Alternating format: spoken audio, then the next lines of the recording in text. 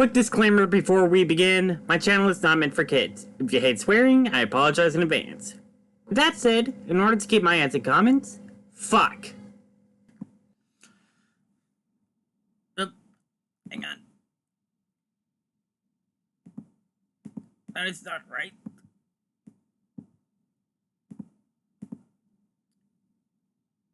I guess it's... Whatever. Whatever. Show of hands, who's ready for some gambling?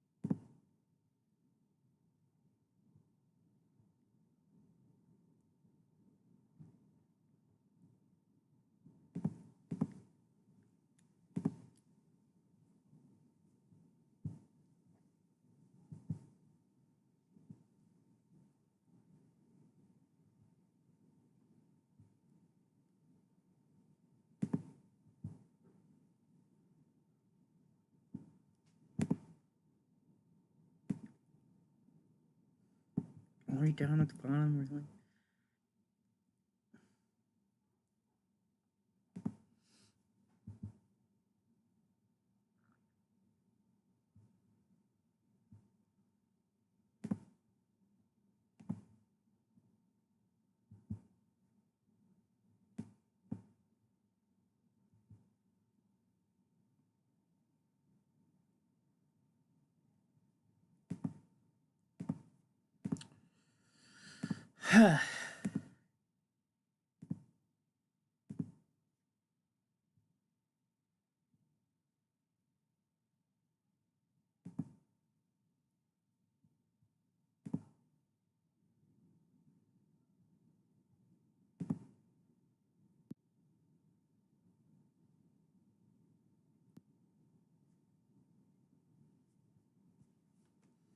Oh, phone? There we go. Who's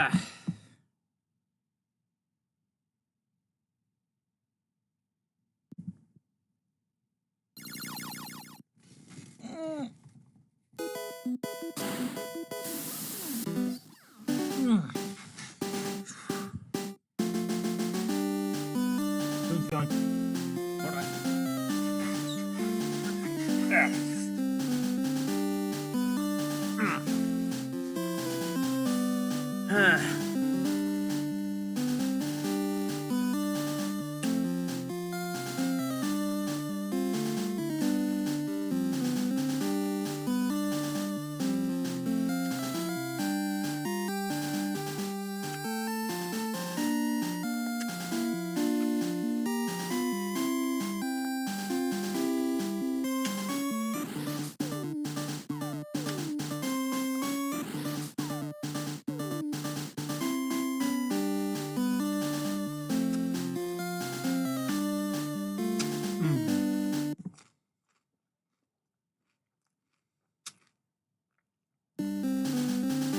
Alright.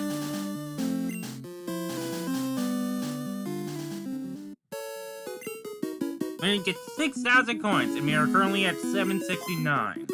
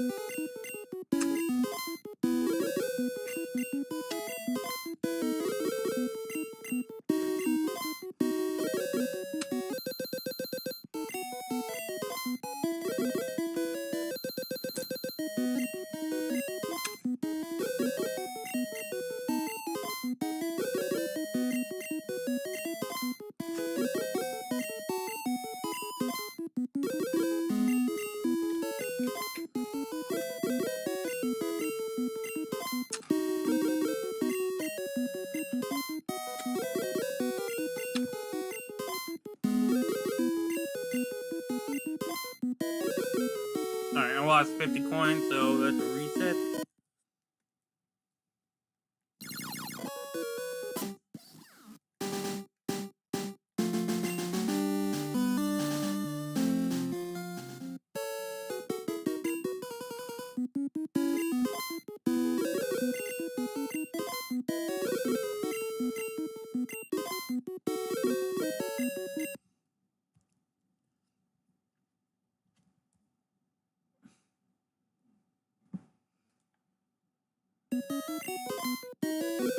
There we go.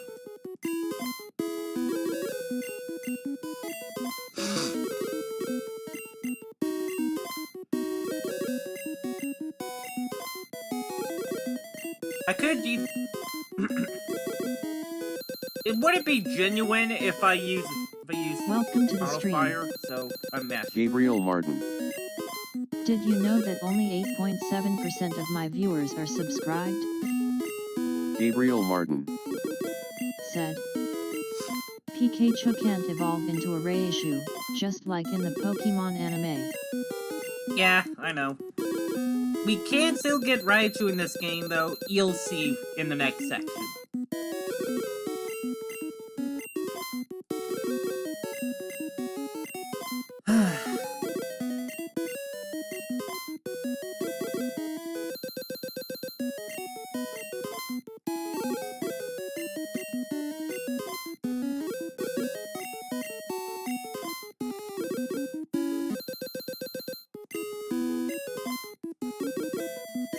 We need 6,000 coins for what we still need.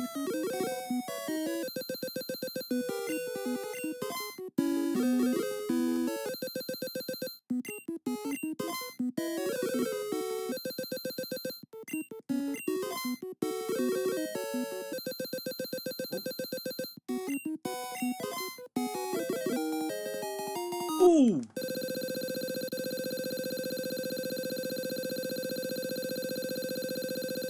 Yes. 1, 2,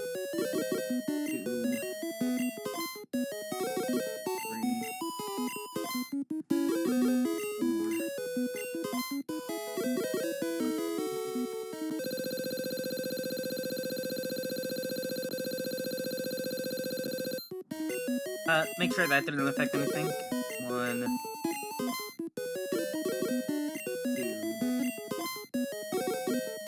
Oh, there we go.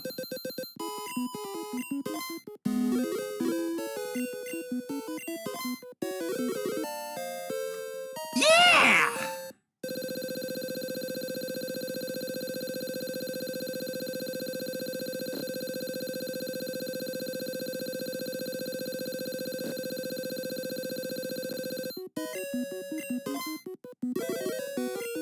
We're almost a quarter of the way there.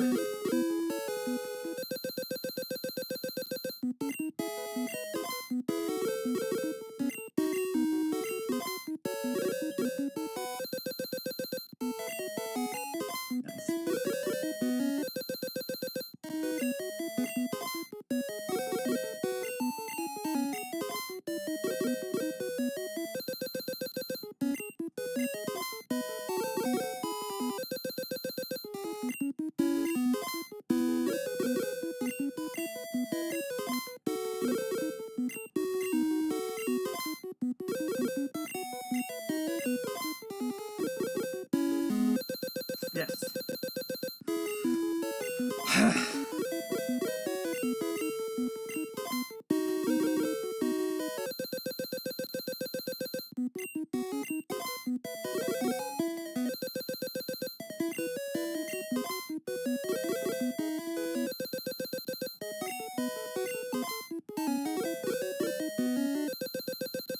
Level 8.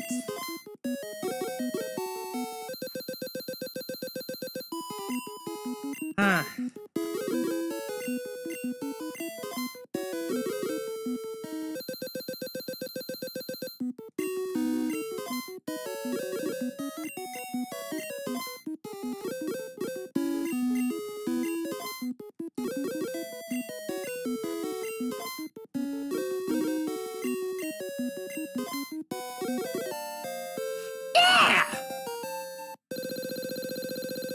officially a quarter of the way through now.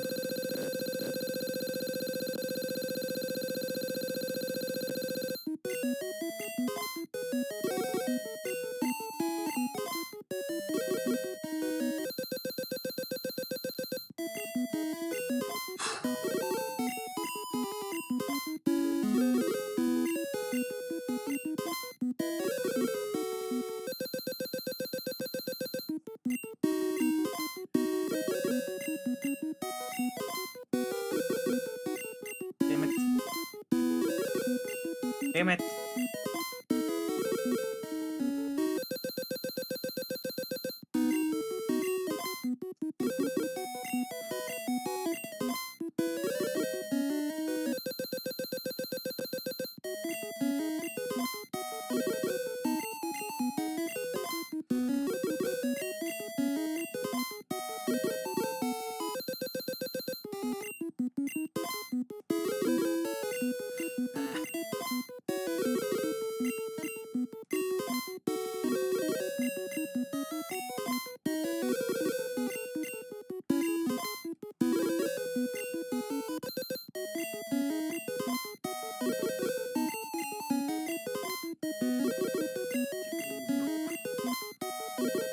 Three.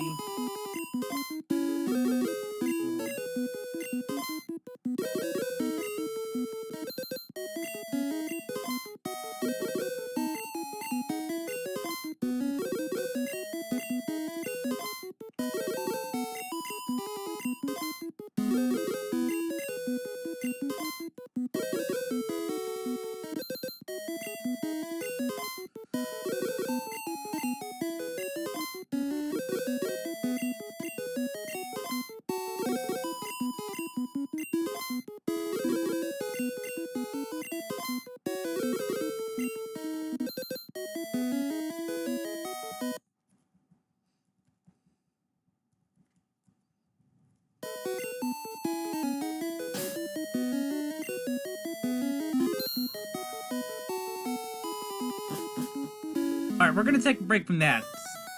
Now, looking through the Pokédex to make sure I didn't miss any, I'm counting everything in this section correctly. I realized that I could actually get Jinx over in Saffron. It turns out the original Poliwhirl for Jinx trade is in Yellow Legacy.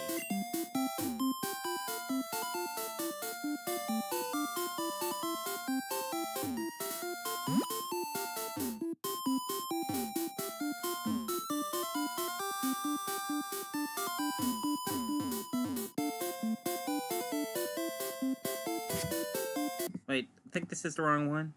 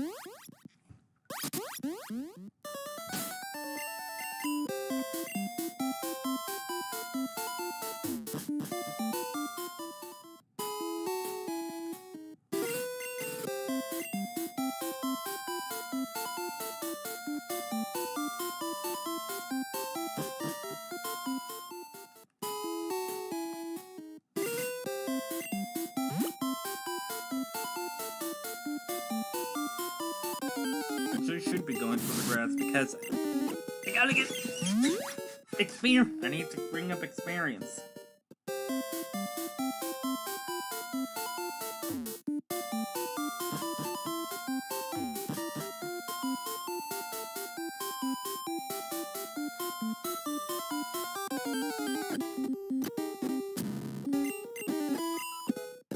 I brought somebody with cut, right? I did not.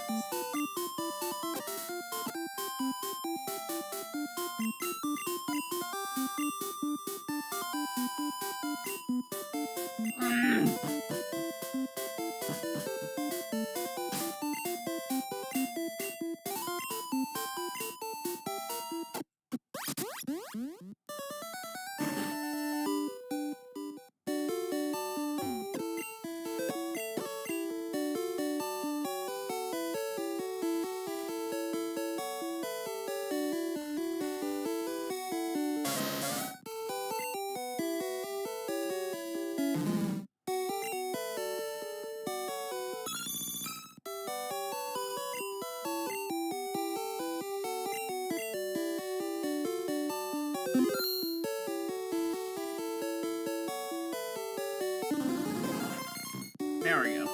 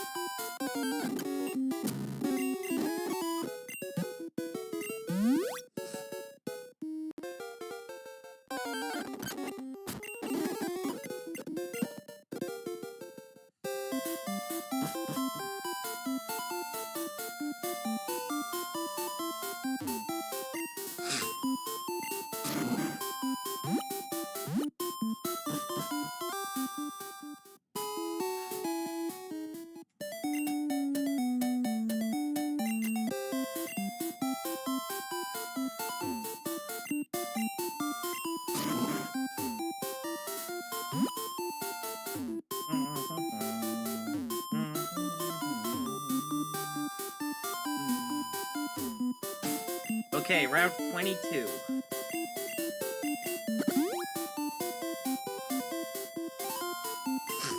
There's a 25% chance to get Poliwhirl here.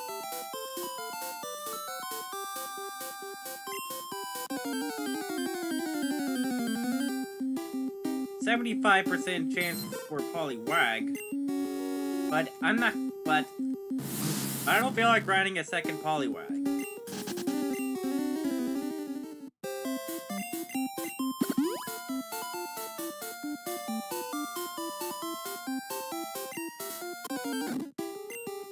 Beautiful. Alright, we're going to Parasite. 4.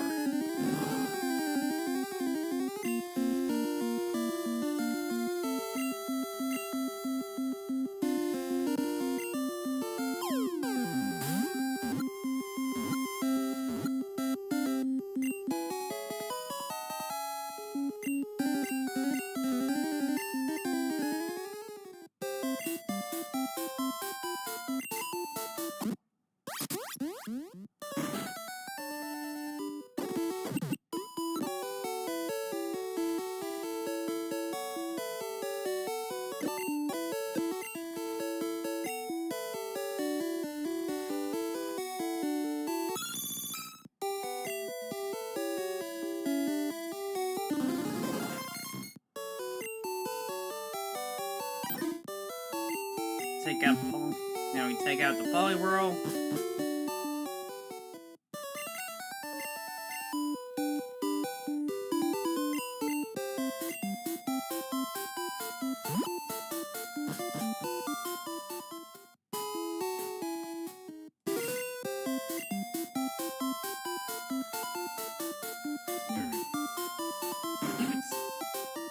I believe it's you? Yes.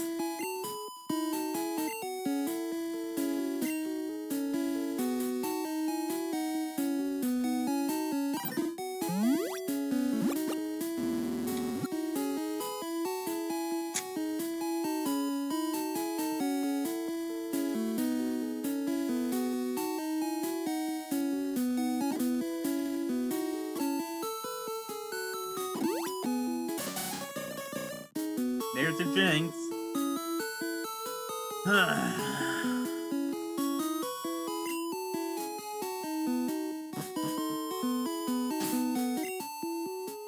Lola. They named it Lola. Cool.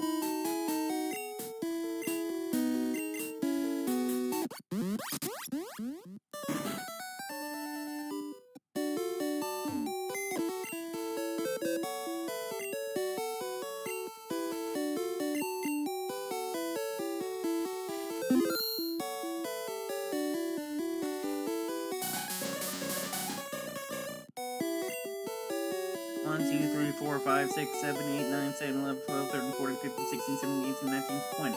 Okay.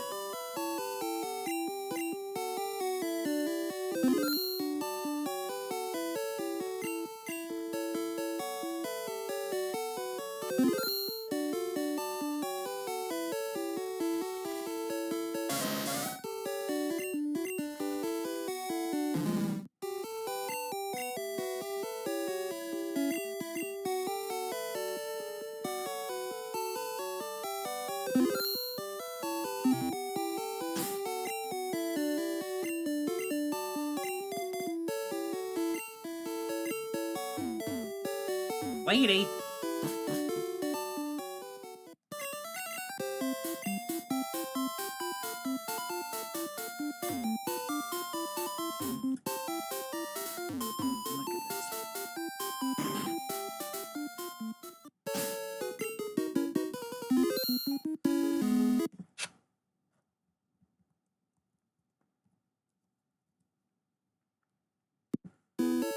Let me give you guys some stimulus.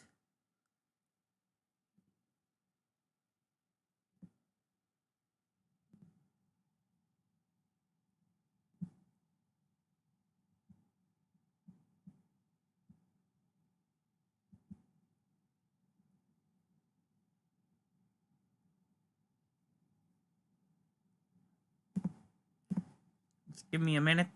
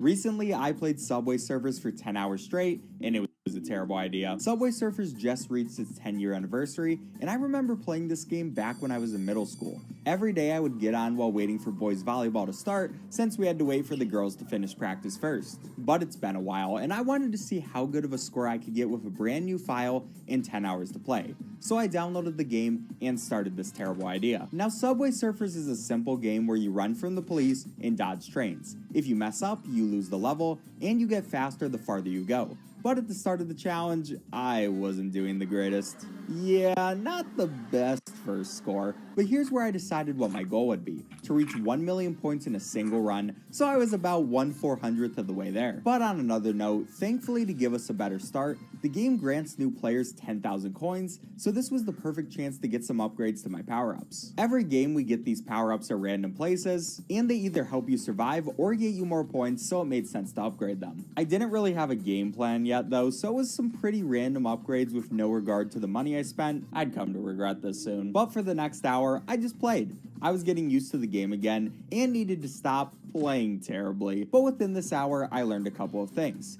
First is the score multiplier. In Subway Surfers, you start out with a score multiplier of 1, and can get it up to 30 by doing the game's missions. Each mission is different, and they get harder as you do more, but I knew that if I wanted any chance of reaching 1,000,000 points, I needed to get my multiplier as high as possible. And the second thing I learned was the respawn system. You can either use keys or just watch ads to respawn after a run dies, and for the ads one, you can watch up to 6 per run before it stops you, which I realized would make my challenge of 1,000,000 points way too easy, so I changed my goal to get 1,000,000 points without respawning at all, even though that was going to end up being a bit harder than I thought. But my first hour went by pretty quickly. I was able to get 50,000 points, but couldn't do much more. At the start of the second hour though, I learned about the score booster. On a whim, I decided to click it, and quickly realized that it ups your score multiplier by 5, 6, or 7, depending on how many you use. And since my multiplier was still low, this was insanely effective.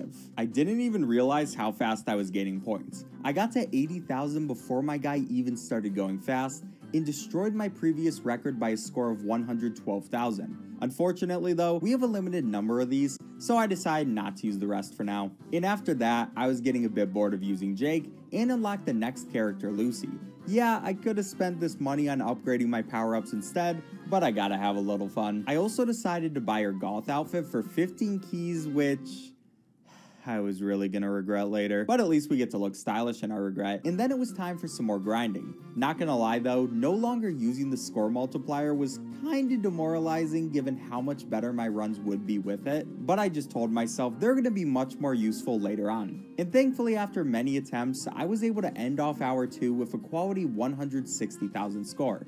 Still very far away from the goal, but we're getting there. Then after that, I decided it was time to get another new character. Gotta keep the variety up. And this time it was Tagbot, but I just didn't really gel with him like I did with Lucy. Got some okay runs for a while, but nothing noteworthy. I did get lucky though and got another character, Tricky, for free, so that's pretty cool. Especially since after way too much grinding, Tricky worked out perfectly and helped me get up to 250,000 points. So we're officially 1/4 of the way there. It was kinda while using 3 score boosters though, since I needed to for a mission, but I'm still gonna take the achievement, my mental needed it. And from there we checked out the events. Subway Surfers has a few events that can only be accessed by select characters. Then after you play that event, that character will have a cooldown until you can do the event again. But your combined score of all the runs during an event can give additional prizes, so it was basically just a might as well thing. Oh, I also received the up rock board from the current season hunt. You might have noticed the floating sandwiches placed around the game.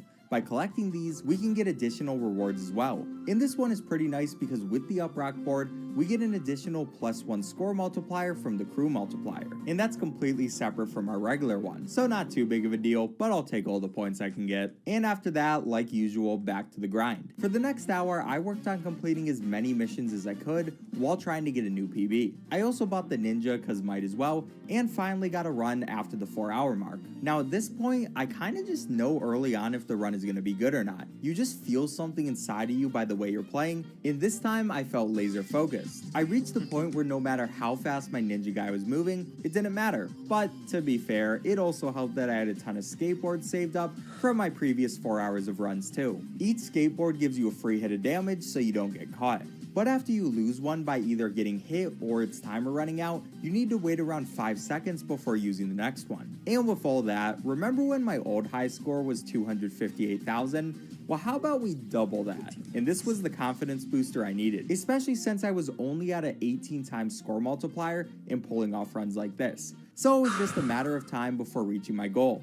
Hopefully. And with this new sense of confidence, I knew I could put off grinding good scores for a while, and instead I completely focused on completing my missions and getting keys. See, there's a character that gives you an additional 3 times score multiplier just by unlocking them, but they cost 100 keys. Yeah, I was really regretting spending that 15 keys on the Goth outfit right about now. But that's fine because along with regular missions, this game also has achievements. And the achievements give you additional keys. Now there are some really cool achievements like the Gold Cautious one where you need to not collect keys for a certain amount of points, or Mission Master where you have to complete multiple missions in one run. But then there's missions like these ones too. No acrobatics and straight ahead. In these 2 missions, you're prevented from using basic movement for a really long period of time. So how do you do these? Well, you cheese them. The best way to win these missions is to use a head start at the beginning along with a score booster. Then, since it's pretty much impossible to survive for too long, you need to die and revive yourself with keys or ads. Oh, and like I said, I still won't be using revives for my 1 million run, but for these achievement hunting runs, I think it's fair game.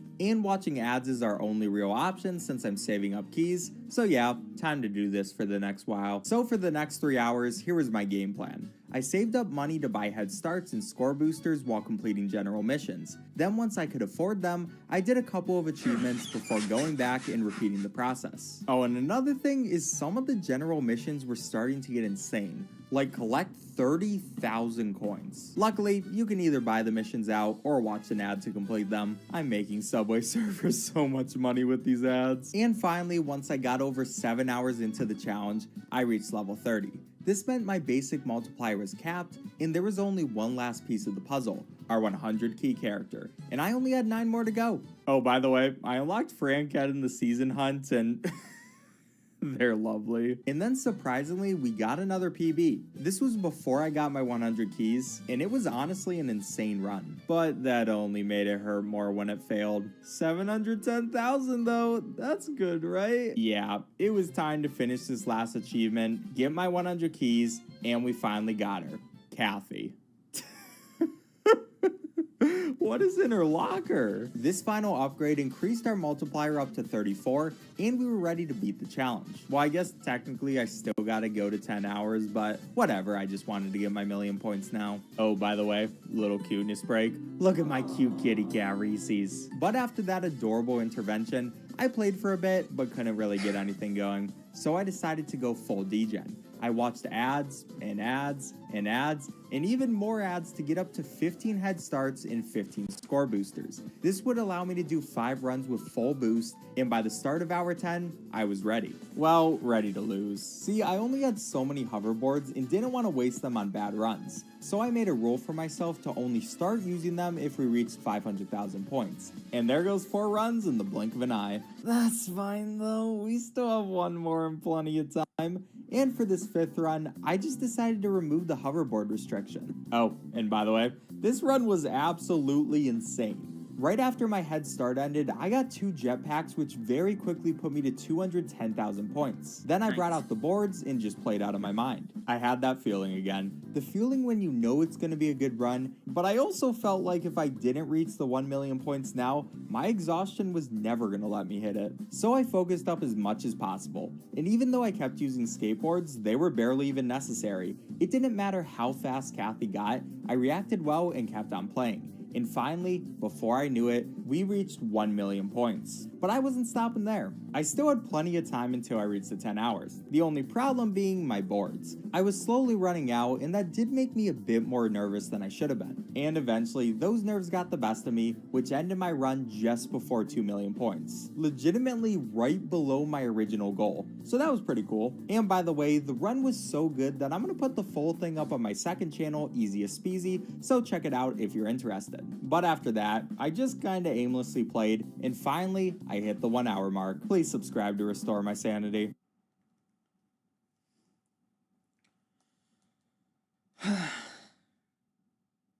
Today we're speedrunning through Subway Surfers, which is probably one of the most addicting games from my childhood. And the speedrun for this game requires a lot of prerequisites, so I'm gonna go through those really quick. First of all, we have to complete a total of 90 missions so we can get our score multiplier up to 30 out of 30. Secondly, we have to unlock the monster board so we can give it both super speed and super jump. And then we'll also want to upgrade some of our upgrades so they last a bit longer when we're playing the game. And then finally, we need to buy enough hoverboards so we can get to the end of the speedrun. So yeah, that's a lot of things, and you can do it either one of 2 ways. First of all, you can grind out the game, playing a lot of it, and then unlock it all naturally, or you can spend a lot of money. Let's not talk about which one I did. But all of that doesn't matter because we can start our speedrun as soon as we tap to play. Some guy in a bunny suit, for some reason, is chasing after us. I don't know if that's like his kink or it's because it's near Easter, but I guess we're just not gonna talk about it. I really hope he's okay. How did he get on top of this roof, actually? Dude, are you like insane at jumping or something? That was ridiculous.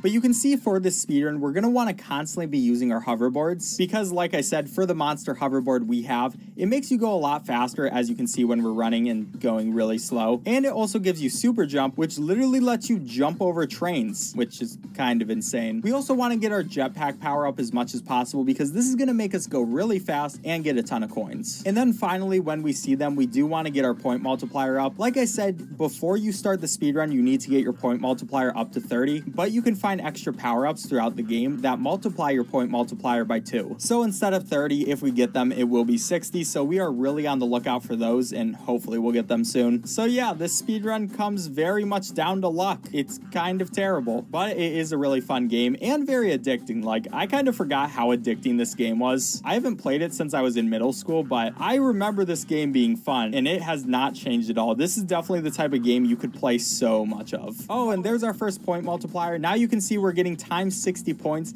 and that's going to last for 30 seconds because we upgraded it all the way. So yeah, all the upgrades, all the things we had to do, they were very important, even if they may or may not have hurt my wallet a lot. But it is important to get as many points as possible because the speedrun we're doing is the one to get to 1,000,000 points. So you can see right now we're at about 200,000. We still have 800,000 more to go, and yeah, it's going to be a bit longer. But a nice thing is every coin we collect, that is also going to contribute to our point counter. I don't know the exact numbers, but if we end at about 800,000, we should be able to finish the game with 1,000,000 points. Just because the coins can do so much, and we are getting a lot of them, that's why I've been paying special attention to get as many coins as possible, just going in the right directions. But it is also a little bit scary because you don't know exactly when you should end. So I've actually had 2 runs that have died because I ended the run too early, and I hope that doesn't happen again. My sanity is already hurting enough, but at least I'm getting times 2 point multipliers. I will take those. Oh, and that's going to be a jetpack while we have the times 2 point multiplier. That's really going to help us. We can get a ton of coins. We're getting a ton of points right now. This is a really good segment. Sometimes the jetpack is just so fast that you can't even control it and get all these coins. Like, it's making me go all these directions and I cannot keep up with this. Oh god. But we are at almost 400,000 points. Like I said, we want to get to about 800,000 and we should be okay. So we still got a while more to go, but we are on a very good track. And that's also going to help if we get that times 2 multiplier. Thank you. Oh, that is really good. I think this game's speedrun is really interesting because even though luck is a really big factor, you also have to be really good at it. You can't just play the game, be bad at it, and then miss all the power-ups that come by. You have to constantly be at the top of your game, making sure nothing bad is happening and try not to hit cars like I just did there. And yeah, it's honestly a lot to keep track of, so this game is really hard to speedrun. I could really use some more point multipliers. I mean, I'll also take a jetpack. The only thing we don't want to see is the super boots, because the super boots are just going to give us a higher jump,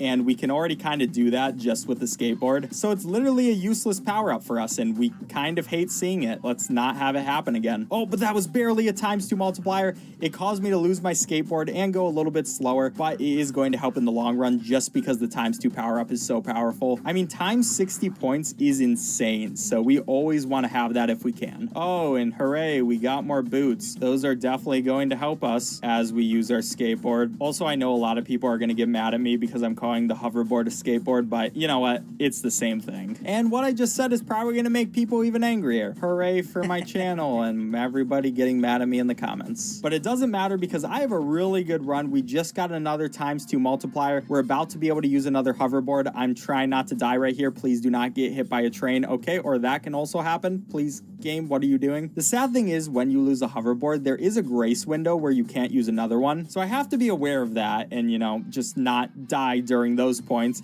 But I keep getting hit by trains and things. Please stop. Do you have an addiction to this? It makes sense why the police officer is chasing after this guy. He's not only a danger to all these trains, but also to just himself. Getting hit by this many trains in a row must not be good for the amount of concussions you have, I'd assume. I guess what do I know though? Might as well go try it myself. By the way, I do not endorse doing that. Please do not go get hit by trains and then tell people that Easy Speezy told you to. I really do not want that. But we're coming to about 800,000. I probably will have to go a little bit farther just because we don't have the perfect amount of coins. If we had about 3,000 coins, then I would be comfortable with ending at 800,000. But I really want to make sure we actually finish out this run because like I said, I've already lost multiple runs to not having enough coins and I really do not want that to happen again. I'll just let this weird bunny suit police officer chase after me for a bit bit longer. I mean, I'm sure he's enjoying it. I wonder if his boss is making him wear the bunny suit or if he's choosing to. Probably the latter, because I've never heard of a police station making their officers do that, and I really hope that's not his kink. Just chasing some kid riding a hoverboard while you're in a bunny suit. What an interesting thing to enjoy. But that should be enough, so I am gonna get hit, get caught by this guy, and there we go. That should be a million, and we can end time right there. And honestly, that was a pretty good run. I'm glad we were finally able to do it, and this was probably my best run out of all the ones I've done. But anyway, I'd like to thank you all for watching. If you enjoyed this speedrun, please leave a like on it. It really helps me with the YouTube algorithm, and I'd really appreciate it. Also, check out my other videos. I do a lot of speedrunning type content on this channel, and I think it's pretty interesting. You might as well check it out. If you enjoy, subscribe. It'd be cool. But enough shilling. Thank you all for watching. I'll catch you next time. Now, for all you newbies out there, here's the original. So today we're speedrunning through Temple Run, another one of those games that my wallet really doesn't like. And that's because before the run even starts, we have to buy a bunch of stuff. We have to fully upgrade our boost, buy resurrection wings and a mega boost at the start of the game, and all these characters that I accidentally bought. I was just trying to look at them and then it just purchases them. But my bad spending habits aside, we can get started with the speedrun. And for this speedrun, we're gonna be trying to go 10,000 meters. So we can start it as soon as we click play. You'll see that we're just kind of getting chased by random monkeys for some reason, but I don't really care because I'm just going to use my mega boost. The mega boost at the start of the game gets you to 2,500 meters, so you really do need it because this is really fast and just gets us so far into the game. It's amazing. But the sad thing is once it ends, we actually have to play the game, but we don't because I got another boost. Thank you, game. So that's going to take us another 1,000 meters, but once that ends, we are going to go a bit slower and we actually have to play the game at this point. So like I said, we're getting to 10,000 meters, and the way to do that is just kind of hope you don't die. I'm going to use my resurrection wings a lot because the game has a really good way of tricking you and making you think you're safe and then you're not. Please don't do that to me. I just want to finish this speedrun. I've spent so much money already. But we're just going to keep going through these docks. In this game, you know, it's pretty simple. You can either jump, you can slide, you can move from side to side. And I did not mean to like rhyme that. I don't know where that came from, but whatever. And you're just trying to survive for as long as possible. The monkeys are still following after us, even if we got that mega boost at the start of the game. And at this point, we're really only hoping that we can find other boosts because those are going to make us be able to go faster. I haven't seen any yet, and I'm really hoping for some soon. And please stop making me do all these turns. This is so scary. And of course, at least we got the revive thing. Yeah, that was kind of terrible. And we can get another boost, but that is why I use the resurrection wings, because this game likes killing you at spots like that. And the sad thing is now we can't use more resurrection wings because we already used it once. So I really just have to rely on my own skill. And also these boosts that are throughout the map. I'd rather rely on those, to be honest. But we're to 7,000 meters. We only need 3,000 more. And my heart is really beating at this point. I failed so many runs around here just because this is when the game starts getting really hard. We don't have resurrection wings, or we do. Are they just on like a cooldown? To be honest, I really don't know how they work, but I tried to use them and it worked. And thank you that it worked because that would have been... Okay, let's just finish this run, please. We get a little bit of a boost to go from there. I don't think we're gonna have resurrection wings right away. I really don't know how this works. Is there like a cooldown? Is there something? I don't know. Come on. Okay, I almost did not make that jump. That was so scary, but here we go. 1,000 meters left, and I haven't seen a boost in so long. This game really does not want me to win right here. Oh, and that was such a scary jump, but I'm still there. I keep going right. What is with these docks? I don't think that's even possible to have a dock like that, but there we go. 500 meters left. We are so close to the end. All I have to do is make it a tiny bit farther, but oh, there are so many turns, but I got the resurrection at the last second on accident. What is this game? I guess we'll finish out there. Please, just like, okay, that's our time. We did it. Just let me die. That was probably the most climactic finish I've ever seen in my life. Good job, Beam.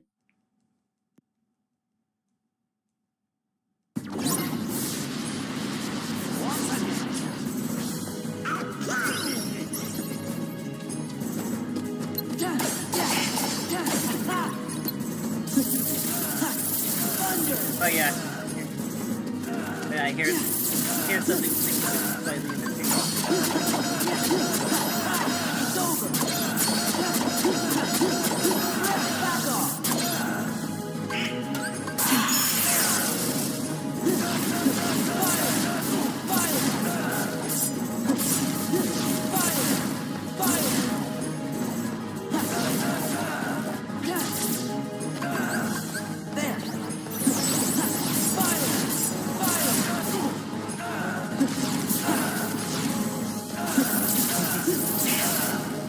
Get wrecked, Barbosa.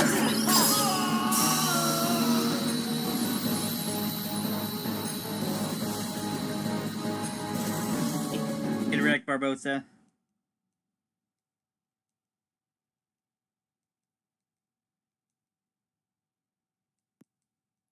So today we're speedrunning through Chair Simulator, which you can already see is kind of a mess. Yeah, this is a game about sitting on chairs, just like what I'm doing right now. It's gonna be great. So the first thing you have to do for Chair Simulator is figure out what character you want to be. And obviously, we gotta choose whoever's gonna be the most clickbait. So I'm thinking between two people. I'm thinking between Mr. Beast and Krinikov. Thanks, Mr. Beast. Now, the amazing thing about this game is it's literally just about sitting on chairs. So we'll just start the speedrun. We can start it, we'll load into our screen. You can see the controls. And we can start it as soon as we press E. And yeah, it's time to sit on our chair. That was not my best movement. Yeah, every time he sits down, by the way, he says mystery box. Good for you, Mr. Beast. So this game's pretty simple. I mean, you sit in a chair and you just want to make sure that the pain doesn't get too high. So we have to make sure that we keep standing up once our pain gets a little bit higher. And then we go back down. That's pretty much it. So I know what you're thinking. This is going to be a very boring speedrun. And you're right. But at least there's a TV right there, I guess. If we let our pain get higher than we are, then you'll earn less money. Obviously, we need as many sit points as possible. So we need to get up to 200 sit points until we can move on to the next seat, which is going to be more money. And yeah, then we can keep going, getting better seats, getting more money until we buy every single chair. That is going to be the objective of the speedrun. So I can just keep standing up and sitting down. I wish I could also earn money by just sitting. Maybe this needs to be like a real life. Just like do this in real life. Just stand up, sit back down, and say mystery box. My camera is covering the XP that you have in the game. But basically, as you sit more, you get more XP. It goes up with your sit points. So right now we have 71 XP. And once we get to 250, we'll level up to level 2. So you level up, earn more money when you do level up.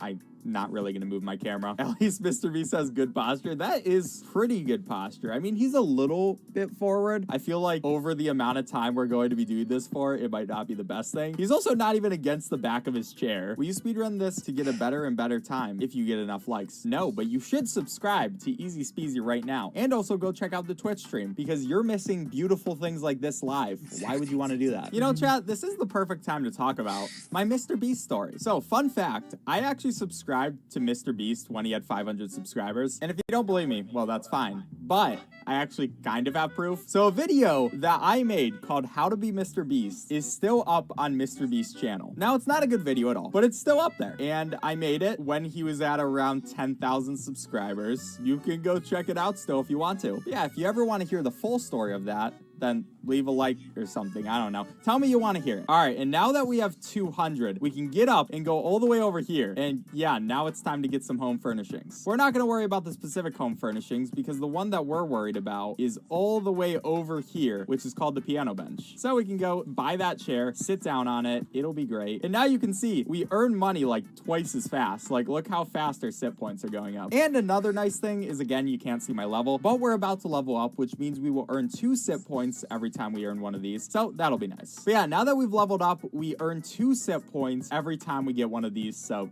we're going pretty fast. And there are some pretty cool chairs here. I'm not really going to explore them too much, but they're cool. While the Game of Thrones chair does look pretty awesome, there's just better chairs out there. Whee! Look, it's like you're on a roller coaster. Whee! I still sit on like a regular wooden chair. So hey, any chair companies that want to give me a free chair, do it. I don't know why you would, but you can. So we're almost up to 1,250, which is when we can get our next chair. And it's also going to be our final chair. Also, I just made a slight time loss. You saw we were uncomfy for a second. Oh yeah, we also leveled up. Now we're earning 3 coins. This is awesome. Look at how happy Jimmy is. Okay, so we're almost there. There we go. We got our money. Now we can go all the way to this chair. And yeah, we're going to be really happy with this one. So this one really gets the pain up, but it also earns you money really quickly. So it is going to be worth it. But you can see it's not a very comfortable chair to be on. So I'm going to have to concentrate a little bit, but we're earning 12 coins every time we get money. This is also the longest we're going to be on a chair. And we also need to get up to 36,000 coins.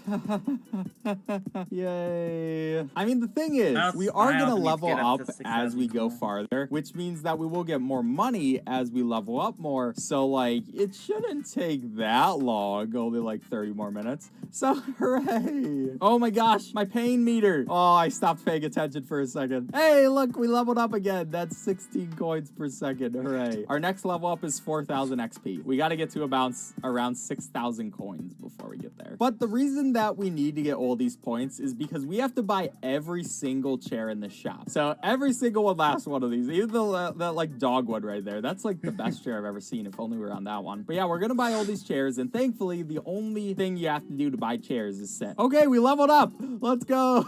20 coins. Yay. 1/6 of the way. Well, it ramps up. Like the first 200 coins was 10 minutes. That's the thing. Now we're ramping up. The biggest problem with this currently is I'm not able to drink water. I guess I can like, come on. There we go. I'm doing it, chat. This is prime streamer energy. We're almost to 10,000. We've almost hit 10,000. We're getting there. Literally, why do I do these things? I guess let's change our angles so you guys have something else to look at, like that dog. Look how cute the dog is. Why can't the dog be the seat that we're using instead of this, like, torture seat? Literally, like, the worst seat ever made. What's going on? Life, liberty, and the pursuit of happiness is going on right now, but it's just the pursuit. It's not actually happiness, as you can see by Mr. Beast's war-torn face. He's not looking too good. Oh, almost another level up, chat. Let's go, 25. We're getting so fast at sitting. Next level up will be at 9,000. And I'm pretty sure that's our last level up for the speedrun. Oh, now that is a view. That is... This is a view right now. Oh my gosh. What about this? Oh my gosh, no, Mr. Beast. Mr. Beast, are you okay? Are you okay, man? Ah! This is point of view. You get sit on by Mr. Beast. Are you suffering with this game? Not really, because I have Twitch chat. If I didn't have Twitch chat, I would. Are you gonna go for world record? No, not at all. Chat, we're about to level up. Oh, this is gonna be so nice. This might be 30 coins per second or something like that. Ooh. Let's go, 25. Not even close to 30. Oh, wait, 29. Wait, why not 30? You can't just give me the even 30. You gotta give me 29. Come on. Come on. You know what? I just want to see what happens when your pain meter fills up. Oh, wow. That's like half the coins. Jeez. That was like half the coins you normally get. According to speedrun.com, if I get around a 1 hour, 10-minute time, would I get a better placement, like on the leaderboard, doing glitchless or glitched? Do glitchless better placement? But will I be last on the glitchless leaderboard? That's the question. I wonder if you beat this game more, will your pain meter go down faster? Because I think that might be what happens. 1 hour, 3 minutes is current last play. In glitched? Oh no. What will 110 give me in glitched version then? 1 hour, 10 minutes. Yes, Now we're gonna level bars. up in the next 2,000 coins. I think So. The bars nice thing about is the bars. cookie clicker speedrun, at least the one that we did, was we didn't have to be clicking. And we didn't have to constantly like paying attention. I have to pay attention to this to make sure we're not losing more coins than we need to. Alright, we're about to level up our points, chat. Let's see what level 8's gonna give us. 33! Why is it doing less and less? Alright, well, that's still an upgrade. Sub 1 hour is possible, I think. Final 1,000, chat. This is where we show that we're men. And I try to do this glitch. I have never done this glitch before, but I'm gonna try it anyways because, like, I don't know, why not? Okay, I think that's enough. Pick up. I think you go right there. No! Okay, well, anyway, let's just buy some chairs. So that's why you don't try glitches you haven't learned. But that means this is a glitchless speedrun, so it's okay. Or maybe it's not, because we did technically glitch that through the wall. Whatever. It's time to get all of our chairs. Go, Mr. Beast, go. You can do it, bud. See, look how much time we're wasting by not doing that correctly. This point in the speedrun, we literally just go by and buy every single chair. This is indeed life. Mr. Beast just loves buying chairs. It's his passion. Lego chair. That one would not be comfortable to sit on. Come on, Mr. Beast, go! Someone hour is calling to you. Buy an entire place of chairs. Today, I ran and bought as many chairs as fast as possible. Oh, the Z chair looks awful. Gamer chair, chat. Let's go. Let's go, dog chair. Oh, that chair is awesome. Come on, Mr. Beast. You got this. You only have so many chairs left. Wow, you actually have a lot of chairs you have to buy still, actually. You'll get there eventually, bud. Oh my gosh, this is a gigantic selection of chairs. I don't think we're getting the sub 1 hour, chat. It's too many chairs. Oh my gosh, 10 seconds! Ah!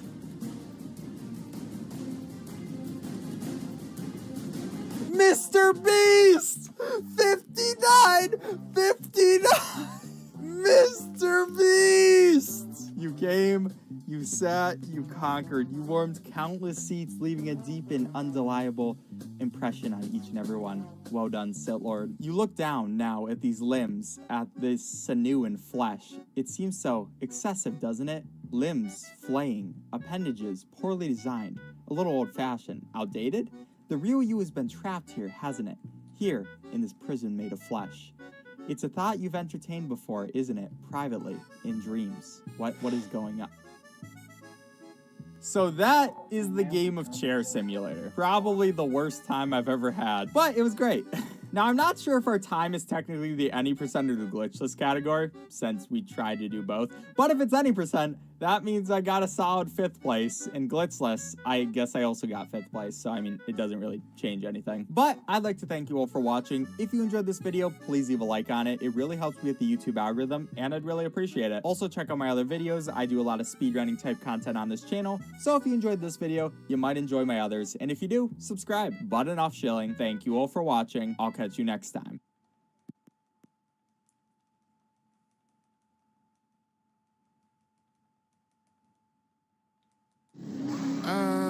Excuse me, ma'am, could you please get off? Pretty, please get off? Oh, the wipers do nothing. All right, then, well, you know what? Gas, grass, or ass. Nobody rides for free. That's what I'm talking about. All right, well, you know what? In retrospect, when I was given the option of better tires or a gun, probably should have went with the gun. What's up, guys? Welcome to Road of the Dead, a flash game where the apocalypse is about to start, and as a mechanic, your solution is to drive around the zombies. Or to drive over the zombies, or to drive through the zombies. You know, it really depends on how squishy they look.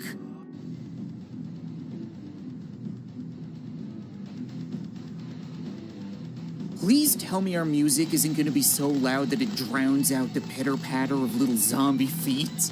I'd like to know what I'm about to drive my brand new car into. Wait, what was he welding? Okay, it may look like I just won the Price is Right now, but I'm sure shit will hit the fan soon. This is an emergency alert system broadcast. This is not a test.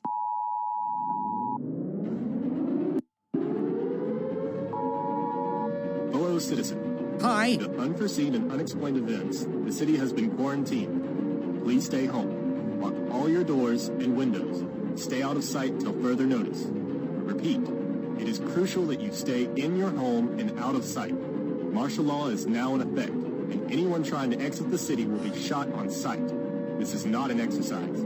Stay home until further notice. Huh. Maybe we should have kept the music on. We didn't need to hear the neighbors getting chewed. This is fair. Oh, thank you, Captain Obvious. Maybe it's not too late to turn the music back on? This is not an isolated case. No, not quite. Yeah, no, we gotta... It just got up and started walking. All right, screw me, I guess. Uniform to base. Sector C was already overwhelmed. What do you want us to do? They're freaking dead and still walking, goddammit! Get a hold of yourself. We're trained to handle anything, so stick to your job. Walking Dead? Shit. I'm not staying here. I gotta make it through the highway. It's probably my best bet to get out of the city. I wholeheartedly agree. Partially because it wouldn't be very fun to have a game about you boarding up the house and waiting here. But even then, you could use the time to do a little laundry. We're supposed to be hitting zombies. It looks like you hit an all-you-can-eat buffet at Taco Bell.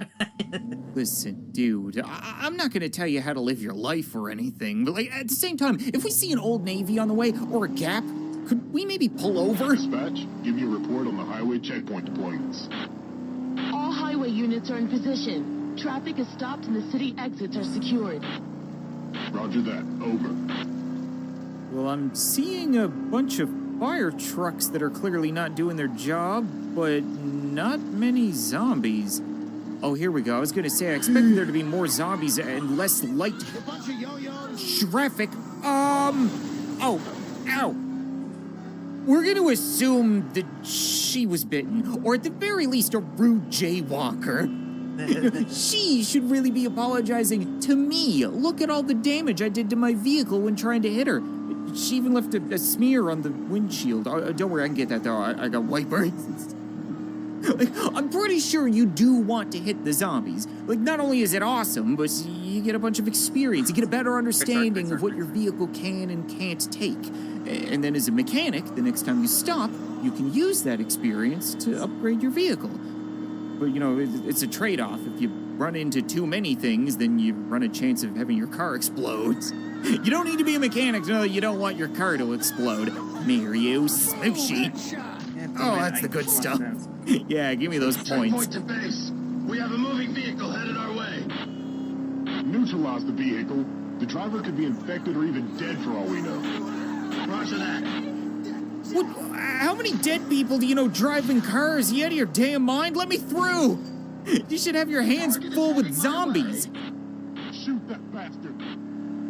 Rudes? Are you the one who's gonna shoot me? No, I don't think so, Chief. Welcome to Monroeville. Oh, ow. Checkpoint to base. We're unable to stop our target. It's continuing its route on Highway 65. You couldn't stop a single car. Give me a visual report. Sorry, sir. We're low on personnel here. The target is driving a black sports car with tinted glass. The driver's visual is still unknown. 12 checkpoints on Highway 65. We have a moving black sports car. It must be stopped. Stay alert. Outpost 7 to base. We're facing a massive crowd of undead here. We're holding, but we might have to pull back if more show up. Maintain your position. They're headed slow, for Christ's sake. Just kill them all. They're hard to kill, sir. Just do your job. Yes, sir. Yeah, I don't know how I feel about this right now. Car has definitely seen better days. Oh, I have a horn. Well, that's good to know. Does the horn do anything? Something tells me the zombies are not going to be obeying my yield. Come on, right of way. Okay, well, that's the right way. Can I, wipe? Yeah, we got to make sure to keep the windshield clean before it explodes all over us. Oh, my God. What is this? How am I supposed to steer through this? Okay, maybe I'm not. Maybe I'm not. All right, well, we got 249 RP. I'm pretty sure the first upgrade cost 250. You gotta be kidding me. It's because I hit that one civilian. As far as options go, we have perception. You'll spot soldiers, oil spills, and feeding zombies in the distance.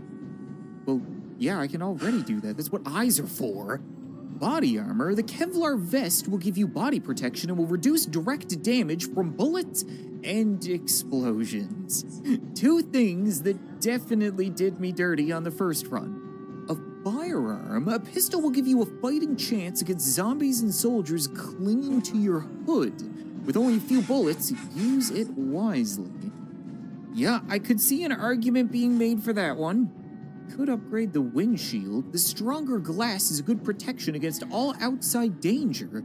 It can sustain more damage before breaking. I mean, yeah, the first windshield didn't fare particularly well, but in its defense, it wasn't exactly designed for multiple body deflections. You can also upgrade the engine. With more horsepower, your acceleration and maximum speed will be improved. I felt like I was going too fast as it is. I kept driving into stuff without really having any control.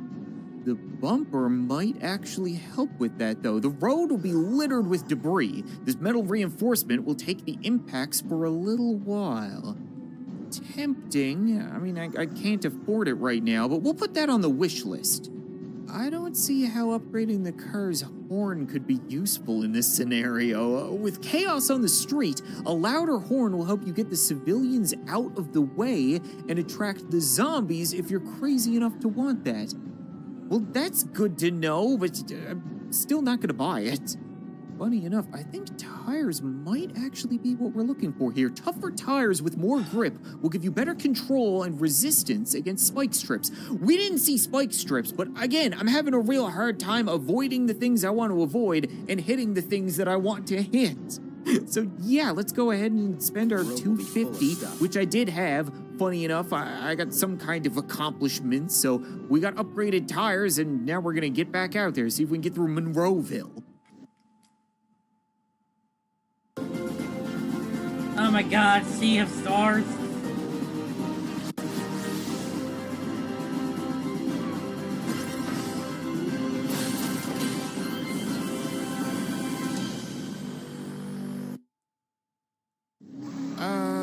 Excuse me, ma'am, could you please get off? Pretty, please get off? Oh, the wipers do nothing. All right, then, well, you know what?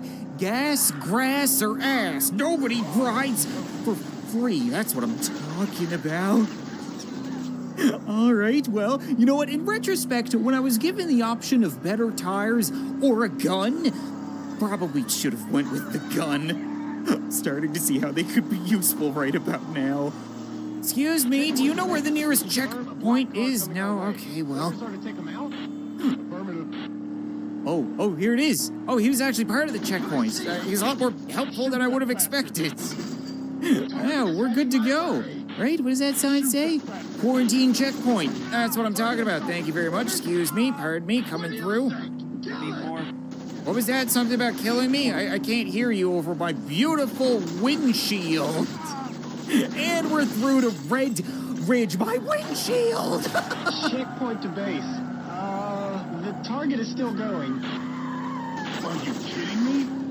Maintain your position. The next checkpoint will handle it. 12 ground troops on Highway 65. We're to intercept and shoot down the target. Over.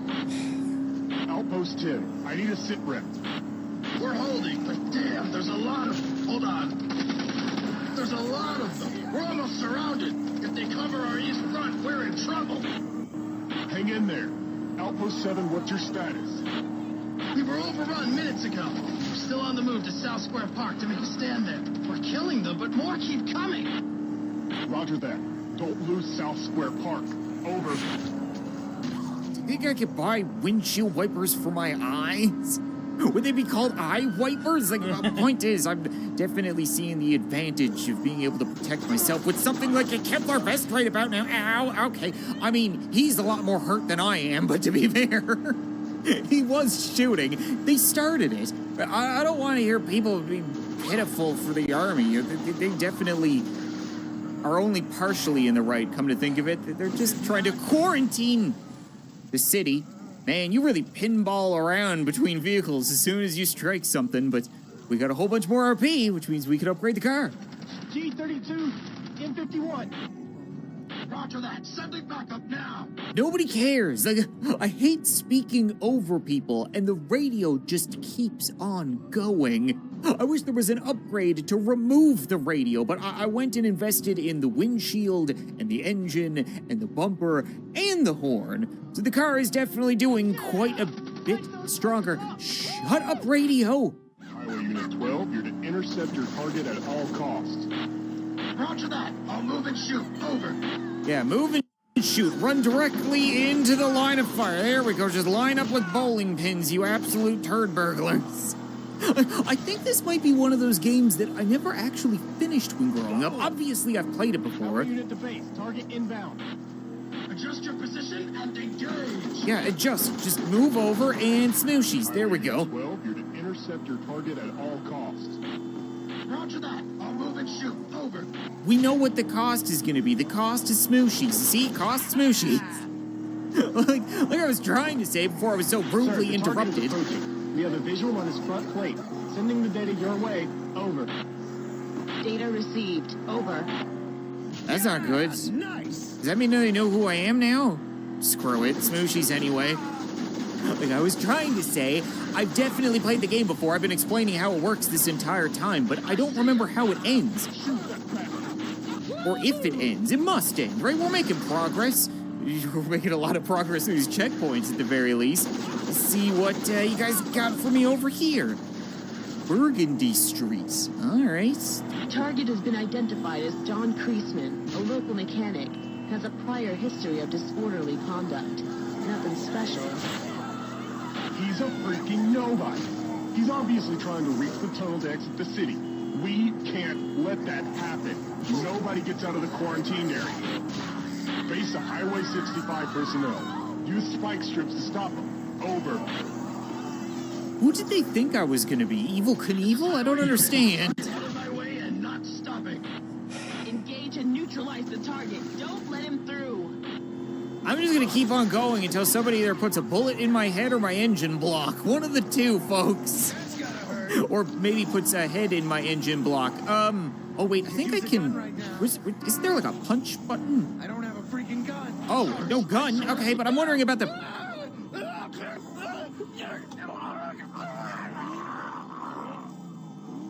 Probably should have gotten a gun. I thought I could punch. I guess I'm just gonna have to go and protect myself a little bit moving forward, so I've got body armor and a gun. What more could you need? I swear to God, if these goobers use their spike strips to ruin my brand new fancy tires, I'm gonna shoot out this windshield and drive through some zombies with my mouth open. I will infect myself and spread it to the rest of the world. You hear me? Roger that. Stop your target. I don't think you stopped me. You can Roger it all you want, but you're clearly not even slowing me down. Oh, crap. Did I hit it? Did I lose any? Oh, yeah. We definitely lost some tires there. If the steering wasn't bad before, it sure is now. Oh, son of a... Why are they moving? There's nobody there to push them. All right, well, I'm on rims, and it sounds real gnarly. I can't steer at all. I can see these cars coming from a mile away, but I cannot turn. Possibly because I'm going 150 miles an hour. I could slow down, and that would help. But screw that. Go slow is for the weak. Wait, do I even care about these anymore? Not really. All right, well, yeah, oh, okay, yeah, that's a pinball that I really did not want to be part of. Excuse me. What was that? Neutralize the target. Don't let him through. Don't let me through? Oh, you better try something that involves not ruining my brand new tires. Oh my God, I'm hitting everything known to man. I could bounce off an entire parking garage and it wouldn't matter. My car is invincible with just one batch of upgrades. It's absurd. How do you feel about this, sir? Splattered? That's what I thought, ma'am. I'm really not trying to hit you, I swear. Like the ladies in tube tops, if anything, I would slow down and let them in, but... Face to checkpoint 4. Stop this prick, will ya? We'll try, sir. Try with what? What do you got? More rifles? Heading my way. Yeah, I'm right here, and you missed. Get chain link fence. Yeah, dealt with that before. Anything else, guys? I'm not even steering. Come on now. In my sights. Yeah, we're really gonna pop those tires. They're only 2 miles back. Okay, no, get a little sketchy. Oh, sorry, excuse me. I'm teleporting through army vehicles, but I think we're on to the next area, Central City. It's a negative, sir. Target's still going. This is a bad joke. Damn it. Base to Hellfire. Change your course and head towards Highway 65. We have a civilian on the run. He must be stopped. Affirmative. Heading towards Highway 65 now. Over. To all highway units, dispatch some men behind cars and try using the element of surprise to stop the target. Sir, we have reports that 12 of our forward posts were completely overrun in the last 10 minutes. Where are the troops now? Scattered. Trying to regroup, sir. Damn it. Have them fall back and, regroup northwest near the Brighton Bridge. Yes, sir. Oh no, okay, we're still fine. Why is it that this guy is like a tactical genius against me? He's sending somebody, I don't know who. Spike strip deployed. Yes, sir. The target is approaching. But then with the zombies, he's just like, I don't know, maybe like ask them nicely?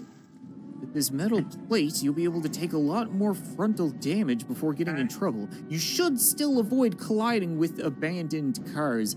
Why do the upgrades have to be passive-aggressive? I'm trying. I'll take it. Sir, the target can't see me. I'm about to engage. Roger that. Use the element of surprise. Over. Can't see who? Is John Cena shooting at me right now? What the hell was that? Highway Unit 9, Airstrip deployed. Yes, sir. The target is approaching. I got fancy wheels. I don't care about your spike strips. Oh, baby. Yeah, these handle much better. Gliding in and out like butter. Okay, they can withstand. They can withstand. Everything is fine. But seriously, who's going to attack me? Is it the guy that I just ran over? Because I totally saw him as he bounced off the hoods. I'm confused. Engage target. Take him down. Somebody's going to engage me. Engaging target. Oh, is it you? I think he's just talking to these idiots. Weird. I could have swore that he ordered somebody to come here, but like, these guys have been hanging out the whole time. I'm just paranoid, don't mind me. No way. the timing on that. What do you mean? Okay, I'm not, excuse me, pardon.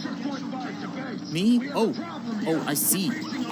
Hold on, you're flying backwards, which means you're probably too dumb not to fly into a sign. Oh, I think I remember this now. So we just gotta avoid getting shot. Oh, my tires. Oh, I'm dead. No, it wasn't my tires. It was my brain. Go figure that a Kevlar vest doesn't do a whole lot against an Apache helicopter. All right, then. Better windshield? Well, the good news is, I don't think this helicopter is smart enough to avoid backing into signs multiple times, but the bad news is the upgraded windshield that I just bought didn't last to the helicopter. So maybe I could just kind of duck and weave?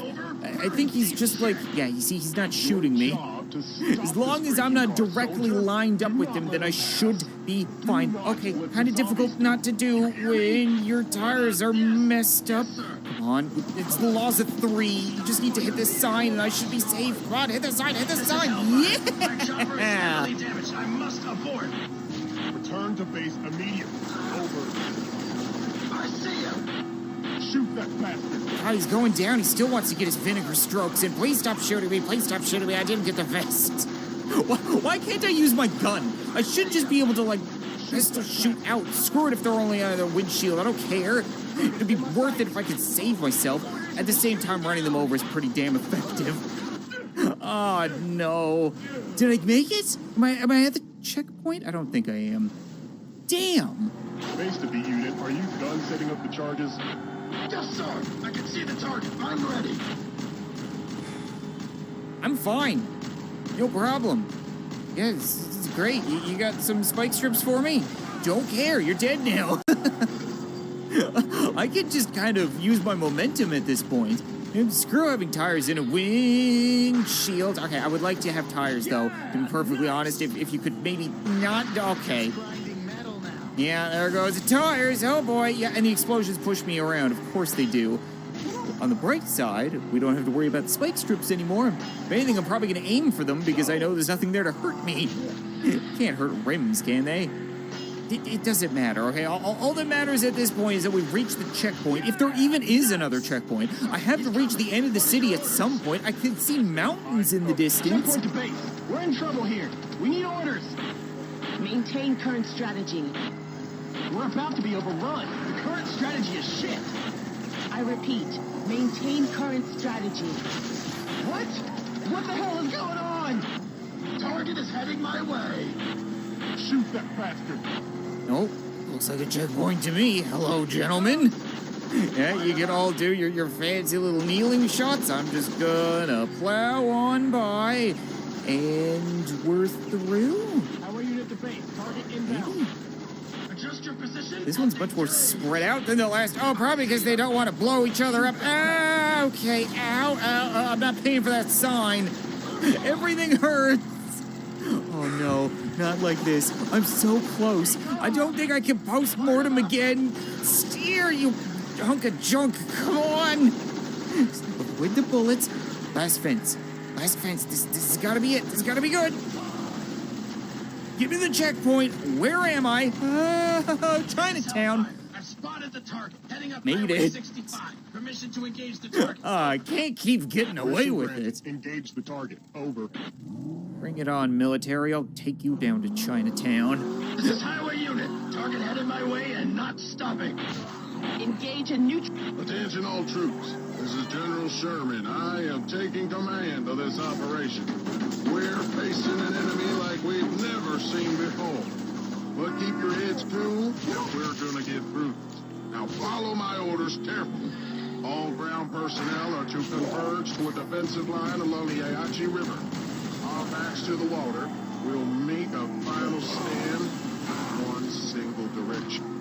We also have reports that some zombies have mutated. Be aware they are very strong. Should be avoided at all costs. What did he say about mutated zombies? I was busy trying not to explode. Is that something I should worry about? Okay, that was a weird scream. What the hell are you? Oh, okay, yeah, well, you can suck it. Not interested. Hello, goodbye. I hate that scream and the explosions. No. What? Hey, I've only got one bullet left. Shit, no more bullets. It's all yours. Oh, no. That hurts. Like, they just kind of tap dance back and forth. Kind of like I bounce back and forth. Oh, my God. There is just no luck. Please stop pterodactyl screaming at me. There has to be an end to this soon. This is the longest Flash game I've ever played. What else are they gonna send? A battleship? I'm just waiting. Like, this is actually over water. I'm over the Ayachi River right now. Your friggin' aircraft carrier pulls up next to me. Okay, we got problems. Can I maybe, like, shake them? I don't have any bullets. Shake them. Just shake them. One way of getting him, I suppose. Heading up Highway 65. Permission to engage the target. Over. Permission granted. Engage the target. Over. That's not good. Yeah, that's definitely not good. And I'm not talking about the fact that my car is on fire. I mean the fighter jet. That was about as close to parody as I meant. Huh. It's a hit. It's a hit. Target is still going, though. That should slow him down. Am I? Ground unit handled the risk. Return to base. They just have to rub it in. Come on, a fighter jet? Sherman to Phantom Eagle. We have the president's approval. You are go for the drop. I repeat, you are go for the drop. Affirmative. Nuclear head armed, ready to drop. Heading to target, over. Sir, all transports are on ground. We're evacuating the riverbank. Roger that. Do it fast. We're pulling out now. Oh, that's who Phantom Eagle is. Well then, I definitely don't want to be in town when it gets nuked. I am a man, I am a mechanic, I am not a week-old burrito, so please get out of my way. Oh, everything hurts. Everything hurts so much. I have to be so close to the end. Like, this has to be the last checkpoint. I don't even know if anybody's shooting at me anymore. Oh no, there's zombies everywhere. They're completely overrun. What am I saying? Okay, so I just need to not drive like an idiot, and everything will be fine. Easier said than done. Oh my God. There's no goddamn way. Oh, okay. Phantom Eagle to base, approaching the drop zone. Roger that. Unit 16 to base. We're currently holed up in the shopping mall. Can we get a transport out of here? Unit 16. Your transport will be there in 5 minutes. Just keep those people safe until then. Sir, there's a lot of civilian and personnel on ground in the city. We can't do this. We can, and we are gonna do this. If this virus, or whatever it is, spreads, we could lose the whole country. The entire world. They will be a fair sacrifice. Over. Checkpoint time to base. We missed our transport and are heading to the Ayachi River on foot. We'll be there in about 10 minutes. Good man. You make me proud. Carry on. Phantom Eagle to base. Target in sight. God forgive us.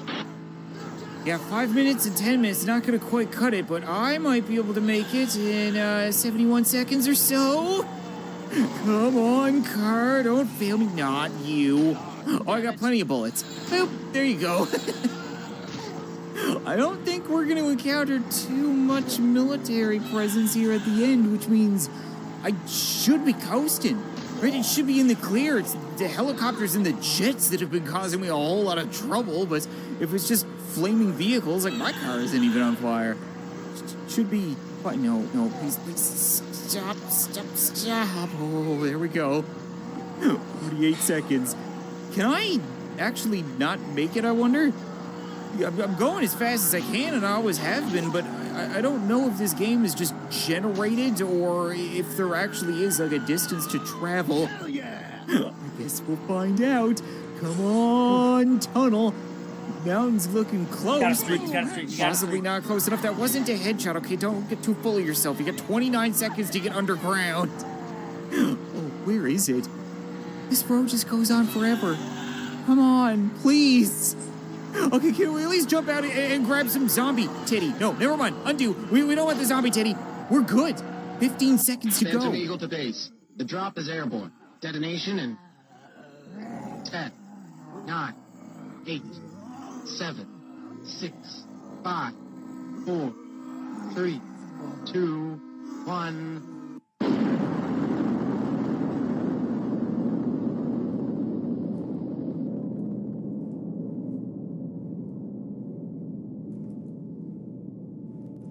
Please tell me I actually survived that underground. Okay, I was gonna say. What's the status on the undead activity? Radiations are still too high, sir. Status ETA, 10 seconds. Let's pray to whoever's still up there that we did the right thing. Oh, they're definitely... No! Sir, we see a lot of undead movement. Shit! It didn't work! It didn't work! We failed, son.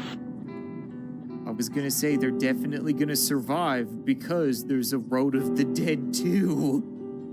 It's hard not to get spoiled when these games are like a decade old. Alright, you know what? I think that's gonna be it for Road of the Dead, guys. And this game was an absolute commitment. If you're wondering why I haven't uploaded in like a couple of days, it's because it took me, I think, 8 hours or more to finish this over the span of multiple days. Like, it was really challenging, but I feel like it was worth it. It's gonna make a really funny video. So if you guys end up enjoying it, or if you want to see Road of the Dead 2 or any other of the Dead games, I think there's like Lab of the Dead and stuff like that, Flash games in general, then be sure to leave a like in the video, leave a comment letting me know, and maybe I'll return for 69 splatter points. Oh yeah, that's the cherry on top. But thanks so much for watching this video. I hope you enjoyed, and I'll see you next time.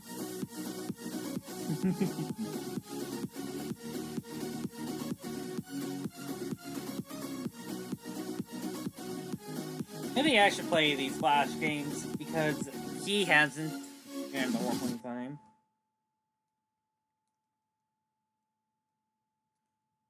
Hey, what's up? My name is Sam, and what in the heck? How did this happen? Who are you people? Where did you come from?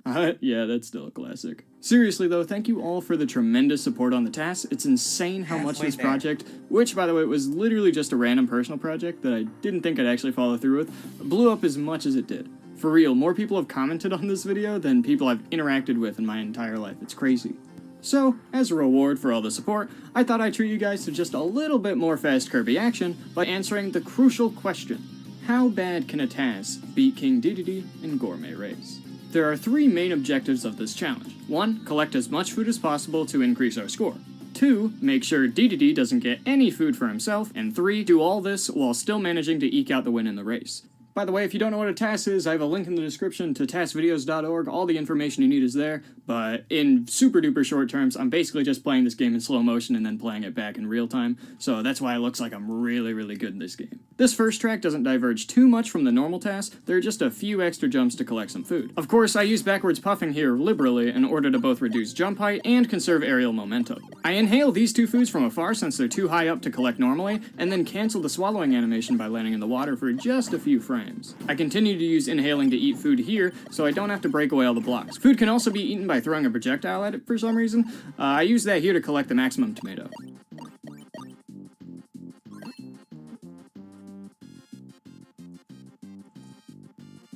Moving on to the second race, the level design here is much more complicated, which makes for some especially wacky movement and routing. I have to jump really high to collect this food, so I quickly inhale while falling so I can avoid bouncing on the ground when I land, which would waste time. I actually can't collect all the food up here because DDD goes for whatever food that I'm not going for. This means that I have to fall to the ground in order to bait him into going up, and then use some puffs of air to yoink the food away from him at the last second.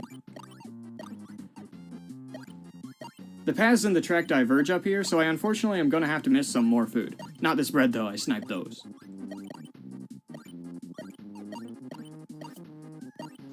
Although I couldn't get all the food in this track, I got a pretty nice amount. What's important is that DDD stays at 0, so he can know his place. Here's hoping I can maintain that pace going into the final track.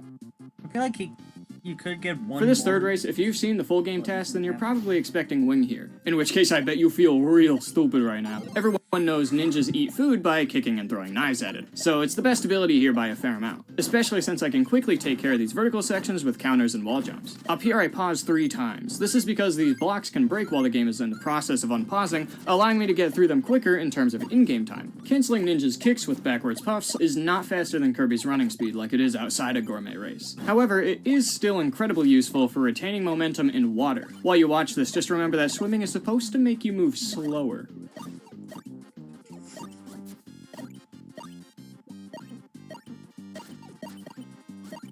You may notice that while I wall jump up here, I smack my face on the wall every time before jumping. This actually cancels the wall jump end lag, allowing me to wall jump faster than I'd normally be able to. Ninja is so dang fast that I've pretty much collected all the food at this point. Since you don't get anything extra for beating the race quicker, I decided I'd give good old King DDD a visit just to show him what's up.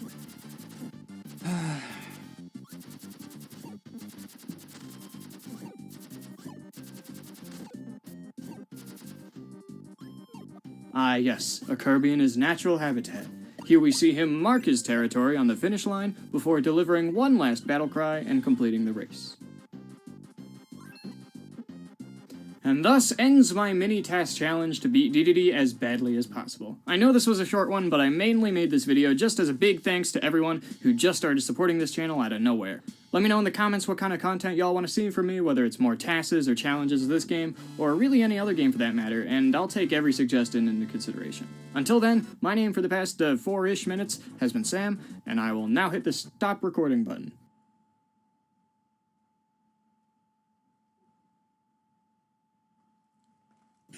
Hello, my little friend.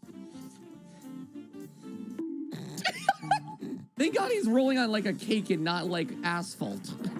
Poor little dude. Oh my God, it's a big Waddle Dee! No, no! It's like a big gummy. I want to eat this. I want to eat you. Come back here. Stop running. Gummy In order Dee. to enter this lobby, all you have to type is I will lose. And you can join the lobby. This is like a contract, like a signing. Oh my, is that Morpho, not you Waddle Dee? Oh, okay. The forbidden demon of all demons, now localized entirely on a Waddle Dee's head. Is this an egg bounce pad? God, I love Kirby. God, I love Kirby. Oh, Anybody else and remember the this first game? cake goes to me. Man, scared me a little bit there. Can I like stop? Ooh, I'm just gonna snack on this custard for a little bit. Sucks, doesn't it? 4th place. I never expected Kirby to bring my toxicity out, but here we are. Race to the Strawberry Mountains. I'm in. Just point me at who I have to kill. I love how adorable this music is. Meanwhile, I'm like, God damn it. You guys got a little bit of weight, but I'm coming up. 50, 50, no 50. Give me the 20, give me the 20. God damn it. No, no. I hate you. I hate you. Eat the cake. Eat the goddamn cake. Eat the goddamn cake, Vin. This game is a toxic game. Dude, it's funny when I was doing it to you, but now that you're doing it to me, it's mean and bullying. Oh, all these strawberries just for me? Thank you so much. I definitely like that they were like, hey, maybe we should diversify a little bit and make him eat healthy. I wonder how many people were like, oh, well, if Kirby can put back 10 consecutive McDoubles, then so can I. I'm second? Who's second? Who's first? There they are. Oh my God, they're huge. It's like a Shadow of the Colossus boss. Yeah, now what? Now what? Oh, did they fall off? Ah, they made it back. Results. Oh, how wacky, how helpful. Oh, there's bonuses? There's like power-up things? Oh, 40. Wait, one more. No. Well, now I've killed my diet and I'm a loser. L. Don't stop posting L. You can't spell fail vote without the L. I hate everyone in the live chat. Hey there, funny man. Oh, there he goes. Is that a Waddle Doo? Oh my God, it's a Waddle Doo. Look at this little guy. We have 2 Waddle Doos. Dude, does it not hurt to roll on your eye like that? Like, my guy, at least blink. I'm getting chocolate in his iris. Stop. I'm over halfway to my goal. I want so it. I'm gonna Stay take a away, you break, freak. man. No. Okay, I'll go for the 20. I'll go for the 20. Compromise. All right, funny man. Do you eat with the eyeball? Does he eat with the eyeball? Does it not hurt? He's just like, well, whatever it takes to win, Kirby. Oh, goodness. The eye gets bigger, too. Oh, goodbye, funny man. See you in hell. No.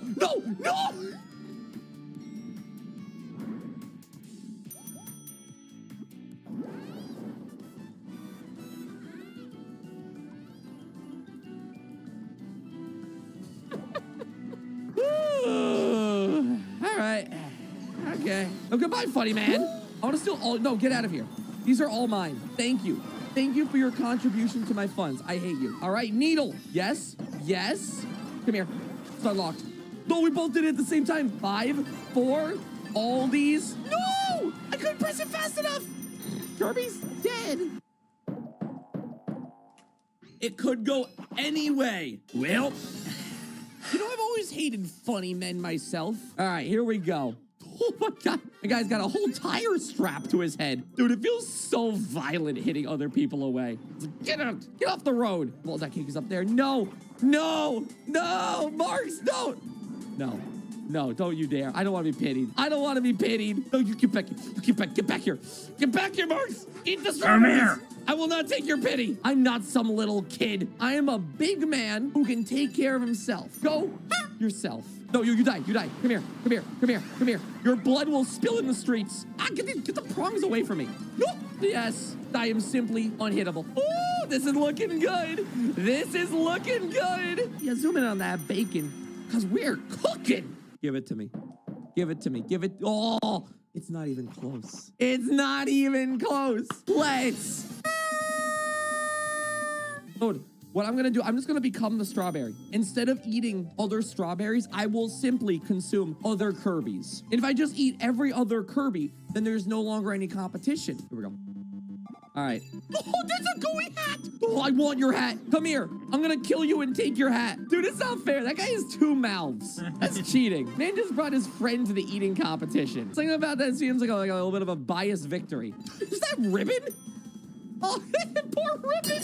They're just getting crushed. Waddle Dee's like, let's go, my friend. Ribbon's just like, Main course. This is where I shine. The main course is the best part about this game. Hey there, Mint. How's it going, buddy? Woo! I made it up. I did not think I was going to make it up for them. Needle Billy, come here. Dude, Needle is so good. Needle is like top tier in this game. Absolutely. Whoa, no. I need you to die right now. Thank you. Oh, no way. And a cupcake in the last few seconds. Huge win. That's a win. Easy. Another scale added to the head count. Gonna go into debt buying all these scales. Get some extra bonus strawberries. The cake's right up ahead. Mine first. No.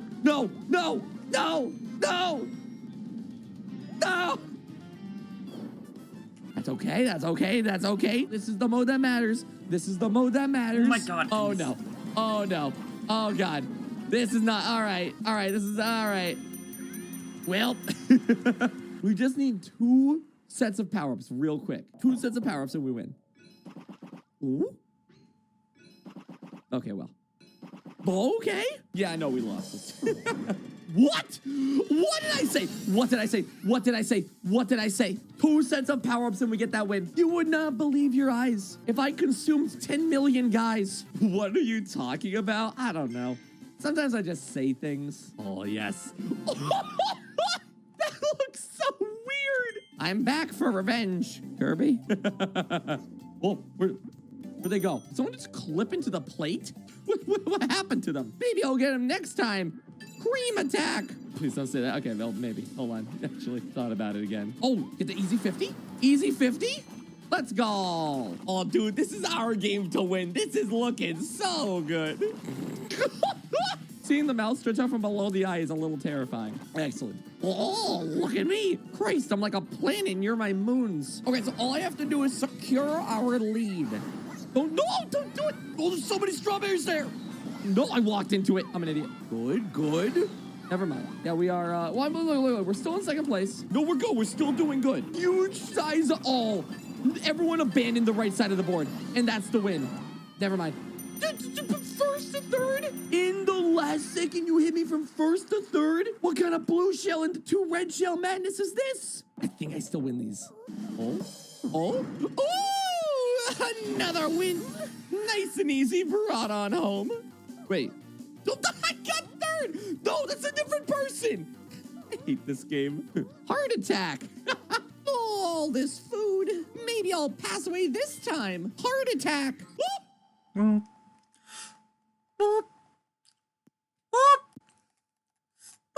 Today we're speedrunning every ending in Duck Season, a VR horror game. Now our speedrun starts with a bit of a cutscene just showing our main character chilling on the couch, pretty bored, Anybody until remember our this mom VR comes game? home with the groceries, and of course we're a great son, so we're gonna help her. And we see she got the newest game, Duck Season. So of course we're gonna be playing this game, and yeah, that's pretty much all the explanation you need, because after that cutscene we actually go into the game and you can see what this game is like. We're in our living room, we have an old TV, and we can eat some bananas, you know, probably the most important part. Our house is pretty nice. We see our moms in the back doing something, and we can throw things at her if we want. We're not very good at throwing, though. The game is going to give us a little bit of a tutorial. I don't care too much about that. And the guy in this tutorial is a little bit unhinged. Yeah, this man, he's going through some personal issues, possibly. But anyways, we know how to play now. So of course, that means it's time to go into the game, start with level 1. How this game does the environment is super cool because now we're literally in the game. We can start by learning how to play the game, aligning our controller, pulling the trigger, and you can see that there's this guy dressed up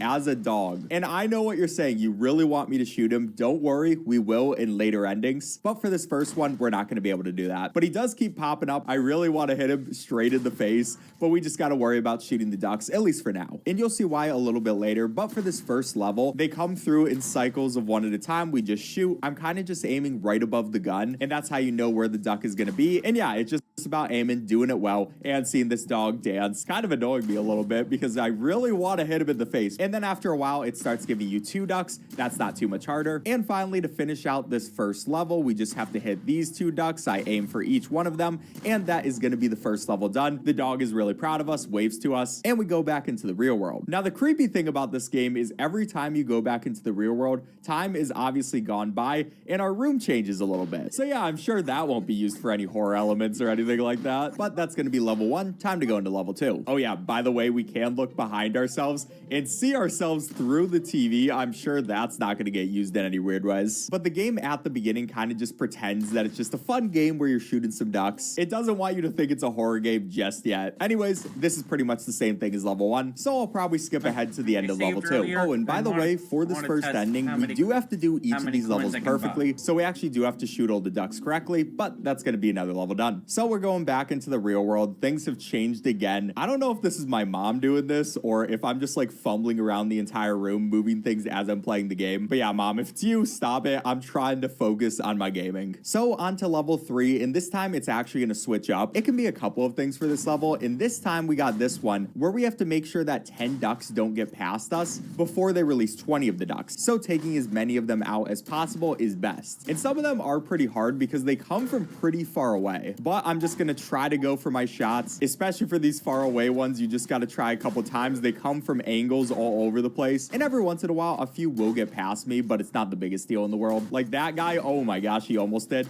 And I almost shot the dog as well. We have to make sure we don't shoot that guy. It will actually ruin the ending we're going for, but that's going to be the first part of level 3, and now there's a second. And with this one, we just have to shoot 10 ducks before 3 get away. Not the hardest thing in the world, but they will start to send out multiple at the same time. Also, I got that double kill right there. That was pretty nice, but if we take out these last 4 ducks, then we should be good. I will just wait for him to bounce off the sky. There's one behind You know this what? I'll tree, take which we this. can take out, and that's going to be all 10. Then to speed I'm things okay up, with I'm just not going to shoot any of these because we don't really need the extra points. I'm trying to go fast, not worry about that. Eventually, the ducks will start flying faster, going towards the end, and that's going to be another level done. So let's see how the room is changed this time. Not too much. There is our action figure right by us, but level 4. I'm not going to worry about it. And for this one, we're just back to some regular duck hunting. You've seen it before, not too much to say. But after this level is where things are going to start getting weird. So straight from this clock scene, you can see that it sounds like we're underwater and everything gets messed up, and then we have to start shooting ourselves with our gun. That way we can wake him up. Eventually, our boy is going to wake up, and yes, there is a dancing dog just on top of our couch. I don't know what he was doing, but yeah. Things are getting a little strange. I'm sure it's not too much of a problem though. And also our mom says that the knife is gone, so I'm sure that's not a problem. I don't have time to worry about knives. We gotta get back to doing some duck hunting. And we got another one of these, shoot 20 ducks before 10 get past you. I'm getting a bit more warmed up though. I feel pretty good about this. It takes you a bit to get used to playing this game in VR, knowing where your gun is gonna be. But after you are warmed up, you can get some pretty good shots on these ducks. And then after that, there's also gonna be another shoot 10 ducks before 3 escape. You already know how it is. This game does repeat itself a lot with the challenges, but thankfully it's a really fun game regardless, so even if it is repeating, it's not too much of a problem. But okay, that is going to be another one done. We're back to the living room again, just gonna skip past this stuff, back into level 6. And if you've never seen this game before, you're probably wondering, when are the horror elements gonna come in? Don't worry, they're gonna be here soon. It's just a bit of a wind up where we get to play a fun game first. But okay, back to just going for regular shots on these guys. And this one's a really short level because unlike the last few where you have to do 2 different games, this one's only one. And now finally, things are gonna start to pick up because you'll notice on our TV that instead of us just being able to go back to the game, this time there's a news report. And we'll listen to that while I mess with mom. Tonight on News Channel 6 at 6 o'clock, the mystery behind the disappearance of several families in the Tri-County area continues to grow. What investigators are now saying about this bizarre case. Plus your 5-day weather forecast and sports. All that at 6. Yeah, I'm sure that has nothing to do with us. We're just gonna go back to playing the game. I mean, it's not like the dog's looking any different. He's probably pretty happy with us since we haven't shot him a single time. And it's time for a time attack. This is actually the first time we've seen one of these. So for this, we have to shoot 5 ducks before 15 seconds pass. And honestly, not too hard. I can just go for each one. That's gonna be 5. And now we just chill. I love seeing the time attacks just because they're super fast. So hopefully we'll get some more of them throughout the run. Then we get the fat duck. And this one is really interesting because we have a big duck and then it multiplies into 2 smaller ducks, and then they keep multiplying into smaller ducks from there, going faster as they get smaller. And we have to shoot 14 of these different ducks, which isn't too bad. It gives you a lot of time to do it, so I'm never truly worried about getting it done. That's going to be 14, and now we'll just wait for all the ducks to leave. All right, that is going to be the last one. We can get rid of that. And now time for one of the creepiest parts of the game, because we're just chilling. All of those DVDs are lined up. Then we look outside our door and the dog is there filming us. Now, instead of telling our mom or anything like that, why would we do that? We're just gonna go straight back to the game level 8. You know,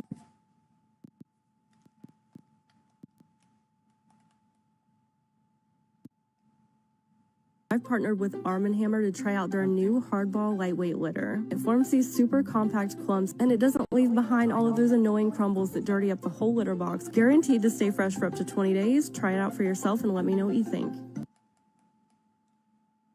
Gatorade. It fuels the best because it is the best. Is it in you?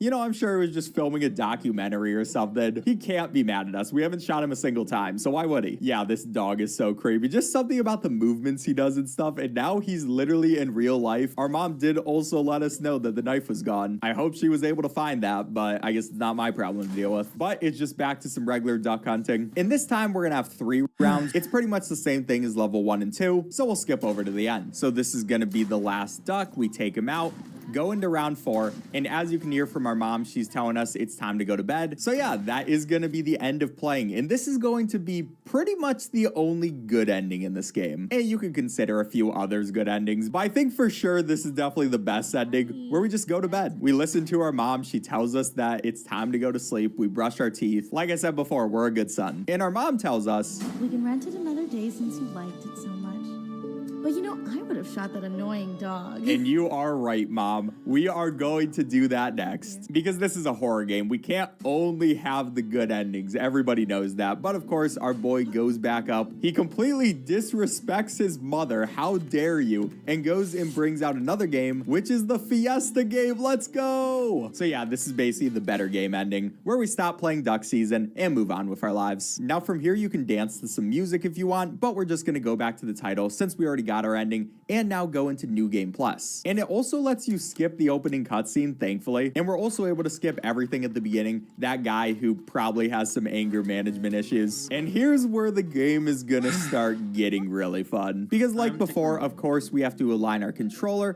pull the trigger, and go through this first part, but then we can start shooting this dog, and shooting the dog is so fun. Now, of course, we're gonna shoot him in between, and then every time we do, he's gonna wave his finger at us, very disappointed. So I'm sure that won't be a problem. But yeah, that's pretty much what we're gonna do, and I'll skip to when it starts changing. All right, so we are now on the police part, and you can see that this time there's a phone next to us. Now, we could use that for a special ending, but we're gonna do that one later. But anyways, this time, once we make it to round 4 on the last day, instead of our mom telling us it's time to go to bed, we see the dog behind us. And then we go in here, you can see that everything is a little creepy, and we're just looking around our house. It's all dark. We turn our head and see that our mom is dead, and now the game cartridge says, "Come face me."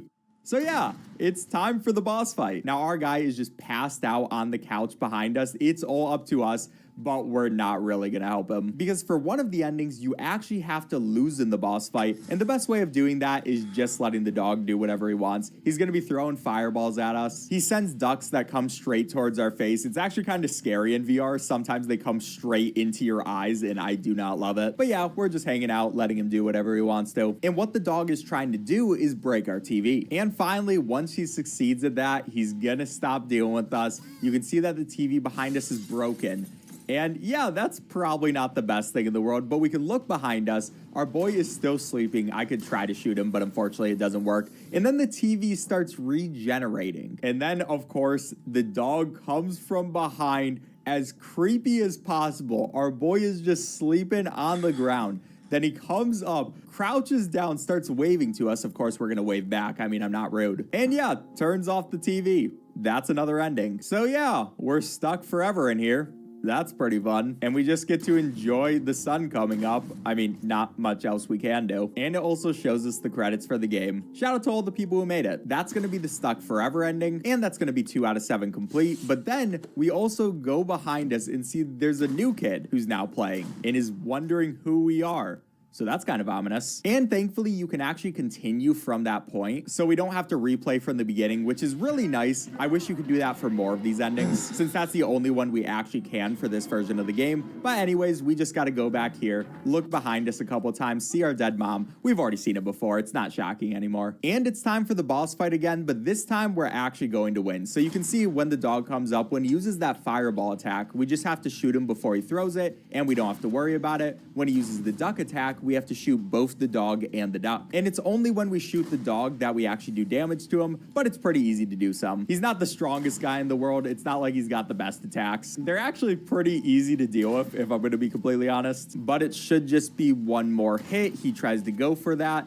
And yeah, that's going to be his first phase done. And now it just makes you wait for a second. But then the second phase is where things really start getting crazy, because a gigantic dog comes out with glowing red eyes, and he's just looking down at us. Now our gun is gonna go golden, and we can only actually damage him when he's shooting lasers out of his eyes. So we hit him twice in the face, and that's gonna do a good amount of damage. We wait for his eyes to start using lasers again. Of course, we're gonna hit them, and with just 2 more shots, that's gonna take him out. So that's the boss fight done. But that's not the ending yet, because even though we took out the dog in the game, he's still alive in real life, so we're gonna have to go back there. And this is one of the most unsettling experiences you will ever have in gaming, especially the first time you play it, because we're just sitting here, we know that the dog is around us, we know he's coming for us, but we don't know from where. And while this is happening, you keep hearing the same duck season sound over and over again. just coming into your ears. It's really annoying. Like, what does that even mean? Why does it keep happening? I don't even know if I want to know, but we do have this gun, and it now does have electricity, so we can use it to attack. I also have this sword, which you can slice the dog with the sword if he gets close enough, but hopefully we'll be able to shoot him before that happens. Now, he can come from a couple of places in the house. He can come from the bathroom, he can come from outside, and he can come from behind our stairs. So I'm just looking around, making sure that he's in none of these corners. Meanwhile, this is just getting burned into my brain, these sounds, the duck season, and it's gonna keep getting louder until finally it stops. Now we have to find where he's coming from. I saw him from outside. We got to shoot him in the face a couple of times before we electrocute him. Now he is literally floating and stuff. I don't know what's happening with this man, but yeah, we took him out. A little disturbing because now there's just floating cubes of blood in my room. Not really sure what that's about, but hey, we took the guy out, and this one's actually going to be the canon ending. So I guess this is the one that actually fits with the lore. You can see that we get rid of the game. We call the police before we realize that the police probably can't help us. Our mom is literally dead, and they're probably gonna think we're the ones that did it. So yeah, we're just gonna ignore that. We're not gonna talk to them. And this little kid thinks he can do it all by himself, so he starts digging a hole and buries his own mom. Which is, yeah, that's a little morbid. He also did a terrible job at it. Like, her body is literally sticking out. Come on, man. And now we gotta pack up everything we need. Of course, we're gonna bring our phones, some IDs, a gun, everything that we need, a picture of our family. I'm not sure where our dad is. Maybe he could have helped us with this. Our guy just walks away. I'm not sure whatever happens to him, but we still got 4 more endings to do. So even though he might want to be done with this dog, we are not. We got plenty more to do. So on to ending number 4. You'll notice after you get your first ending that every once in a while there's going to be a golden bullet with the regular ones. Now we can just keep shooting until we get that, and then our gun is going to turn gold. If we shoot the sun, everything goes white.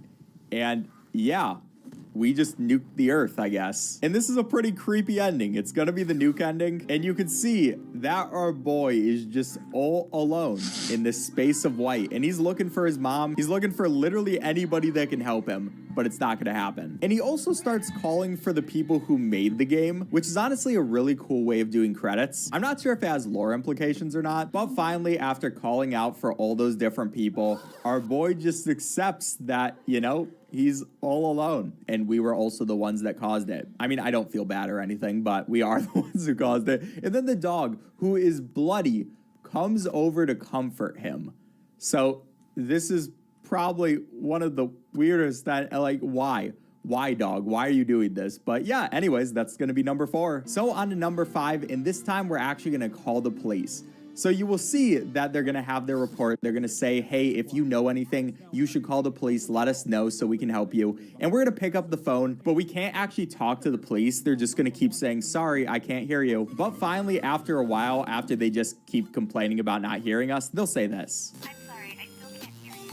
I'm going to assume that you're under duress. We will send our best. Just keep doing what you're doing and stay safe. We'll be there soon. So like the 911 operator said, we're going to keep doing what we were doing and play some more duck season. But now we make it to level 8, go to the ending. We see the dog behind us like usual, but this time we got the police on our side. So it's not going to turn out like it did last time. We get the best men ending, which is going to be 5 out of 7 complete, and we see a new news broadcast. Programming to bring you a police chase. Officers appear to be closing in on a suspect related to the disappearance of several local families. We're told this person is armed and dangerous. Let's take you overhead now, live to the scene in our Sky 6 helicopter. Yeah, they are going after the dog right now. Pedal animal running through a neighborhood, some kind of a beast. He's rounding about. He literally comes through our window, and then they start shooting him. And, you know, this guy, for some reason, he is tanking these shots. He will not die. And he also has the knife in his hand that our mom brought up earlier. And yeah, he just keeps coming up. He's like, nah, I'm not going to let you stop. But they keep shooting him down over and over again. He's tanking all of these shots. I'm not sure what his suit is made of, probably Kevlar. But that should be enough. But the police are not going to stop. They're going to keep shooting him, even though he is clearly dead. They're just going to make sure. And I mean, to be fair, I don't blame him. This guy is definitely evil. But yeah, the dog died. Now someone is also going to try to talk about it, but we actually already got the ending, so we can just go back to the title screen. And for our next one, we're back to this boss fight. We're going to win it, of course, like last time, but then we're going to lose in the real life section. So like last time, we hear this super annoying tape that just repeats itself over and over again. Just stop. But after a while, our boy the dog's gonna come through with the knife. We're not even gonna shoot him. We're just gonna let it happen. He stabs us straight in the head and we lose consciousness. And yeah, that is an ending. A really sad ending, but an ending. And then it's gonna be a loading screen where this interesting stuff happens. You see, we are now back on the stage. We can turn around and we can see that it's gonna open up for us and the dog is just standing over our dead body. I'm not even sure if I can show the kid's dead body here. I might just have to blur that out, but of course we're gonna wave to him because he is the boy. Yeah, this is definitely an interesting one. Anyway, he's going back into the TV, takes one last look at us, and we can just look at the dead kid.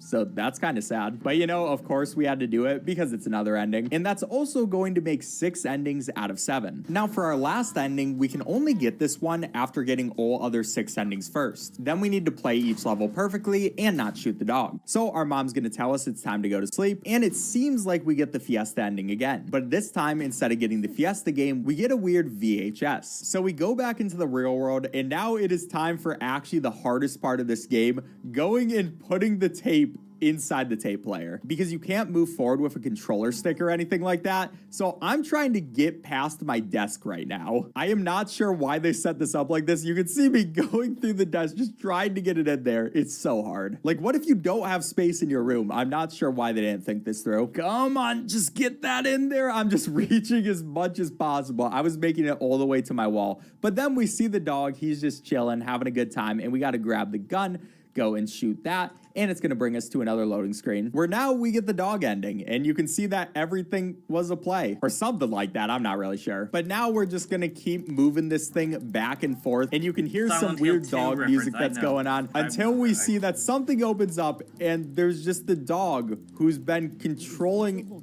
everything this whole time. Yeah, so of course we're gonna wave to him. As soon as we see the credits, that is gonna be time 2:01:25, and we can help him move the credits along. But that is gonna be a world record on speedrun.com, so I'm pretty proud of the run. All right, subscribe if you enjoyed. Bye.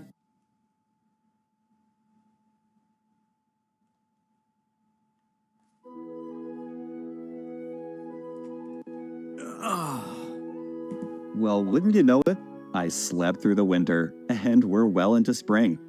The birds are chirping, the sun is shining, and the Sunflora are getting beaten to death by every single Pokemon in the game.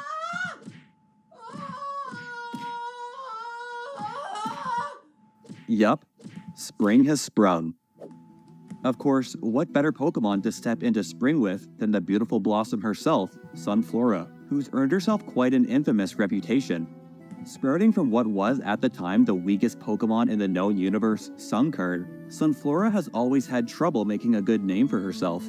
With piddling stats even when she's fully evolved and a generic design that many have called, cover your ears Sunflora, literally just a sunflower, it's easy to see why the poor girl is super outclassed and often overlooked. But Pokemon games are about using your favorites, and Sunflora happens to be one of mine. And maybe I'm biased when I say this, but I think that Sunflora is actually pretty underrated. It's really not that bad. I mean, we're certainly not an amazing Pokemon, but you could definitely do worse. Welcome yes, to the our stream. stats are pretty bad, but not F tier. Curtis Ashby. Did you know that only 8.7% of my viewers are subscribed? Curtis Ashby. Said. Pikachu does not want to evolve into Raichu, just like Ash's Pikachu. I know. I didn't waste money on a Thunderstone. We're a slight cut above most Row 1 rodents, highlighted by a breathtaking special attack at 105. That hits harder than noted heavy hitters like Starmie, Venusaur, or even Infernape. 105 is the highest special attack we've ever seen on this channel, and clearly this Pokemon is intended to hit hard. Our speed, on the other hand, is super lackluster. It's basically a white flag admitting, yup, we're moving second. We're essentially a grass-type Slowbro. But hey, Slowbro might be slow, but it still is a perfectly serviceable Pokemon, right? And look at our moveset. We've got— oh my god, is this dumb nerd? And raid sponsorship.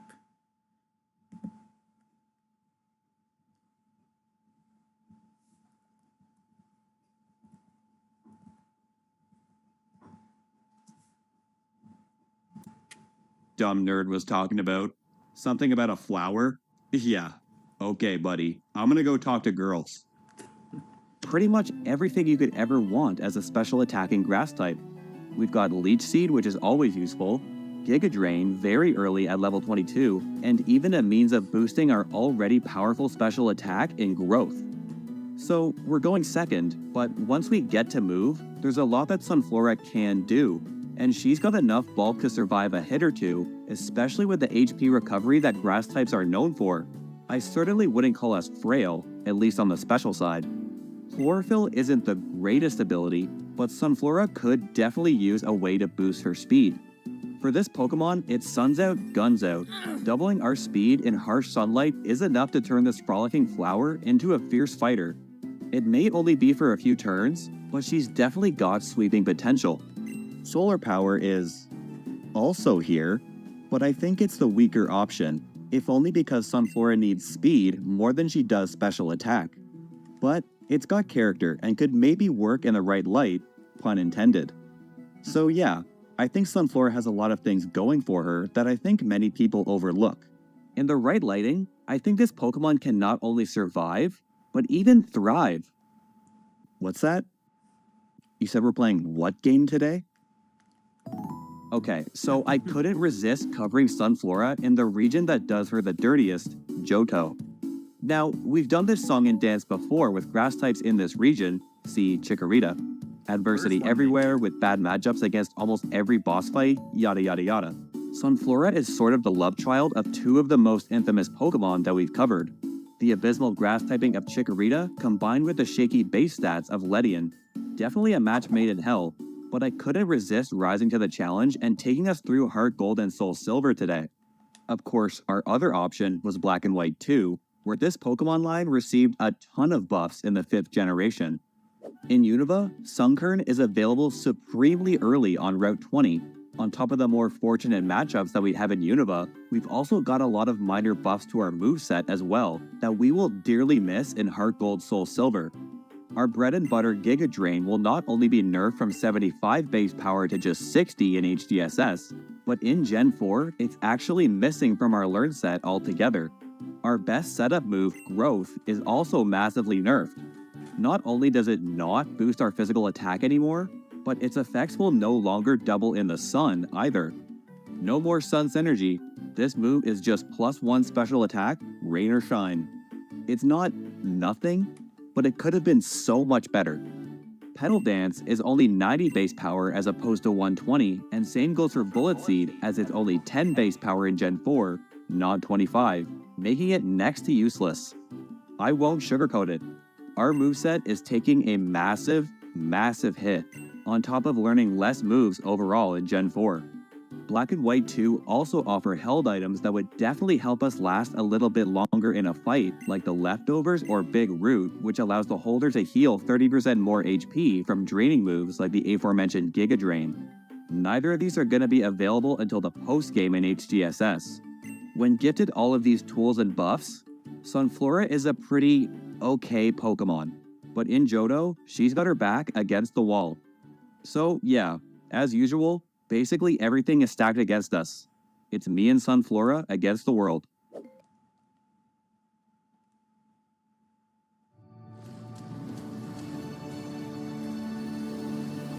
Oh my god, you got me copyright strike last time. Now I want to be clear. There is zero chance that Sunflora— Hang on. You know what? Hold on.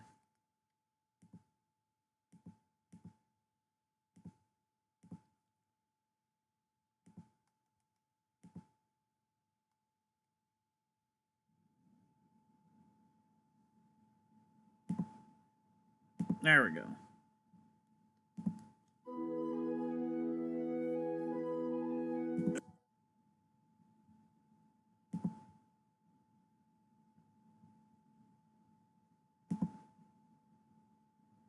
Base power as opposed to 120, and same goes for Bullet Seed as it's only 10 base power in Gen 4, not 25, making it next to useless.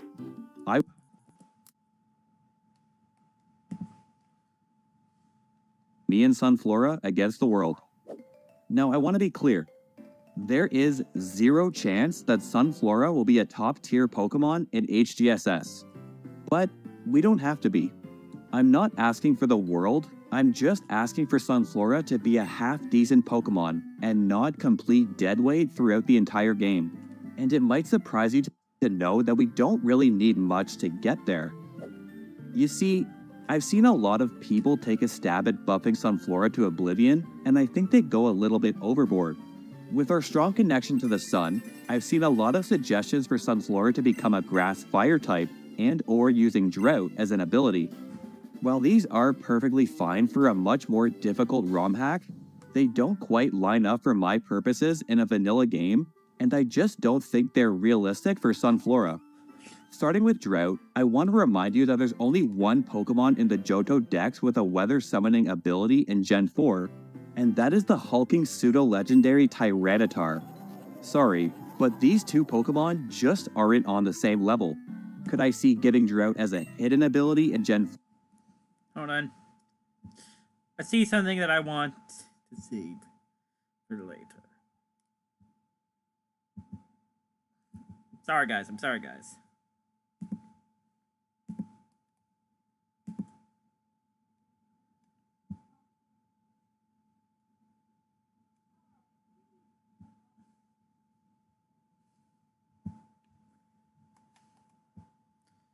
All right, there we go. 5? Sure, but I don't think it's realistic here. And even if I were to overlook that, Drought isn't as powerful as many might think, at least for a grass type.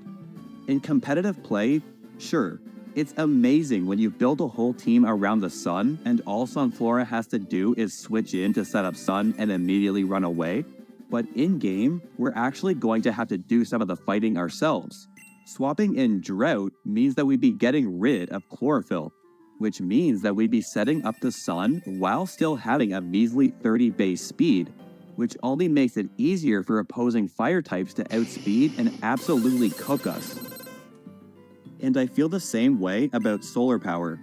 It's an ability that, quite frankly, just makes us a bigger target in the sun, and so I'd like to do some addition by subtraction by getting rid of it as an option, so that we'll have Chlorophyll as our ability 100% of the time.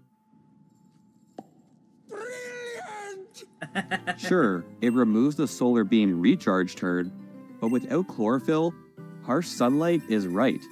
I think the sun does us more harm than good. And that's not what I want to do. I don't want to make Sunflora scared of the sun. It's who she is.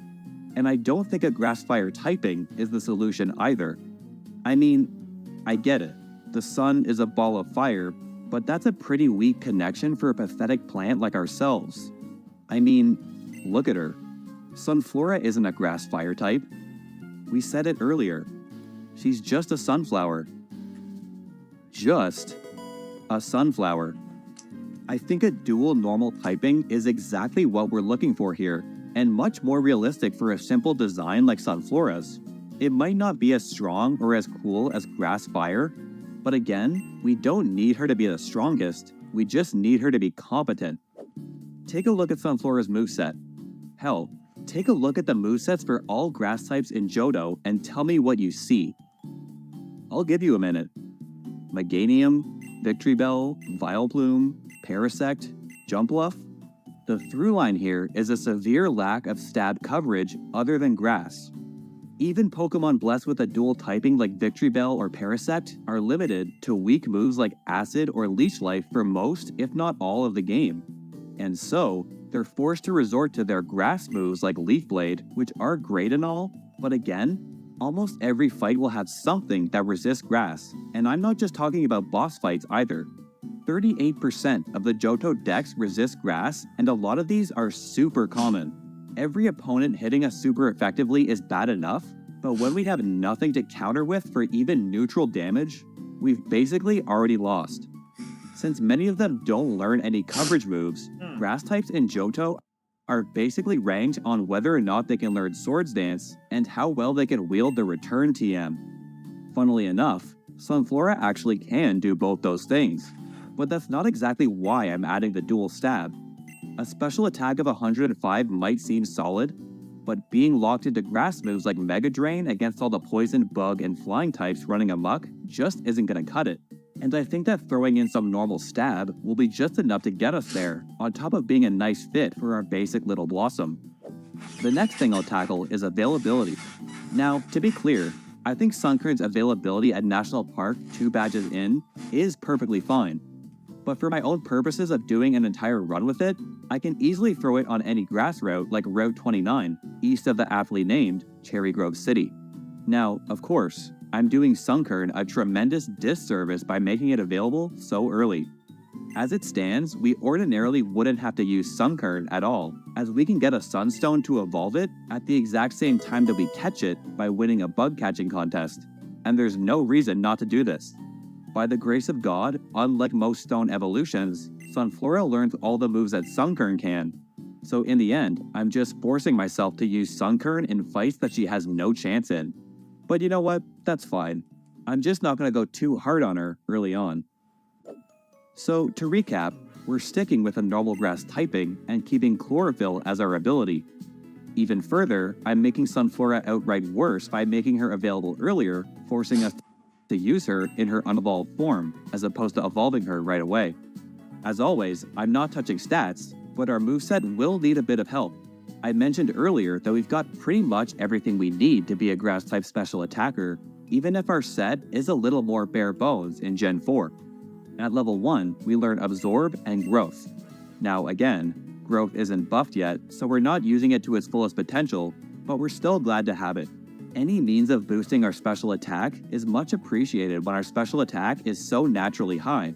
As a Sunkern, we actually don't learn Pound at level 1 like Sunflora does. But I will add one more move at level 1, Endure. A move that guarantees surviving a fatal hit at 1 HP, but has a high chance of failure if used multiple times in a row, much like its big brother, Protect. Most would consider this move to be useless 99% of the time. And they're right, but I think it's appropriate for a Pokemon who can literally do nothing to defend itself, and I think there might be more use here than you might think. Given that we already have Absorb, I think Mega Drain at level 5 can be pushed back a little to bring Ingrain down from level 9. And in Ingrain's original spot, I want to add Endeavor, a move that brings the opponent's HP down to the same level as ours. We usually learn this at level 21 as a Sunkern only, but that's about when we'd be evolving, making this move a lot less useful. I was eager to give us this move as early as possible while we're still in our pathetic first form, with hardly any HP, and it might be a pretty deadly combo when paired with Endure. Next, I'd like to swap Leech Seed and Grass Whistle at levels 13 and 17 to give us a fighting chance against Falkner, as Absorb will be doing no type of damage at this point and will really appreciate the passive chip, even if it's just to support the rest of our team. Grass Whistle probably won't be very useful as it's only 55% accurate.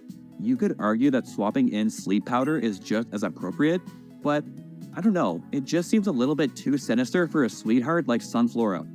It's learned by a lot of poison and bug types that I don't want to associate with this innocent little soul. I'm sticking to my guns despite Grass Whistle being the worst option. It's at about this point that I'm assuming we'll be evolving, as we'll now have access to National Park, and I'll start us off in our new form by swapping out Bullet Seed at level 21 for Mega Drain, which we cut out earlier. We're not a physical Pokemon, so let's trim the fat, since Bullet Seed is an early TM anyway. I'll get rid of Worry Seed as well at level 25, and replace it with Uproar, our first normal stab move. Given that the dex is full of notes about this Pokemon being full of energy when the sun is out, which is adorable by the way, I feel like Uproar is a great mid-game option for us. At level 29, I'll repeat what I did with Bullet Seed and swap out Razor Leaf with a special counterpart, Magical Leaf, and push Petal Dance back from level 33. Like I said earlier, Grass Stab just isn't that useful in Johto, and we can wait a little bit longer. I think it's much more important that we get Sunny Day a little bit earlier than level 37, as we're getting into the late game now, where Pokemon will be outspeeding us, and we'll need to get going with Chlorophyll and Sun Synergy to stand a chance. I expect this to be one of our most pivotal moves, and keeping the sun up as much as possible will be vital to Sunflora's success. Please tell me we get a Heat Rock in Heart Gold Soul Silver. Yeah, of course we don't. Speaking of Sun Synergy, I want to bring in Weather Ball at the exact same level. Weather Ball is a normal type move that changes type depending on the weather while also doubling in power if weather is in effect. So in the sun, it'll be a 100 base power fire type move, which is pretty great coverage without having to actually turn us into a fire type. But on top of that, Weather Ball is still a decent option if we don't want to waste time setting up weather for those mundane mid-game fights.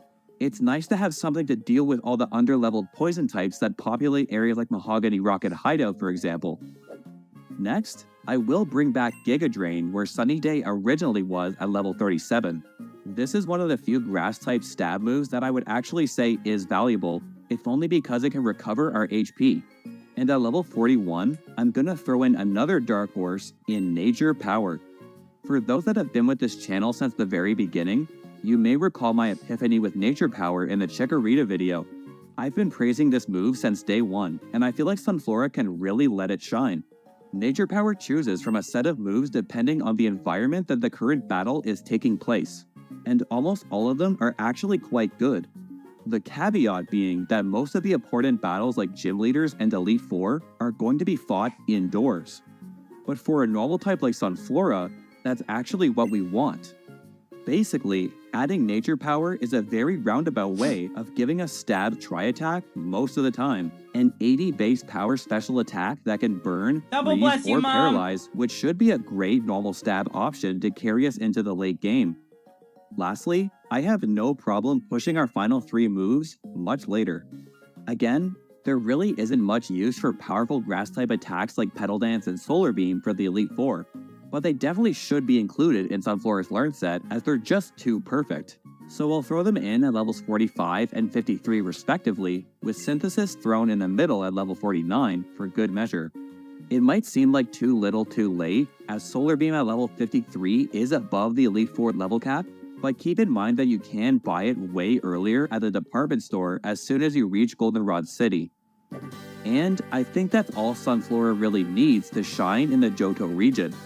A lot of pretty subtle but realistic changes that still let Sunflora's personality radiate. But will it be enough to make it through the daunting Johto region? Let's find out. As always, I'll be catching a full team of 6 and playing on set mode, but I won't be using items from the bag in battle or over-leveling past the Gym Leader's Ace. Alright Sunflora, it's time for you to have your day in the sun.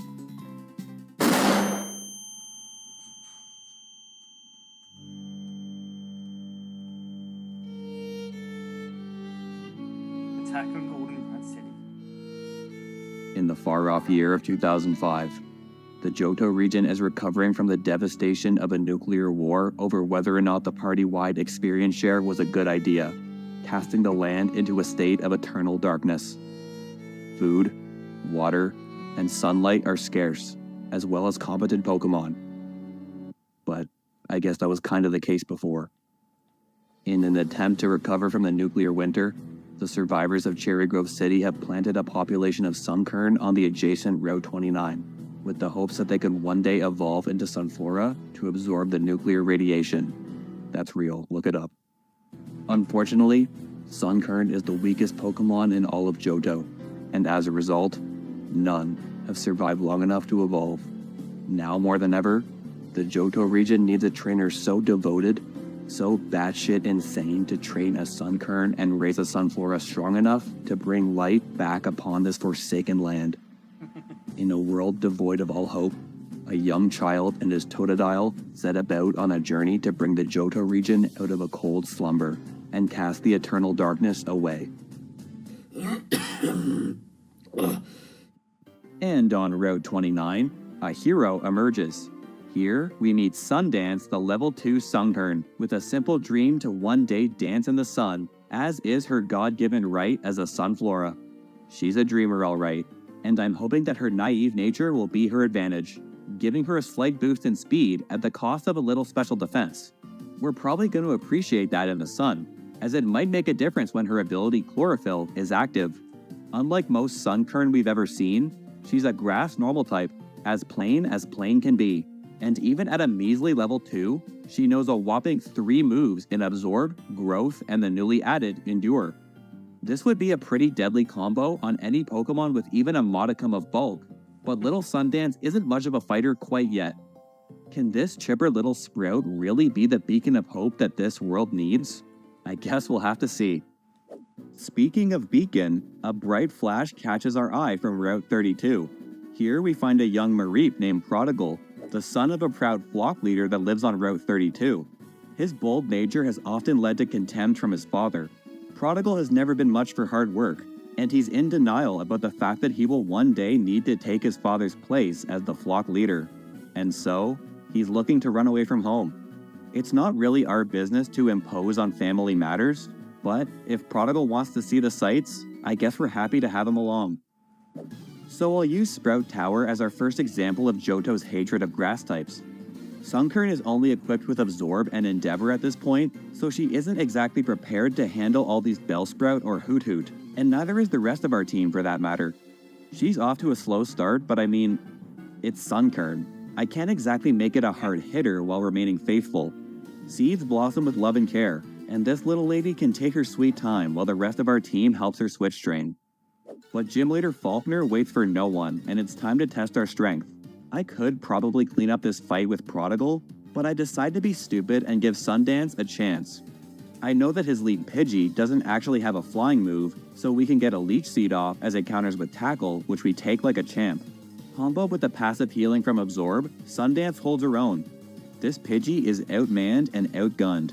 With its last breath, it gets off a Sand Attack to get us to -1 accuracy as we take it out at 27 HP. Out comes Pidgeotto, and I hold my breath as we get hit with a Gust. And Sundance actually holds with 3 HP to spare, and I counter with Endeavor to bring his ace Pokemon down to just 3 HP as well. This little Sprout has done an amazing job, but we're a day late and a priority move short, so I switch out to Prodigal to finish this thing off. Sunkern actually put in a lot more work than I expected here. I guess Leech Seed is Leech Seed, but I'm glad we got to see Endeavor put in a bit of work too. But now it's time for Bugsy, and this fight is basically a wash. I thought that if paralyzed, Sunkern could outspeed the Scyther and use some Endure Endeavor shenanigans, but even if we got each other down to 1 HP, Scyther still has Quick Attack to take us out first. Basically, we'd have to rely on him getting fully paralyzed that turn, which just isn't a reliable strat. So I end up just paraflinching the Scyther to oblivion with Dial's Bite, and Sundance helps wear down his Metapod to ensure that Bugsy uses his 1 potion on a weaker party member while helping Totodile heal back up. So yeah, everyone helped, but honestly Sunkern really isn't pulling that much weight here. There's a reason I called this video How I Would Fix Sunflora and not How I Would Fix Sunkern. Sorry, but we're just not taking down a Scyther. Right after that, we meet a mean young man who says something really nasty about our Pokemon, but I won't get into it. I guess this nuclear fallout is really rubbing people the wrong way. We lead with Sundance and get some Leech Seed chip on our Ghastly, who can't really touch us with Lick since we're a normal type now. So, he decides to swap into Bayleaf, who hard walls our entire team. I bring in Prodigal to Thunderwave it, and then I decide my best bet is to let Sunkern wear it down with Endeavor. She gets poisoned and then tanks a couple Razor Leafs, and eventually we hit a timely Endeavor to bring it down to 11 HP before getting taken out. But now, our newly evolved Croconaw can clean up the rest of this fight. Yeah, alright, I'm kinda over these piddling Sunkern strats. We've waited long enough, and it's time to bring out the big guns. As soon as we make it through Ilex Forest, we book it to National Park to beat some scrubs in a bug catching contest. So cool that they still run these things in the post-apocalypse, or else we'd really be screwed. And then, we can finally blossom into our final form, Sunflora. Hopefully now we can really start throwing our weight around now that we've got some actual stats. It's still a sad scene in National Park though. The sunrise at National Park used to be so beautiful, but now, after the war, Sunkern can't even grow here anymore. It's a sad sight watching a Sunflora when the sun isn't out as she sadly kicks a pebble around, but it's also a reminder of what we're working towards. I know she hasn't been that strong so far, but I'm not giving up. It's darkest just before the dawn. This is our turning point. And it's time to put our words into action as we take on Whitney. I lead with our newly evolved Sundance against her Clefairy and start chipping away with Leech Seed and Absorb. In hindsight, I probably should have given us back Mega Drain by this point, and probably swapped it for Grass Whistle, which I decided not to learn anyway, but there's nothing that Clefairy can really do to us unless it pulls something insane with Metronome, which it doesn't. A weaker move like Absorb means that we get her to waste her potion on her weaker Pokemon before we eventually take it out, bringing in Miltank. She outspeeds and hits us with a Stomp before...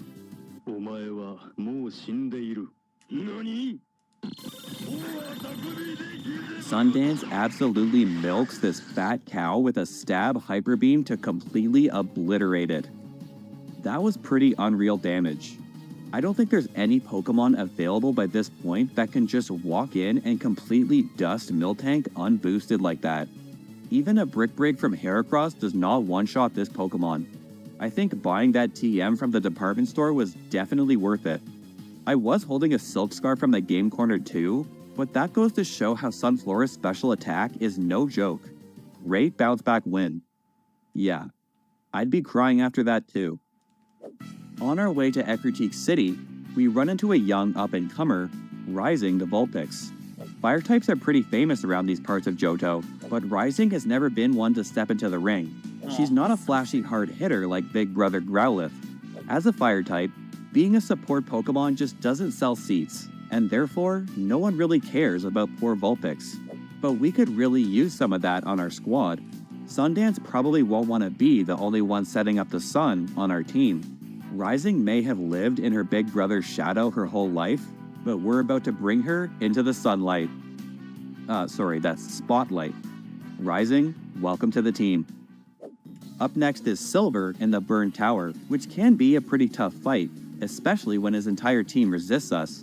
But we do have Mega Drain now, so we can deal with his Ghastly pretty quickly, but not before getting hit with a Curse. I shake it off into Dial, who can take out the incoming Zubat with an Ice Fang, baiting in Bayleaf. He goes for Poison Powder as I bring Sundance back in and then sets up Reflect. But that's the wrong screen as another Hyper Beam destroys him in one shot. This is what I mean by neutral attacks being a big help. Sunflora did have Hyper Beam before, but without the stab we wouldn't get the kill, and that's risky when Hyper Beam requires a turn to recharge. Speaking of, I swapped into our new pal Rising on his last Pokemon, Magnemite, to seal the deal with a couple of Embers. Good teamwork there. Silver is gonna be a big hurdle for us, but this rival fight went better than the last one, and I'm glad Sundance is finally pulling her weight. That brings us to Gym Leader Morty though. Again, all his team members resist us, and normal stab doesn't exactly help us here, at least not offensively. Again, I lead Sundance against Ghastly, who immediately sets the tone with an annoying Curse, which does knock him into the range of a Mega Drain for the knockout, but I need to switch out as Haunter comes in. But this Pokemon is a lot more trouble than I thought, as it immediately lands a Hypnosis on Dial. I double into Prodigal on the Dream Eater, but he gets put to sleep too. This is quickly spiraling because our team just isn't fast enough to outspeed. I put my faith in Sundance and the old girl answers the call, finally dodging a Hypnosis and landing a clutch Leech Seed. Now, I can pivot back into Dial and hope that the Leech Seed keeps him alive long enough for him to wake up. It doesn't. Prodigal fares a little bit better as he does wake up at the last minute to land a Thunder Shock which doesn't quite kill. But I can bring Sundance back in, predicting that the Leech Seed will finish it off. But she also gets put to sleep as Morty's ace, Gengar, steps in. This may not look great as we also get hit with a mean look preventing our escape. Unfortunately for Morty, we're not locked in with him. He's locked in here with us. Okay, I mean he's not actually locked in, but he's too dumb to switch. Now that we're part normal type, Gengar's only move that can touch us is Sucker Punch, which only has 5 PP and won't work at all if Sundance uses a status move like Leech Seed. Even still, it's a physical move on a special attacker, so it doesn't do much to us anyway, and the Leech Seed and Mega Drain are enough to bring the Shadow Pokemon down. But of course, not before getting put to sleep again. His last Haunter is a bit less scary, but it does go for Curse, so Sundance has to step out. Our last hope is Rising, who's now packing Flamethrower, which is enough to finish the fight, sealing the deal with a clutch critical hit. That was an ordeal. I had a few bad plays there, but our new normal typing was definitely a crutch against Gengar, who would have easily finished us off. I'll take the hard-fought win. The early game was a grueling gauntlet, but now that we're in the mid-game, it's pretty smooth sailing. Again, neutral stab is super helpful in dungeons like the Olivine Lighthouse. There are a lot of water-type trainers here that we can torch with Mega Drain, but also a lot of trainers that resist grass. We've got Uproar now though, which is more than enough to deal with them, and we even outspeed since they're so low level. Even on the sea routes, Johto will throw some nasty stuff at a grass type, but normal coverage has us ready for anything. I know it doesn't seem like it counts for much, but trust me, this is where grass types are lacking the most in Johto. It's hard to find a fight that they can actually work in. Trust me, for boss fights, Leech Seed is all that we need to at least be a contributor, but for the rest of the game, it would be an absolute slog without normal type coverage, and I don't want to understate that. But once we get to the top, we find some devastating news. It's Prodigal's father, Amphi. It looks like he's succumbing to radiation, and he doesn't have much time left. Prodigal is shaken. Maybe if he'd stayed behind, things would be different. Son, Amphi says, you are my greatest gift. My time in this world has ended. To you, I leave everything. Be the shining light that this world needs. Goodbye, my child. It's a rough elevator ride after that one. Prodigal seems different. He's not the bold little lamb we once knew. Instead, we see a new determination to follow in his father's footsteps. And so, to come full circle, our little boy becomes a proud Ampharos. Suddenly, this world feels just a little bit brighter. And so, we push on as we face Chuck. He might seem scary now that we're part normal type, but his only fighting type attack is Focus Punch, which fails if we keep attacking him. We've got Magical Leaf now, which can't miss, so the double teams from his lead Primeape don't worry us at all. And his ace Poliwrath doesn't fare much better as he happens to be weak to grass, meaning that a few more Magical Leafs are all that we need to earn the win. I'm glad that our normal typing didn't hinder us here, as there are a couple fighting type bosses in Johto. So far, I haven't really seen a downside to our new typing, so I'm glad that it's been working out so well. After a good win, we take a little stroll off the beaten path on Route 47 to the Safari Zone. It's nice to see that small pieces of civilization choose to live on, but it's also sad to see that the effects of the war have affected even remote areas like this one, as here we meet a Cubone named The Mask, a tale of woe if there ever was one. It looks like the effects of nuclear war have taken this young girl's mother from her, and she's been wearing her dead skull ever since. Perhaps to honor her memory as a tribute, or perhaps to hide her own half-melted face. We may never know. But I can't leave such a distraught Pokemon all on her own, and so we take the mask along on our journey. So we're breezing through the Rocket Hideout right now, again thanks to our normal stab from Uproar and Weather Ball, which we've learned halfway through. Yes, the Pokemon here are underleveled, yes, they're unevolved, but the fact remains that this is an area where Sunflora was originally dead weight. I am a little disappointed to see that we don't one-shot some of the bulkier Pokemon that the commanders have, even with choice specs, but Sunflora has more than enough bulk to easily pull us through one of the more annoying dungeons in the game. That means that we take the ice against Price, who is a bit more of a challenge than I thought. We see the debut of Sunny Day, which we've also learned at level 33, as we take an Icy Wind from Seal to lower our speed, essentially cutting our Chlorophyll boost in half. But even +1 speed is enough to outspeed and wipe out his entire team with Solar Beam. Again, the Goldenrod department store comes in clutch. I did try this fight with Magical Leaf, but Price's Pokemon were just a little bit too bulky even with Miracle Seed. I guess I did overestimate Sundance's special attack a little, or maybe 60 base power Magical Leaf just isn't cutting it for the mid-30s. It's a little bit cruel that Johto doesn't offer many grass-type TMs either. No Grass Knot, no Giga Drain, no Energy Ball until post-game. Solar Beam is all we've got, but it's also nothing to sneeze at, as Sundance easily breaks the ice to earn us our 6th badge. But it's back-to-back boss fights against Jasmine, who leads with Magnemite. I'm sure Rising or the Mask could easily clean up this fight, but Sunny Day is a really fun toy to play with, and I'm really glad it's been working so well in the mid-game. This time, it's Weather Ball that sweeps her entire team, as it becomes a Fire-type move in the Sun, which is great coverage for us.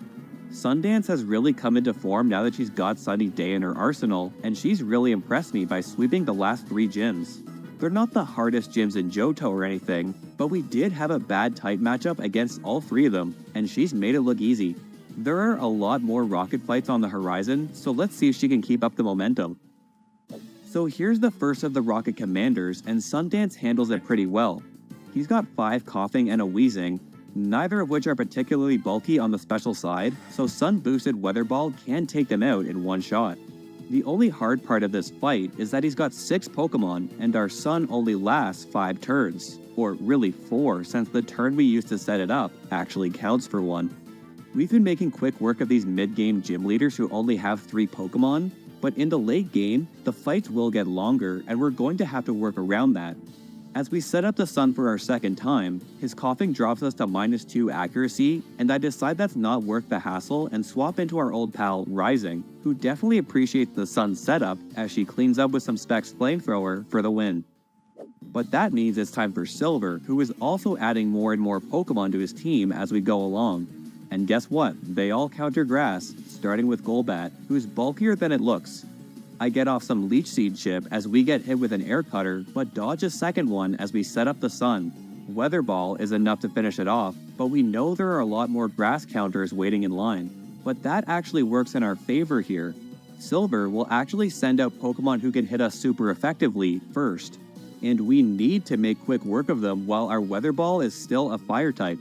And we do, as Sneasel, Meganium, and Magnemite all go down to a super effective Sun-boosted Weather Ball with a little help from the Charcoal we're holding to see us through. Haunter comes out last as our Sun finally sets, but remember, we're Normal type, so Haunter's Shadow Ball can't even touch us, meaning that it has to resort to Curse, and we end the fight with a Giga Drain. I feel like this was the fight where our coverage moves were on full display. Sundance has her back against the wall in every major fight, but she just doesn't back down. Sunny Day Weather Ball has been insanely clutch, and our normal typing has been a lot more useful than I thought it would be. I'm really proud of our little Sunflower. The last fight I'll show in the Goldenrod Gauntlet is Boss Rocket Archer.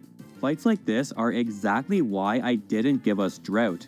Against his fire types, we'd easily get outsped and cooked by his Sun-boosted fire type moves. But here, Giga Drain is enough to keep us alive. Oddly, he switches into Coughing as we set up the Sun, and we can clean up his first 2 Pokemon now that Chlorophyll is active. But this brings out Houndoom, who we just don't have an answer for now that we've dropped Hyper Beam. But as one hero falls, another rises to the occasion as Rising tags in her newly evolved form, absorbing the Sun-boosted Fire Fang with her Flash Fire ability, which only makes her Fire-type attacks stronger. Unfortunately for Archer, his Houndoom has Early Bird, not a Flash Fire of his own, meaning that our Sun-boosted Choice Specs Flamethrower does a ton of damage despite being resisted. The Sun sets, but it's too little too late as one more Flamethrower seals the deal. Sundance can easily carry her weight, but sometimes we forget that there are other Pokemon on our team who appreciate the Sun support as well, and that shouldn't go unmentioned. And it looks like Rising's rise through the ranks has earned her an adoring fan, as we obtain a Sunny Day TM after defeating Team Rocket. We're about to gain access to the Move Relearner, which helps us with our move flexibility, so I'm sure this will come in handy for us somehow. As we head west of Mahogany Town, it dawns on me that we are still missing a party member. I mean, I guess we could use some more firepower. And to answer the call, we run into a rambunctious Remoraid named Ophelia Amelia Gunthorpe, or Of a Gun for short. Once hailed as the sharpest sharpshooter on Route 44, Of a Gun swore that she'd hung up her holster for good after burying her firstborn child, Son of a Gun. But alas, it wasn't meant to be, as war has its ways of guiding us toward the path we were always meant to walk. OG also has access to a huge arsenal of special attacks, including Flamethrower. A water type with the potential for sun synergy is definitely piquing my interest, and this old bird has nothing to lose. Of a gun, welcome to the team. The last gym battle between us and the Pokemon League is Gym Leader Claire, one of the toughest fights in all of Johto. But Sundance has a couple new moves up her sleeve. We start with a Leech Seed to keep us alive after Lead Gyarados chips away with Dragon Rage. The move relearner in Blackthorn City gives us access to the long-forgotten Growth. We couldn't make much use of this as a Sunkern, but Sundance is a completely different Pokemon now. We can get up to +2 before setting up the Sun, barely hanging by a thread as Chlorophyll kicks in. Claire's Pokemon are pretty bulky and resist the Fire-type Weather Ball, and so we'll need some extra firepower. Sorry, that's Nature Power. When battling inside a building, our new toy Nature Power turns into Tri-Attack, a rock-solid 80 base power stab special attack which is just the damage we needed to once again sweep through another gym fight, making it 4 in a row. As Sundance Cha-Cha slides through Claire's entire team, I watch on with a tear in my eye. Look how much our little Sprout has grown up. I can feel it. The air in Johto is recovering. Maybe this world still has a chance. And it seems I'm not the only one who thinks so, as the Kimono Girls take us deep into the Whirl Islands to join Sundance in a ritual to summon the Great Lugia, who can perhaps purify the land and sea with its mighty wings. After summoning the Great Beast, Sundance calms the restless spirit with a healing aroma throughout the land. Have we done it? Well, it's definitely a step in the right direction, and as we emerge from the sunken depths, dawn breaks. The sunlight is very faint, but this is the first taste of sunlight this land has felt in years. We're doing it. Sundance and I are doing it. But we can't give up now. We still need to be stronger. And Johto isn't the only region affected by the war. We've got to make our way to Kanto too, and to do that, we'll need to overcome the Pokemon League. But standing in our way one last time is Silver. This time, he leads with Sneasel, so we waste no time setting up the Sun as it goes for Feint Attack. I've brought back Weather Ball for this fight to take it out, bringing in Golbat.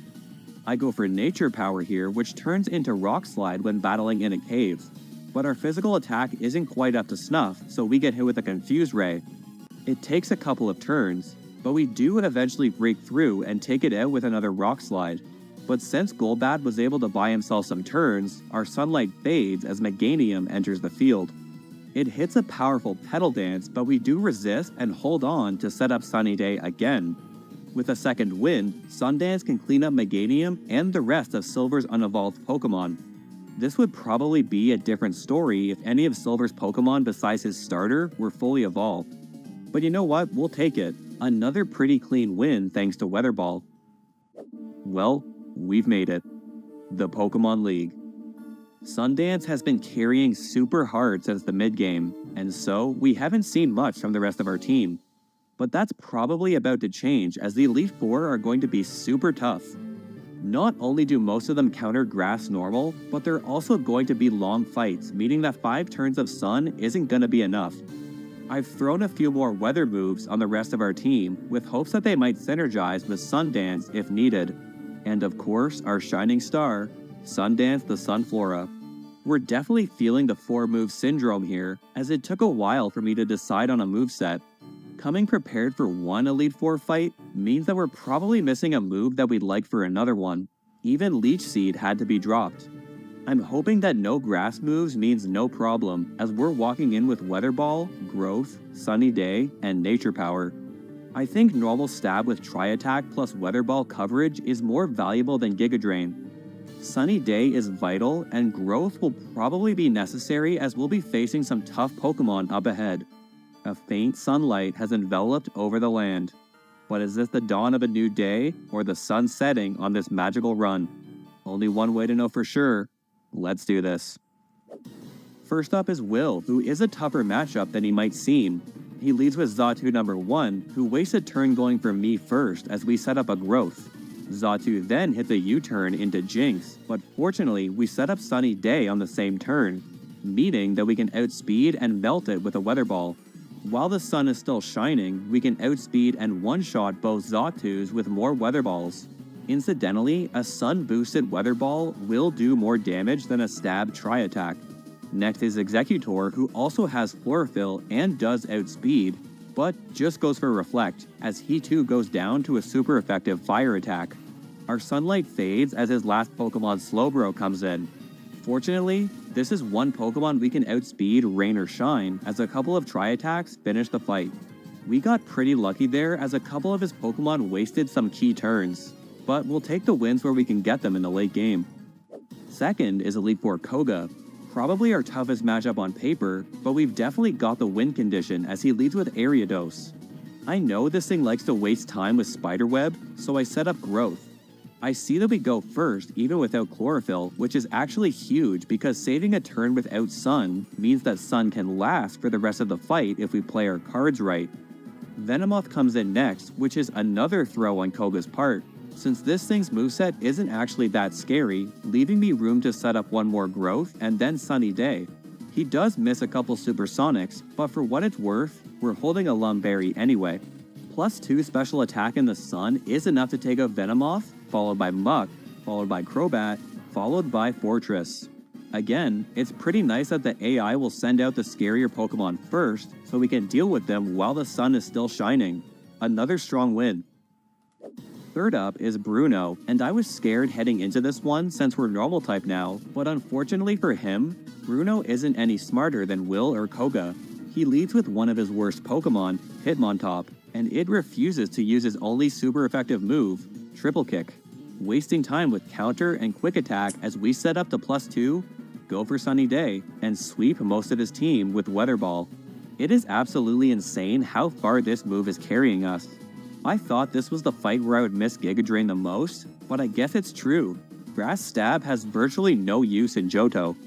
Again, the sunlight fades as Bruno brings out his last Pokemon, but his last Pokemon is also an Onix, so it's just not a threat, and we can take it out with a tri-attack.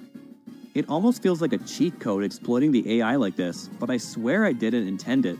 They just aren't smart enough to stall out the sun. If Bruno sent out Onix second to stall out even one sun turn, he probably could have taken us out with Machamp's Cross Chop in the end. Instead, it's us moving on to face the final Elite Four member. As we step in to face Karen, I realize that she's probably going to be the trickiest of the Elite Four, as her lead Umbreon is the most competent lead we've seen so far. It can't really damage us, but it can double team and confuse us, which really throws a wrench in the timing of our sun turns. It's a war of attrition, but we do eventually get the +2 and finally connect a Weather Ball to take it out. That's both good news and bad news. The bad news is that was our last turn of Sun. The good news is that since any of Karen's remaining Pokemon can hit us super effectively, she'll send out any one of them at random, and the unevolved Murkrow is a pretty good draw. Sundance's natural bulk allows her to tank a wing attack, allowing the sun to rise again. And from there, this fight is basically over. With only 4 team members left, we've got all the turns we need to sweep Karen's team with a combo of Weather Ball and Tri-Attack. That's right, Sundance the Sunflora has just single-handedly swept the entire Johto Elite Four. I never thought I'd see the day. But there's one fight left, and it's a doozy. Champion Lance is just too tough for Sundance to handle on her own. So, we rely on a little help from our friends, like Rising, who can get up a Will-O-Wisp against his lead Gyarados to weaken his physical attack, and then a Sunny Day to reduce damage from its water-type moves.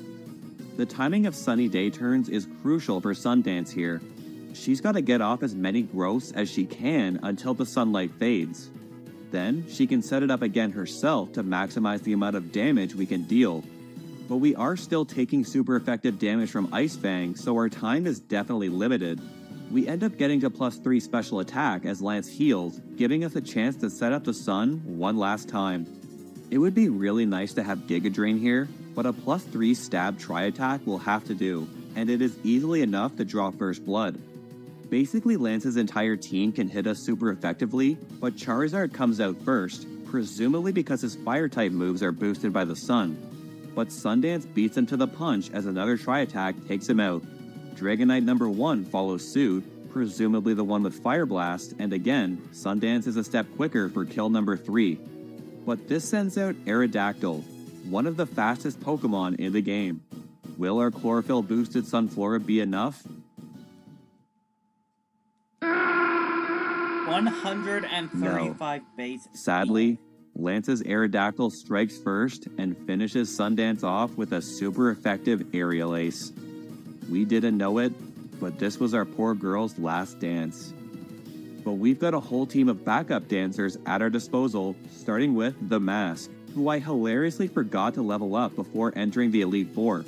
But even at a humble level 36, she tanks a crunch surprisingly well and claps back with a rock tomb to slow down the speed demon. But we can't live another, so it's up to Prodigal, who's wearing the choice scarf passed down from his father. But unfortunately, Prodigal's early days of skipping EV training have come back to bite him as we still get outsped. But through sheer determination, he overcomes the odds, surviving a rock slide, dodging the flinch, and firing off a clutch critical hit discharge to get the KO. But we're not done yet, as Lance's strongest Dragonite enters the field, and Prodigal takes an outrage for the team, like the mature flock leader he's now become, allowing Rising to step in once more. But she too is but another sacrifice, as she gets off a quick Will-O-Wisp before getting taken down by Outrage as well. But we've had our hand at our hip this whole time, and I quick draw of a gun the Octillery, who can sharpshoot Dragonite precisely down to Citrus Berry range without proccing Lance to heal.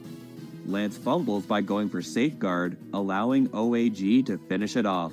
One Pokemon left, but I can't get a clean switch into anyone, so of a gun sadly has to go down to a Thunder. We've watched so many of our friends fall already, but maybe we...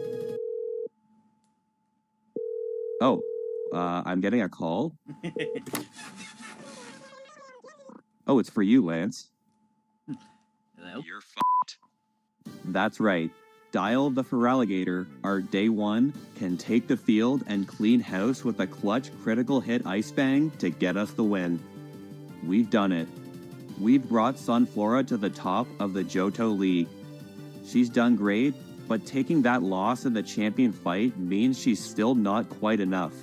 We need to get stronger still. And that means we need to take her to the summit of Mount Silver, where our strongest test awaits. Above all the nuclear fallout, we need Pokemon Trainer Red. Surely, this is it. Again, it's not a battle we can face alone. I may have forgotten to level up the Mask last time, but she makes a great counter to Red's lead Pikachu. Not only is she immune to Pikachu's electric attacks, forcing it to resort to Iron Tail, but she can also use Thief to steal its patented Light Ball, essentially cutting its attack stats in half. Another Thief for some more chip damage is icing on the cake. The Mask is doing her mother proud, as debuffing this level 88 Pikachu is no small feat, and that's exactly why we brought her. That's what the point of the Mask is. And a crippled Pikachu is the curtain call Sundance has been waiting for, as she takes the stage one last time. As usual, we need to get off as many growths as we can, and the Mask has made this pretty easy for us, as her chip damage plus the Hail has earned us a free turn as Red heals. We do dodge one Iron Tail, but another one gets the defense drop, and so we've got to act quickly. At +3 special attack, from the highest point in all of Johto, Sundance puts all her heart into one last sunny day. The sunlight is strong, and so are we, as we can now outspeed and take Pikachu down with a Giga Drain, which I've relearned to heal back some of our health. As usual, the big threats come out first, and that means Charizard. Ordinarily, a Tri-Attack from Nature Power would easily take this thing out, but there's just one problem. We're not fighting indoors, and that means we don't have Tri-Attack anymore. We have Blizzard, a 120 base power ice move, which ordinarily wouldn't be so bad since it's 100% accurate in Hail, but our Sunlight creates anti-synergy with Blizzard, and the accuracy boost is no longer in effect, and so, all I can do is give Sundance a wide lens and pray. And Sundance provides, connecting on the 77% accurate Blizzard.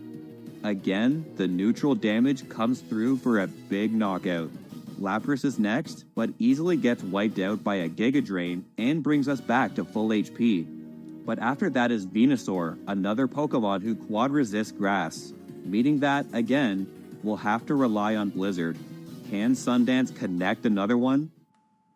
We never doubted her. Once again, Nature Power claims another victim as Venusaur falls to a super effective ice move. We're in the home stretch now, but our sunlight fades as Snorlax is sent out. We actually outspeed him anyway, but he will take a few hits to take down, so I go for one more growth. But Snorlax answers with a blizzard of his own, which takes us down to about half health. Now we won't have the chance to set our sun back up, so it looks like we'll have to do this in the dark. Another Giga Drain can knock Snorlax into the yellow, while bringing us out of healing range. We are quite fortunate that Snorlax has a ton of HP, as another Giga Drain finishes it off, while healing us back to almost full health. And Red's last Pokemon is Blastoise. A good matchup on paper, but he is faster and also packs a super effective move in Blizzard. Can Sundance survive one more hit and prove she's strong even without the sun? I guess we'll never know, as our normal typing bails us out one last time, as Blastoise chooses to go for a super effective Focus Blast instead and absolutely whiffs, allowing Sundance to end the battle with one last super effective Stab Giga Drain. We've done it. And as we claim our victory, Sundance's shining light parts the clouds, and the long-forgotten sunlight kisses the earth of the Johto region. Finally, this world can heal.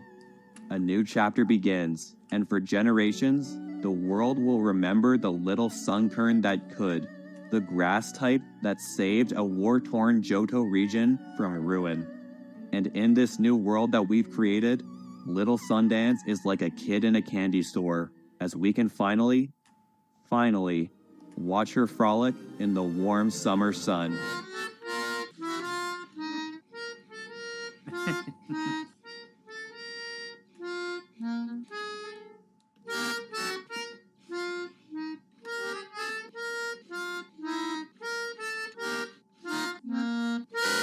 That was a pretty wild run, and Sunflora really surprised me.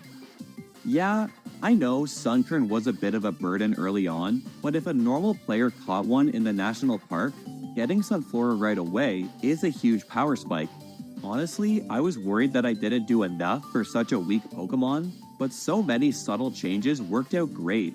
The normal typing worked out amazingly, both offensively and defensively. Uproar and Nature Power were huge, and we really used everything the Johto region gave us. I know the leftovers and boosted moves of Black and White 2 would have been nice, but early Hyper Beam and Solar Beam were an unexpectedly good trade-off. I really liked the power level that we reached. Still a grass type in Johto, but probably one of the better ones now. Sunflora in the sun was surprisingly broken, and I'm glad because that's where she belongs. We really used being a grass type in the sun to our advantage, baiting out all our counters while Chlorophyll was still active. That was really cool to see, and something I definitely did not anticipate. It's like I said, Sunflora already had a lot of the tools of a great Pokemon. Respectable special attack, with sweeping potential, and a lot of the tools that a decent grass type needs, like Leech Seed, if you'd like to lean towards a bulkier build. This is not a bad Pokemon, and I'm tired of the slander. We gave our girl her day in the sun, and she did not disappoint. So thank you so much for watching. I'm sorry this took so long, but I've had a lot going on in my life. I moved at the end of April, and I also wrote a licensing exam, which I'm happy to say that I've passed. I still have 3 more to write over the next year or so, but once I pass them all, I'll be able to upload more consistently. Sorry that's the way it has to be. I wish I could upload more often, but I'm only one guy, and I appreciate you all for being patient. Anyway, next time, I'd like to mix in a Fire Red Leaf Green run since it's been quite a while since the last one, with a very popular Pokemon that's also been quietly terrible since forever. And honestly, I'm kinda shocked that Game Freak never gave this Pokemon a meaningful buff over the years. Think you know who it is? Let me know down below. Or just let me know who you want to see next. Thank you to Raid Shadow Legends for sponsoring this video. Be sure to join my clan, Zen Mode YT, to join the fight. Thank you all so much for waiting, and I will see you next time. Although I will be all over it.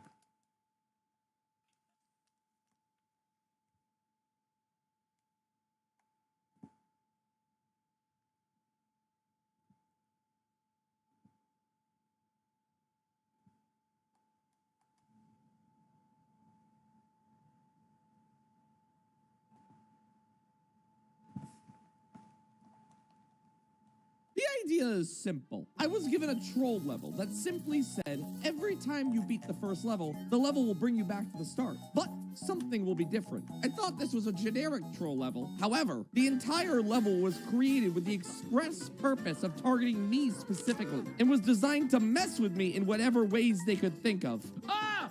Oh, what the hell is that? Is that me? Oh, this is like the worst thing to start on. We're in for something real special, aren't we? Every time the loop restarts, something gets randomly changed. You're gonna have to find a way to fix this before it's too late. I prepared some one-ups in case you have a skill issue. Skill issue? I don't actually have a skill issue, but I will take these. So every time you complete the level, something changes. Now, here's the issue. I don't know what they mean by something changes.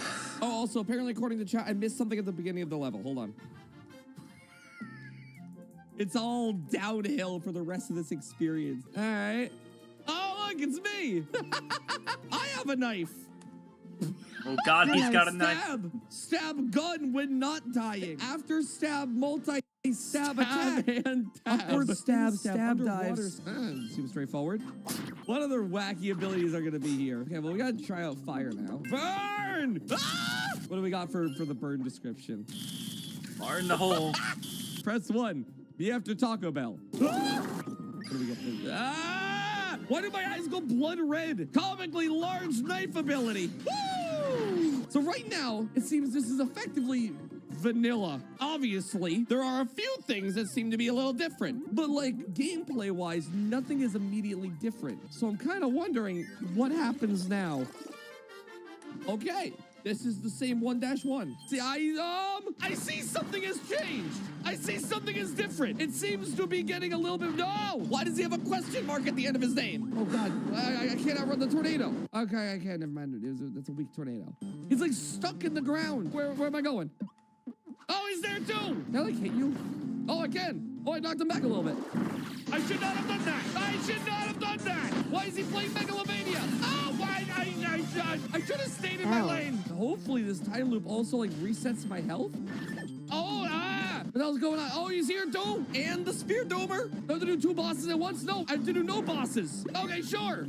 None of the bosses matter apparently. Oh wait, that was the end of the level. Oh, are we going back in time? Run from the rift, please. Only because you said please. Former level I'm a little 4 stressed mentally about what's going on. Sorry. Can I hit the thing back?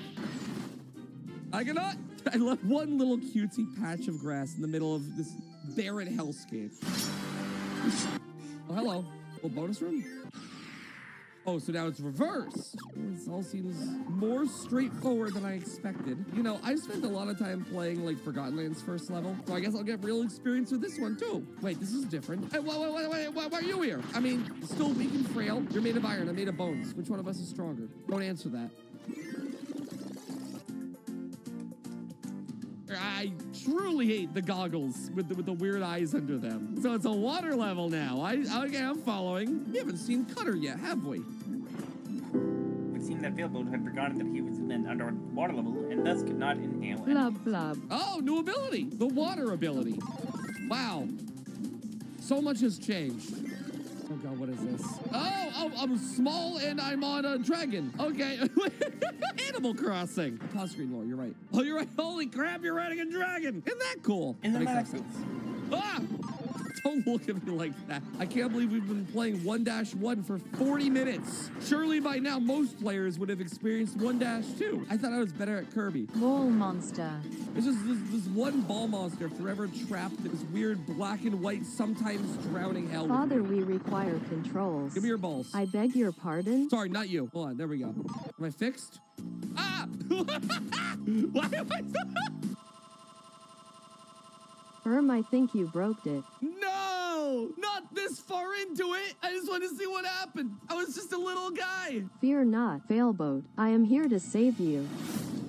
Hold on, guys. The developer of the level is in the chat. I knew that you'd ruin everything, so I prepared this patch ahead of time for this very scenario. I'm really glad to be blessed with such a great community that knows I will 100% break what they have created. There we go. Hold on. And go to the left. Oh, the dev room. So what happens when the backup room crashes? How the hell did you break the backup room? I love this song.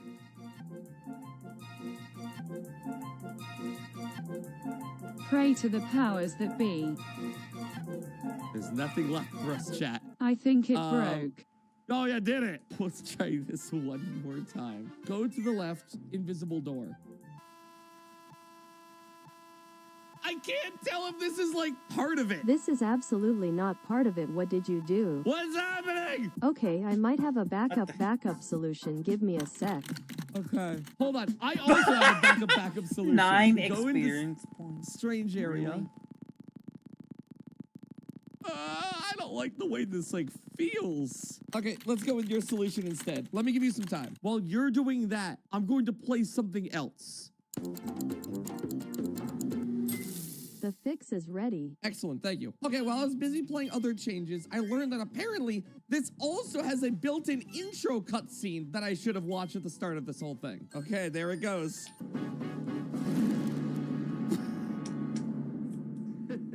Like that's ever gonna happen.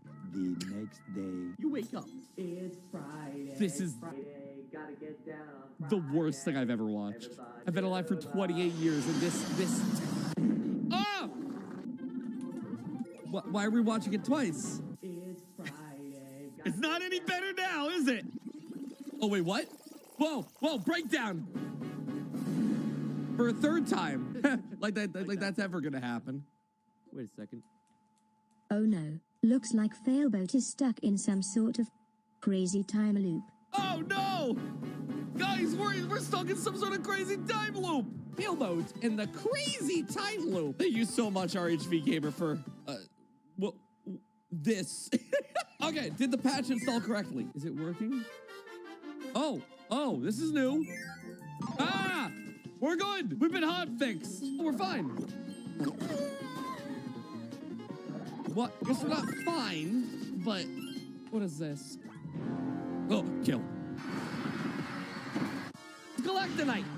Where's Galactonite? It's very quiet, but I can hear his footsteps. Is this like a glitch? Oh, there he is. He had to run his way over here. He was like slowly making his way. Could you not? I'm in the middle of something right now. Why is he like stuck looking at me? I don't know why. When does this level end? I guess that's been the question. Wait, is this it? Hopefully this is. Wait. Hopefully this is a. Why do I know this song? It's Rebecca Black's Friday. 7 a.m. waking up in the morning. Gotta get dressed. Gotta go downstairs. Have my bowl. Oh, it's Purple Chef! You're bringing up my cringy past! Okay, history time. Like 7 years ago, I co-ran a YouTube channel centered around a purple sheep. Think of it like being a VTuber before VTubing became like a popular anime thing. All you need to know here is that Purple Chef is my idiot VTuber Minecraft OC, and I did a bunch of cringy videos like recording a cover of Rebecca Black's Friday on it. Oh, and also the level dev trapped me inside an invisible maze whilst playing this song. I'm so sorry. How do I even get past this part? Why did you make an invisible level with invisible walls? Why is the floor not real? I want to be done this part of the level. Why have you presented me this cruel hell? Party in. Yeah. Party in. Yeah. Fun. I can't even get through here. Never mind. Oh, thank God music changed. I'm free, finally. Excuse me. No! Bring back! I didn't think it would instantly break like that. No! Please let me in. Oh my God, please let me in. We're so close. We're so close. When does this time loop end? Please. Is it done? Is it done? Oh, now I see what we're doing here.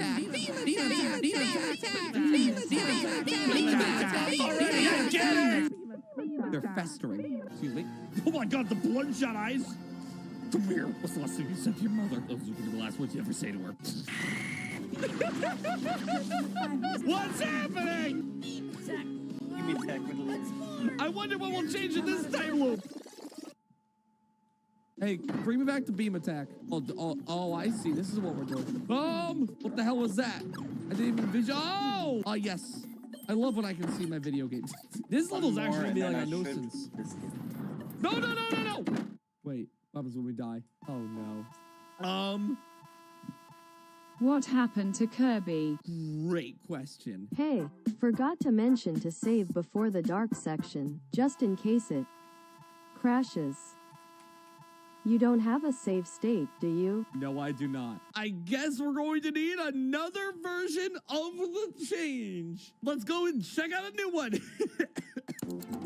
30 more minutes later. Okay, I think it. We're back at it again. Go to the second visible door now. Oh, water. How did you get here? What is this? Wait, am I not supposed to be here? No one knows what's happening. The person who made this has no idea what's happening. We're that far off the rails. Okay, wait, no, I think we're back on the rails. I don't like being back on the rails. I'm looking for abilities that make me go faster. Okay, what will 4 of you give me? Mike Hawk? Mike Hawk?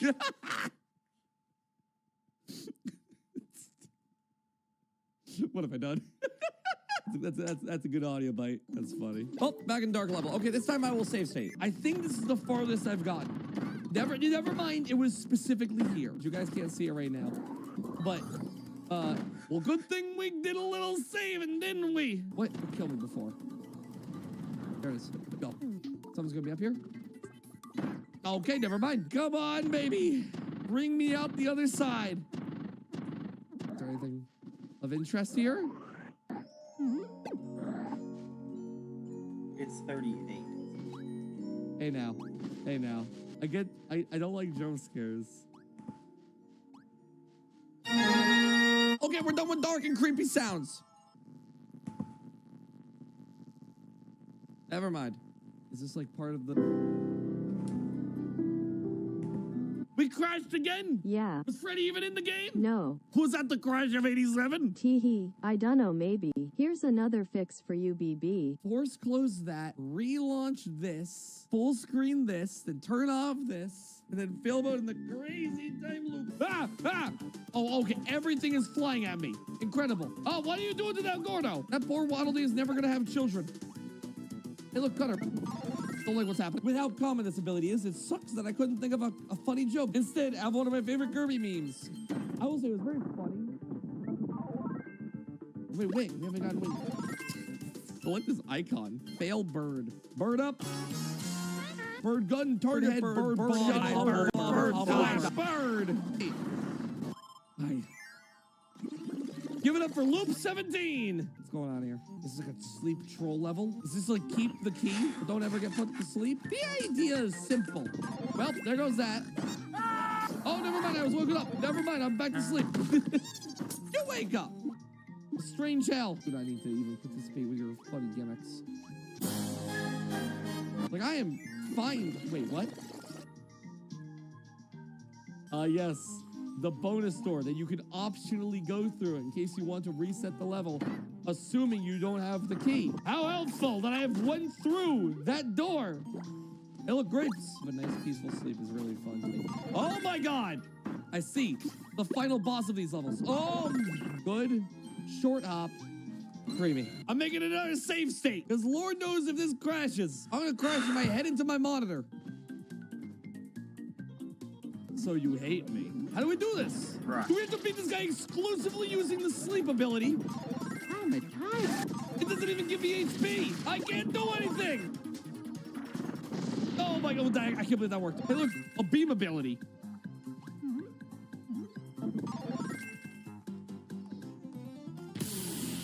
Mike Hawk? Is this the end of level? What is that? But actually, what is that? Okay, bye now. What the hell is that? Everything's falling apart here. Nothing's consistent anymore. It's just random pieces. The whole world is breaking. He's on fire. I burnt him with icy flames. What the hell's happening? Go, Kirby. Free me from this time loop. Okay. At least this one looks normal. Oh, okay. Right, of course. The whole world is collapsing. Jesus, dude. Okay. Is this it? Is it over? Oh. Oh. Oh, that's violent on the eyes. We slip further and further into default Unity gray hell.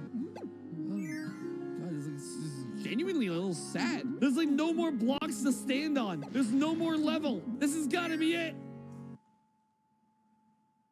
I think this is it. I think we're done. There's no more world. It's still horrifying and ugly. Is that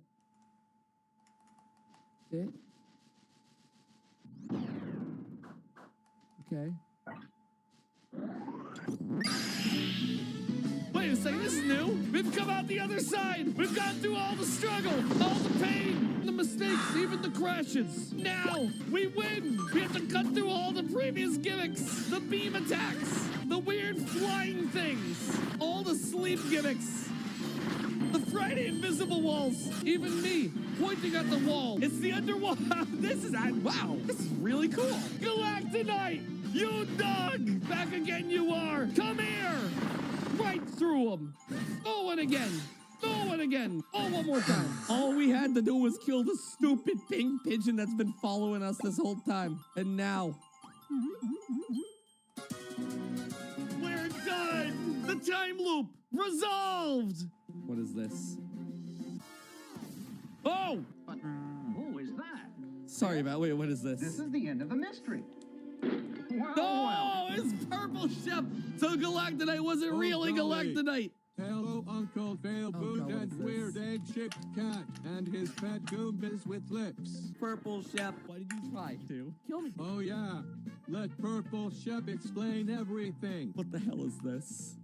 This is a 3-minute long video. Long before Tom had a name, Purple Shep forgot my YouTube password. Yep. So Purple Shep wanted to ask Uncle Failboot if he knew it. Purple Shep wanted to say hello to Uncle Failboot. But then there was a weird backwards time thing and Purple Shep turned into this weird strawberry with a mask.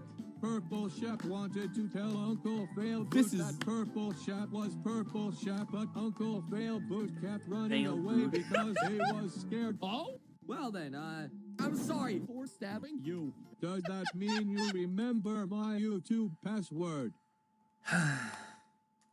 Right now. Wow, this truly was a Failboat and the Crazy Time Loop. Applause, applause. And after 3 hours and 51 minutes, I can confidently say that I have beaten the first level of Kirby Return to Dreamland. What's the estimated playtime of this game?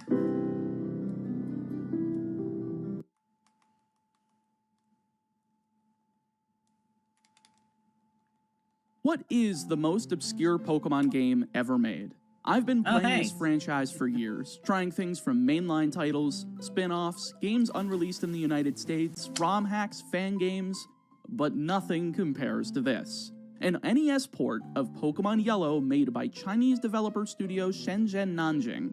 Is this game functional? Does it actually include the entire game? Or is it just a cash grab made purely because video game systems from Japan and the West were unable to make it into the country at the time? Well, let's find out as I hardcore nuzlocke Pokemon Yellow's forbidden NES port. Make sure to like this video and subscribe for more obscure and challenging Pokemon content as we're on the race to 200,000 subscribers by the end of the year. And with that, let's begin with a history lesson. But before we do, I just want to give a huge shout out to today's sponsor, Dungeon Hunter 6. As the 6th entry in the Dungeon No. Bring on the to start you off on the right foot.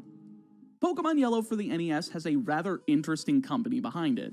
Founded in 2002, Shenzhen Nanjing Technology developed Chinese-language turn-based RPGs for the Famicom. However, since Nintendo was unable to release the Famicom, or NES, in China, and initially had no interest in releasing their consoles in the Commonwealth of Independent States, or CIS, following the collapse of the Soviet Union, there needed to be a console that would actually be able to run these games. Enter Steepler, a Moscow-based IT company founded in 1990, as well as a businessman by the name of Viktor Savyuk, who came to the company to propose selling TV game consoles. Initially, they were unable to initiate any business with Nintendo due to their disinterest, So upon reaching a deal with the TXC Corporation out of Taiwan, who created what's known as a Famiclone or Famicom clone console, the Dendy was born and released on December 17, 1992. Demand skyrocketed, and by 1994, over 100,000 systems were selling each month, gaining the attention of Nintendo of America upon learning of the demand for their systems in the region. This led to an agreement to distribute SNES and Game Boy consoles, and though Steepler went bankrupt in 1996, the bootleg Famicom market was still running rampant for over a decade to come. With a little bit of the history established, companies like Shenzhen Nanjing and Weixing released pirated ports of games for future consoles to the Famicom to be released in the region, though the former is who we're focused on. As a developer of turn-based RPGs, they would backport numerous titles like Golden Sun, Chrono Trigger, Final Fantasy IV, Tales of Fantasia, and many other popular games of the 90s and 2000s, most famously the NES port of Final Fantasy VII. But in 2005, the company would release a backport of Pokémon Yellow, including new features from the then recently released Fire Red and Leaf Green, as well as legendary Pokémon from Generations 2 and 3. But since this game of course is in Mandarin Chinese, I can't understand it for the challenge itself. But thankfully in 2015, a full English translation was released on September 26, 2015 by romhacking.net user Lugia2009, bringing us to today. So how does this game hold up? And does it actually function? Well, let's find out. So the game starts off immediately with the normal Professor Oak introducing the world of Pokemon to you, but you're unable to name the character and immediately are thrown into the world with graphics reminiscent of Pokemon Fire Red and Leaf Green, down to the sprites in grass basically being the same, though the map designs of these areas are completely different compared to the original game. But since this is a port of Pokemon Yellow, of course our starter is Pikachu, and our rival, who's also not nameable and defaults as Gary, starts with an Eevee. I nearly lost this fight to an early crit tackle by Eevee, but thankfully due to some paralysis off of Thundershock, I'm able to take the win after a few uses of the attack.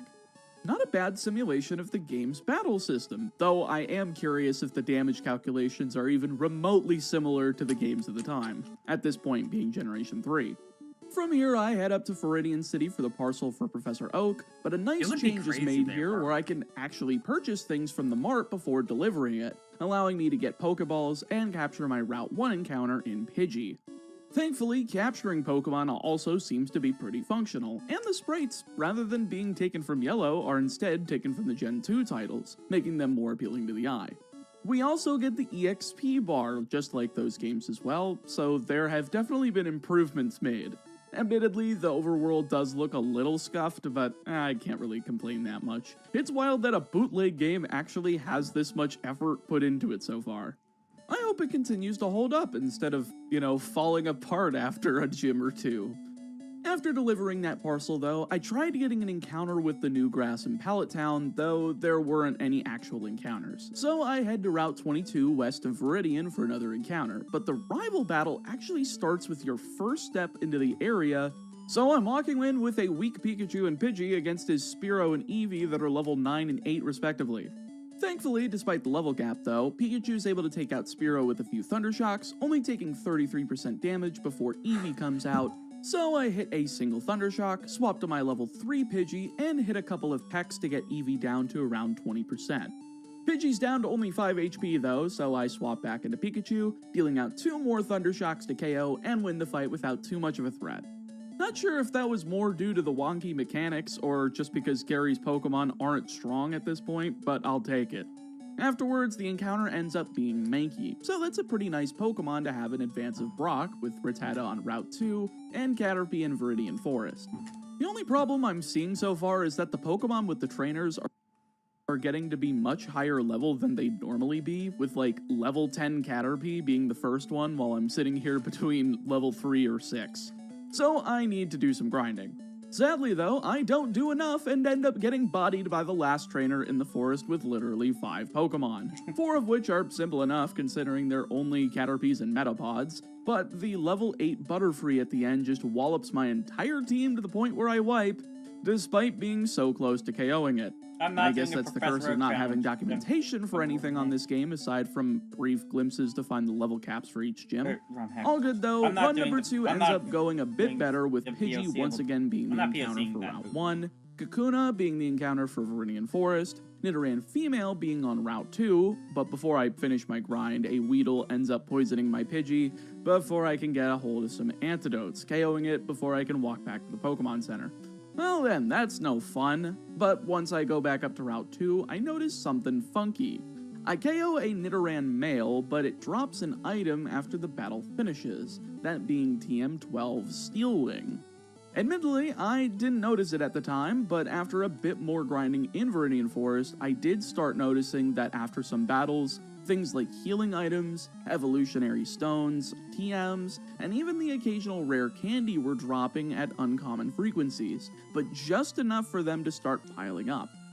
Kinda wish more of those rare candies would have dropped though, since grinding in this game takes forever, and considering the fact that I can't use something like PK Hex due to incompatibility to insert things like rare candies because it's an NES game, the thing was not made for a Chinese knockoff game, so that certainly increased the tedium.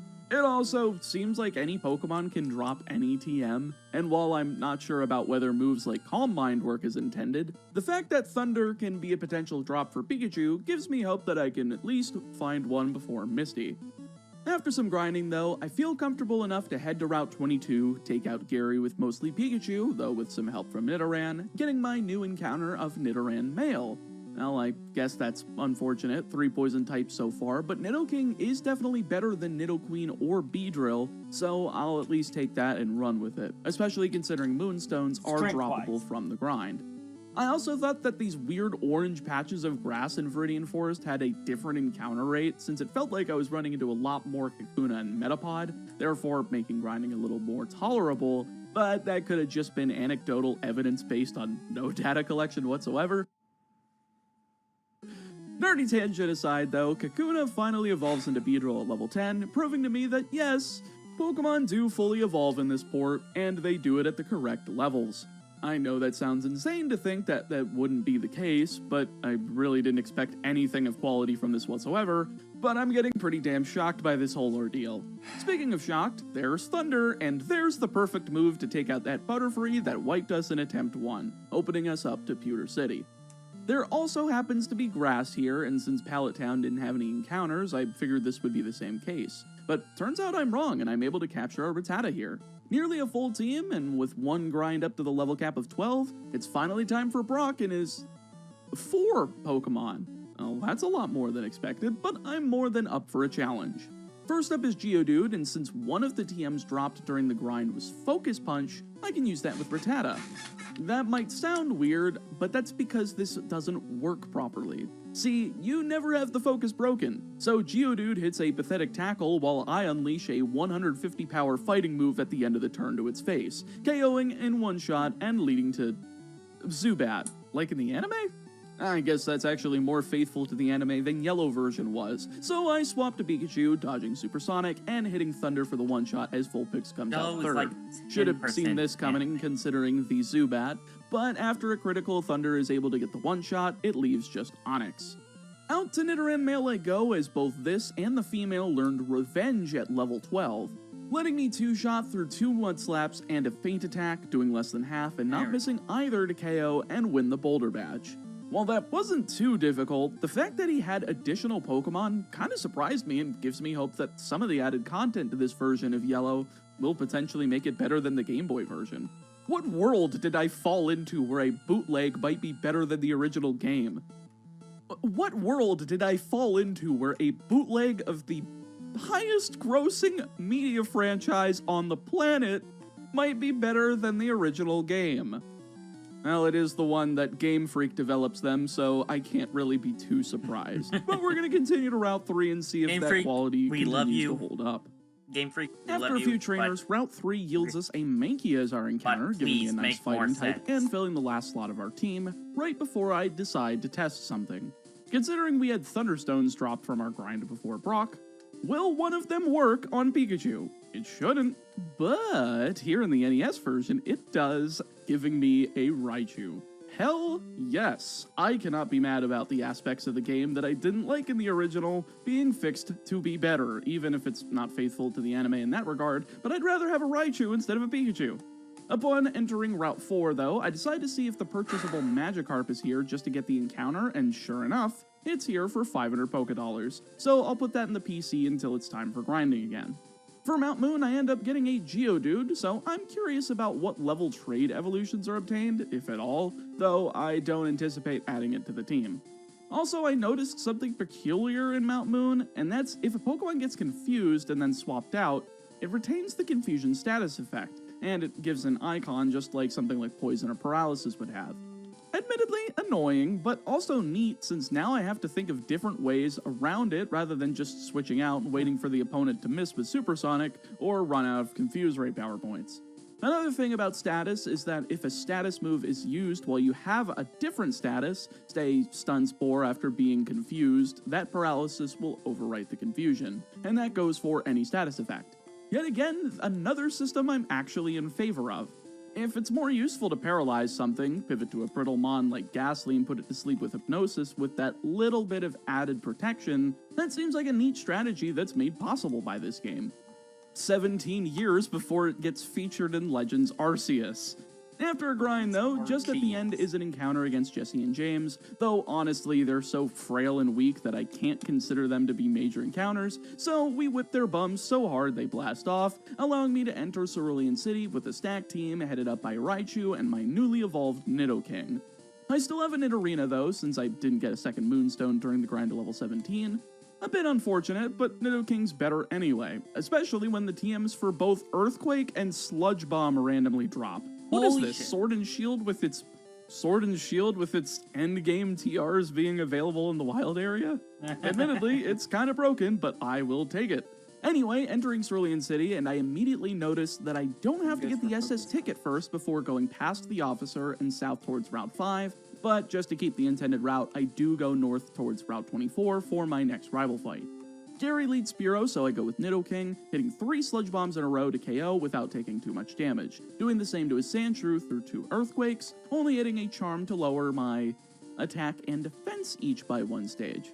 Well, I guess that's a little more balanced than normal Charm. Either way, third out is Rattata, and Revenge is perfect here, but so too is 2 Stab Earthquakes to the dome, KOing and leaving just Eevee to fall to an Earthquake, Revenge, and Sludge Bomb in sequence, all while barely doing any damage with Tackle to win the fight. I do finally deposit Beedrill though, and sub in Magikarp to start switch training them on the trainers throughout Nugget Bridge and Route 25. And while it won't be immediately useful due to the next 3 gym leaders being Water, Electric, and Grass, it's still a really strong Pokemon, and I can't deny putting that on my team. There's also another dropped Moonstone here, so I'm able to finally evolve Nidorina into Nidoqueen right before getting my Route 24 encounter in the Gift Charmander. Really happy that this is here. Charizard will definitely be going on my team later on to help balance things out. 1 SS ticket and Route 25 encounter in Venonat later, and I'm able to head south into Route 5, encountering Abra. Well shoot, if this catches, this is another really big powerhouse. But unfortunately not, as it uses Teleport to get away following my first ball. Route 6, though, has Ekans. Another poison type. No thanks, I will pass considering abilities aren't here, and even if they were, I would have Intimidate on Gyarados. Into Vermilion City we go, and straight east onto Route 11, though, houses Drowsy, a decent substitution for Alakazam, and of course Diglett's Cave has Diglett, complete with no arena trap to be an asshole since there's no repels in this game either. Admittedly, this is probably my biggest problem with the game so far, but at least it doesn't seem like you can fail running away, so I suppose that's a fine trade-off. 1 grind later to level 21, involving Magikarp and Rattata in the process, and I'm good to go for Misty as she only has 2 Pokemon, starting Staryu against Raichu. Thunder does it in succinctly, leading to Starmie, who goes for Agility 3 times in a row as I miss Thunder twice, but 3rd time's the charm, getting the one-shot KO and winning me the fight. I would have expected, like, Psyduck, at least considering they added Zubat and Vulpix to Brock's team, but no big deal. With our level cap increasing to 30, I head over to the SS Anne for our next rival battle, but beforehand I noticed that there's actually some new moves added to this game, as one of the Shelders uses a move called Arctic Breeze. Not sure about the power, don't know if it has a secondary effect, but it is a decent ice type move, so I might want to keep my eyes out for that. Anyway, Gary's ready and leading with Spearow as I lead with Gyarados, crunching a few times as he goes for some smoke screens, getting 2 back-to-back critical pecks as I swap into Raticate. Wow. Seeing a max potion before a 3rd critical peck brings Raticate down to just 3 HP following a Hyper Fang. That's a little overkill there with that type of item so early, but again, challenge is not a bad thing. Hyper Fang did about half, so I swap into Nidoqueen, taking a smoke screen and 2 growls while reciprocating with 2 revenges and a bite to KO, leading to Rattata. Those 2 attack drops are a bit of a detriment here though, as Revenge only does about a 1/3 to Rattata while Tackle does minimal damage, only doing around a 1/4 before KOing and leading to Sandshrew. Not gonna risk any super effective attacks here, so I swap for Mankey and tank a critical Poison Sting, hitting a Brick Break and Karate Chop to KO as Eevee comes out last, going down to Brick Break to win us the fight. A bit of a close call with Raticate, but unscathed nonetheless. With Cut in hand though, it's time for a quick grind before Lieutenant Surge, who thankfully has 3 Pokemon like he does in Red and Blue, rather than the single high-level Raichu that he does in Yellow, starting Voltorb against my Nidoking.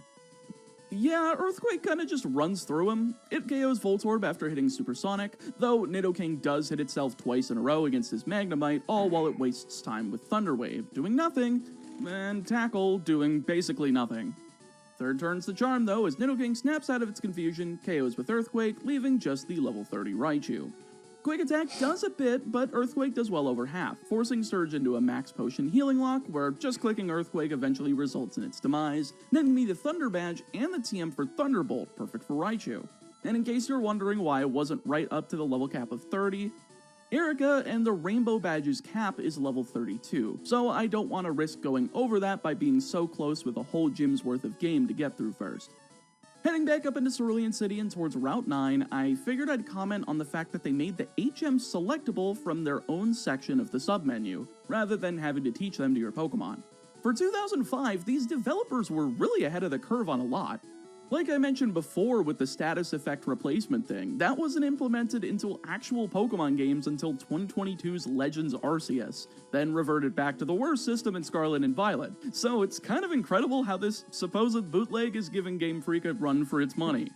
Anyway, No, Route it's 9 Game holds Freak. no new encounters, seeing as the only ones here are Nidoran Female and Nidoqueen, but Route 10 at least holds Magnemite, gaining the Steel typing here despite it being a Yellow remake and not Fire Red and Leaf Green, which I will 100% take since that typing is really helpful against the plentiful poison types throughout Kanto.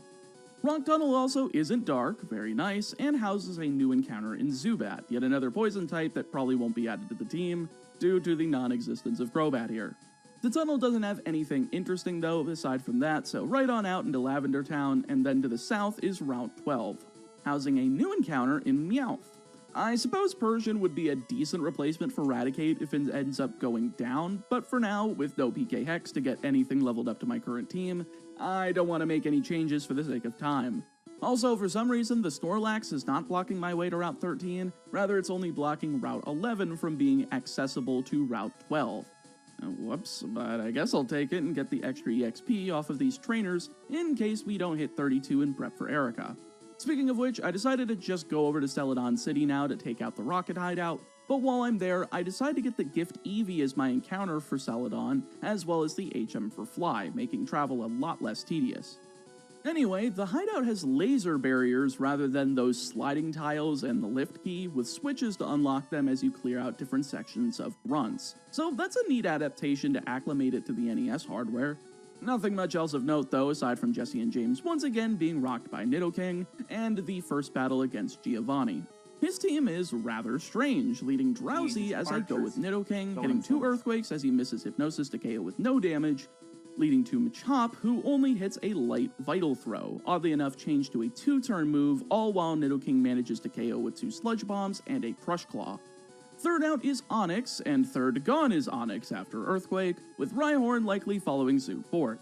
However, it actually has slightly better defenses, managing to survive an Earthquake and use Double Edge for a decent chunk of damage before falling to a Revenge. Last out is Persian, and since it doesn't have much, I'm able to get 2 Revenges off while he uses Bite and Quick Attack, bringing him to low HP, all while Nidoking's down just as much overall. That's fine though, I can simply swap and Eradicate, take both a Payday and a Bite while using Focus Punch to KO in one shot to win. Good stuff, and with them booted out, I can head into Erica's gym, though we still need to hit the level cap before challenging the leader herself. Oddly enough though, following taking these trainers out, I noticed that routes 16, 17, and 18 are removed from the game entirely, probably having to do with the bicycle not being available in Cerulean City or being the easiest thing to do in general on NES hardware. It's actually reflected on the map when you use fly as well, so it's not like they just overlooked the areas. Instead, I think it streamlines the region a bit more. Not gonna lie, I'm completely okay with this change. Sure, that's 3 less encounters for me and less EXP from optional trainers, but I'm not mad about it at all, and it doesn't put a damper on my experience. I figured also with the Sylph Scope, I may as well take out the Pokemon Tower, with my rival being a pushover as Fearow, Shellder, and Vulpix all fall to Raichu's Thunder, and Sandshrew and Eevee end up being easy with Gyarados, using Bubble Beam for the former and 5 Dragon Claws for the latter. I don't know why it took that many, barely taking any damage in the process to win. Sweet, and with Haunter as my encounter, that's said to be a really potent offensive threat for the Pokemon League. Jesse and James once again stand no chance against a Nidoking that has super effective moves for their entire team, leaving me to just grind on the trainers throughout routes 13, 14, and 15 to finish my EXP gain for Erica, capturing Spearow on route 14 before arriving in Fuchsia City to make it flyable later. Anyway, Erica leads Tangela as I go with Nidoking, hitting Sludge Bomb for well over half as she goes for Absorb, Avsorb. I can't blame that one on Shenzhen Nanjing, that's on Lugia 2009's English patch there. Either way, it barely does anything to Nidoking as a second Sludge Bomb KOs, leading to Weepinbell. Thankfully, it wastes time using Poison Powder twice, and while the animation plays, it just shows the text of Nidoking... Nidoking what? Nidoking flipped the bird because he's unaffected? I mean, he may as well have done so, as 3 Earthquakes KOs Weepinbell, leaving just Gloom. It too decides to use Poison Powder twice, all while Nidoking is affected by nothing, falling to 3 Earthquakes. You know, people make the joke all the time that Erica is high on grass, but I think the battle truly proved it. I'm kinda just imagining her laughing hysterically while Nidoking is just flipping the bird and obliterating her Pokemon just because of how out of it she truly is. And that's not to dog on marijuana, folks. It's just probably not that wise to smoke while you're at work. With her out of the way, though, I've got to get into Saffron, and I have no idea where the fresh water or whatever beverage I need to give. It's not wise to smoke in general, guys. You're gonna destroy your fucking lungs. Into Saffron, and I have no idea where the fresh water or whatever beverage I need to give to the guards is. Thankfully, after entering the last building in Celadon, I'm given a lemonade, which lets me in, and therefore into Sylphco to start wiping out the grunts. Admittedly though, I thought the building was going to be much larger considering it's 11 floors in the official games, but here it's only 5 floors, so I get ambushed by my rival, while still relatively underleveled. Whoops. Oh well, he leads Sandslash as I lead Nidoking, and since the AI is dumb, I'm able to KO with 3 Earthquakes while he wastes time with Defense Curl and Sand Attack, taking no damage while Ninetales comes out and goes down to 2 Earthquakes after hitting a light Quick Attack and a Smokescreen. With that accuracy deprivation though, I may as well swap out of the weakness to his 3rd Pokemon in Cloyster, opting to swap into Raichu, hitting Thunder immediately to one-shot as Kadabra enters 4th, going down to 2 of them as a single confusion brings Raichu down to a little over half HP, leaving just Jolteon. Well, would have been a nice time for Nidoking, but Nidoqueen will have to do. We don't have Earthquake, but we do have Dig, though it's nowhere near as good as the first turn does not put Nidoqueen in a semi-invulnerable state, instead just having to tank an additional attack before hitting a move that's weaker than Earthquake. It seems as though the only moves he can use though are Tackle, Sand Attack, and Tail Whip, so I'm free to just sit here and go for Dig all I want, mashing through 2 max potions and KOing after several digs with more than half HP remaining. Considering, though, that this thing was 8 levels higher than Nidoqueen, I think we should grind. A lot. But not until this place is cleared out, though, since I have 0 respect for Team Rocket. Jesse and James still fall to Nidoking, leaving just Giovanni once again. However, I do have a smidgen of respect for him, so I'm gonna need some new moves, as well as some levels. Thankfully, Surf and Strength are both available in Fuchsia City, as well as my encounter here in the Safari Zone being Kangaskhan, another pretty decent normal type for in case Raticate goes down. But since I still can't use Surf outside of battle, I'm gonna need to take out both Koga's gym trainers and the fighting dojo in Saffron City, then be left with only grinding on wild Pokemon for about a dozen levels, considering the cap skyrocketed from 32 to 50. but with my team between level 43 and 47, I'm feeling more than confident to take on Giovanni. He leads Nidorina as I go with Gyarados, using Hydro Pump and missing, all while she goes for Poison Sting, doing minimal damage but immediately getting the status on Gyarados. Unfortunately, Hydro Pump is only doing about a quarter per attack when it hits, but eventually I do pick up the KO with 3 of those and a Bubble Beam, taking about half damage before Rhydon comes out second. I fully expect Bubble Beam to be enough here, but it seems as though Gyarados' special attack is not nearly enough, as it only does around 65%, letting him hit a light feint attack as Poison does more damage, though the second KOs and leads into Nidoqueen, but Gyarados is too weak to continue at this point. I figured I'd swap into my own Nidoqueen for the mirror match here, KOing in 2 digs despite a Charm Drop leading to Onix. I figure Revenge should do enough as well, and despite him going for Dig, 2 Revenges are able to connect before Dig does, KOing safely and leaving just Persian to fall to 3 Revenges through a few quick attacks to win.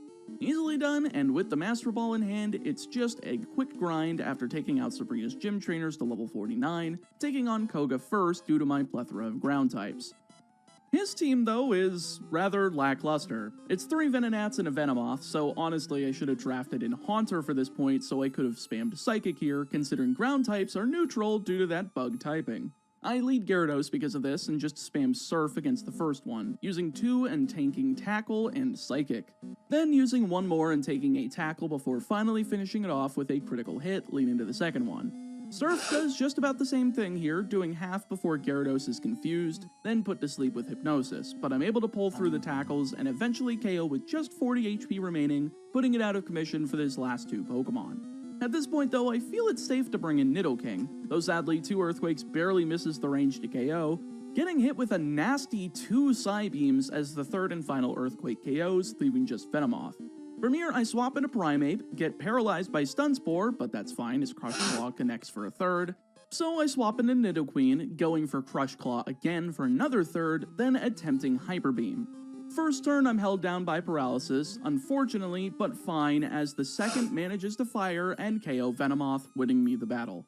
Good stuff, now for the stressful one. Sabrina's not as bad as she could be, assuming this is the correct yellow team with Abracadabra and Alakazam, but those last 2 are still pretty threatening if we can't one-shot them with powerful physical moves while outspeeding. She leads Abra, using Teleport as she has nothing else, while Earthquake KOs with a one-shot critical from Nidoking. Then Kadabra wastes time with Calm Mind and Teleport, being 2-shot by Earthquake. All that's left is Alakazam though, so once again I go for Earthquake, but she outspeeds and goes for Psychic, so I brace for death. And survive on 21 HP, hitting for a little below half. That's fine, I could just swap out here into Gyarados, and thankfully, cleanly, as she decides to use Teleport for some reason, and then goes for Psybeam instead of Psychic next turn. Crunch does decent damage, bringing Alakazam low enough to force a Max Potion while lowering her defense, and I guess some of that Chinese text is still here. Huh. Well, she goes once again, wasting time with Calm Mind, allowing for a 2nd and 3rd Crunch to connect for 2/3 damage. I figured despite that Calm Mind though, I'm fine to stay in and go for 1 more to get that KO, but Alakazam outspeeds, hitting Psychic and critting. But Gyarados survives on just 14 HP to deliver that last crunch needed to KO and win the Marsh Badge. 6 down, 2 and the league to go. With Surf now being accessible outside of battle, I'm good to take out all those optional trainers on those water routes, grabbing Tentacool on Route 19, Krabby from the Seafoam Islands, Horsey from Route 20, Grimer from the Pokemon Mansion, grabbing the... hold up, why is a wild Moltres here? I mean, I ban legendaries from my runs in games that don't have legendaries used by opposing trainers, but I can't help but throw my Master Ball at that. It's not going to be used, but I'm very, very confused considering this isn't where it should be. Anyway, I grab the secret key during that time, then finally take out the gym trainers and get Shelter on Route 21, grinding up to level 54 in preparation for Blaine. But hold on, there's a static Articuno in the Seafoam Islands, yet Moltres is just a random encounter in the Pokemon Mansion? Well, I don't have another Master Ball, so I'd rather not fight a level 50 legendary bird and potentially lose a member of my team, so I just leave and finish that grind before taking on Blaine. He starts Ninetales, I start Nidoking, and wow, that Flamethrower was miserable. 2 Earthquakes does him in as that and Ember combined do about a 3rd, leading to Rapidash. Not sure if this would have been a one-shot without double-edge recoil, but it brings Nidoking down to just 37 HP as Earthquake KOs in one attack from there, leaving just Arcanine. Of course, this is what we reserved Gyarados for, since we resist, so we can just toss Surf at it over and over again until it dies, hitting it 3 times in a row, even through a burn to KO and win. Well then, I guess with just the Viridian gym trainers before Giovanni, which admittedly I appreciate some of them being Team Rocket grunts rather than regular trainers, who have no idea what Giovanni's normal plans are up to, though I wish all of them were top-of-the-line grunts instead of these 2 weird Brendan recolor stragglers here. Either way, after a grind to level 60 for Giovanni, but considering for the level cap of the Elite Four it's 62, I do keep a few Pokemon anywhere between level 57 and 59 just in case. He leads Doug Trio, myself with Gyarados, and I'm just going for Surf, nothing else to it. And thankfully, he has nothing as well, wasting time with Defense Curl as 2 Surfs does it in, leading to Nidoqueen. Once again, nothing really happening here as 3 Surfs does the job, taking a useless Charm and Feint attack for such low damage that it's pathetic, leading to Nidoking 3rd. Surf continues to go brr as Revenge is resisted, but doing less than Feint attack and only hitting once as he wastes another turn with Tail Whip, being KO'd in 3 Surfs as Rhydon enters 4th.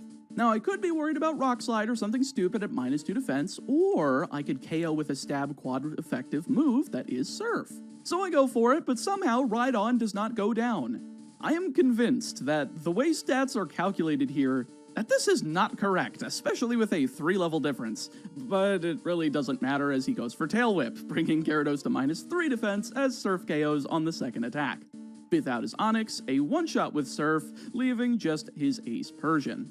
Yeah, 6 Pokemon on a gym leader's team. I very much approve of this. However, we have 3 Pokemon with fighting moves, so I just swap to Nidoking and slap it around a few times, using 3 Revenges to KO and win in the fight. Well, that's 8 badges. The game's holding up pretty well in terms of difficulty and functionality on the surface level, so let's see if that keeps up going into the last rival fight in the league.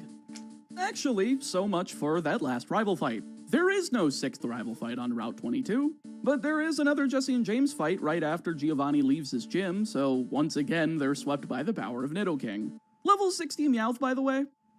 Seriously, just let this thing evolve.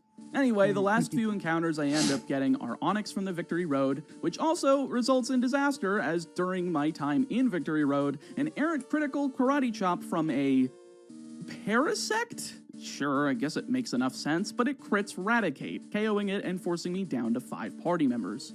Well, shoot, if I'm gonna have to grind something up, I may as well grind 2 things up. Once all the trainers are defeated in Victory Road, I head up into the Pokemon League, deposit both the dead Raticate and Nidoqueen so I can add in Charmander and Haunter to the team.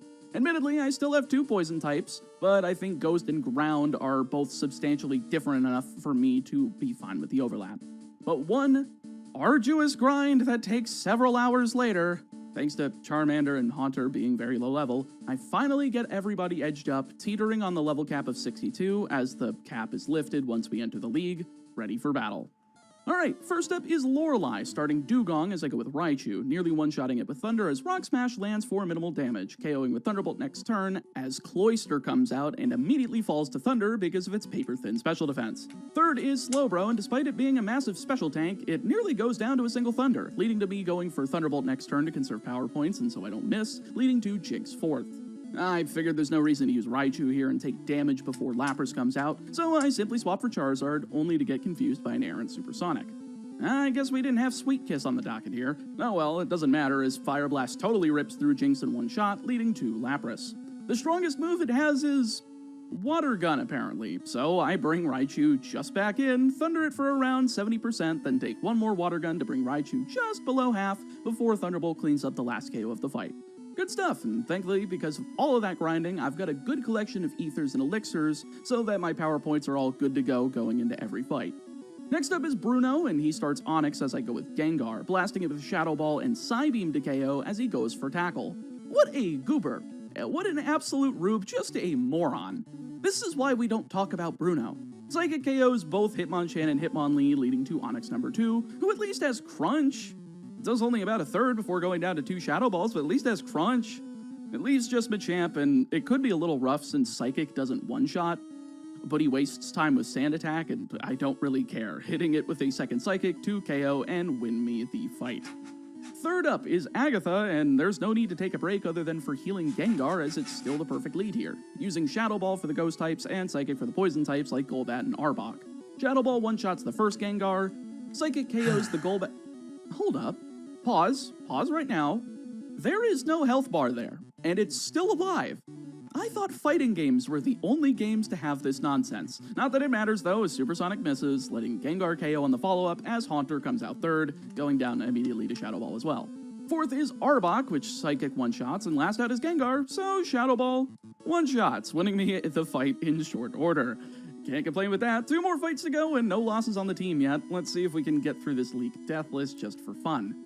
Lance kicks off with Gyarados, so I do the same since I've got Thunderbolt on mine. Two-shotting as he barely does any damage with Dragon Pulse, leading to Hold up, wait, again? Isn't Dragon Pulse a Gen 4 move?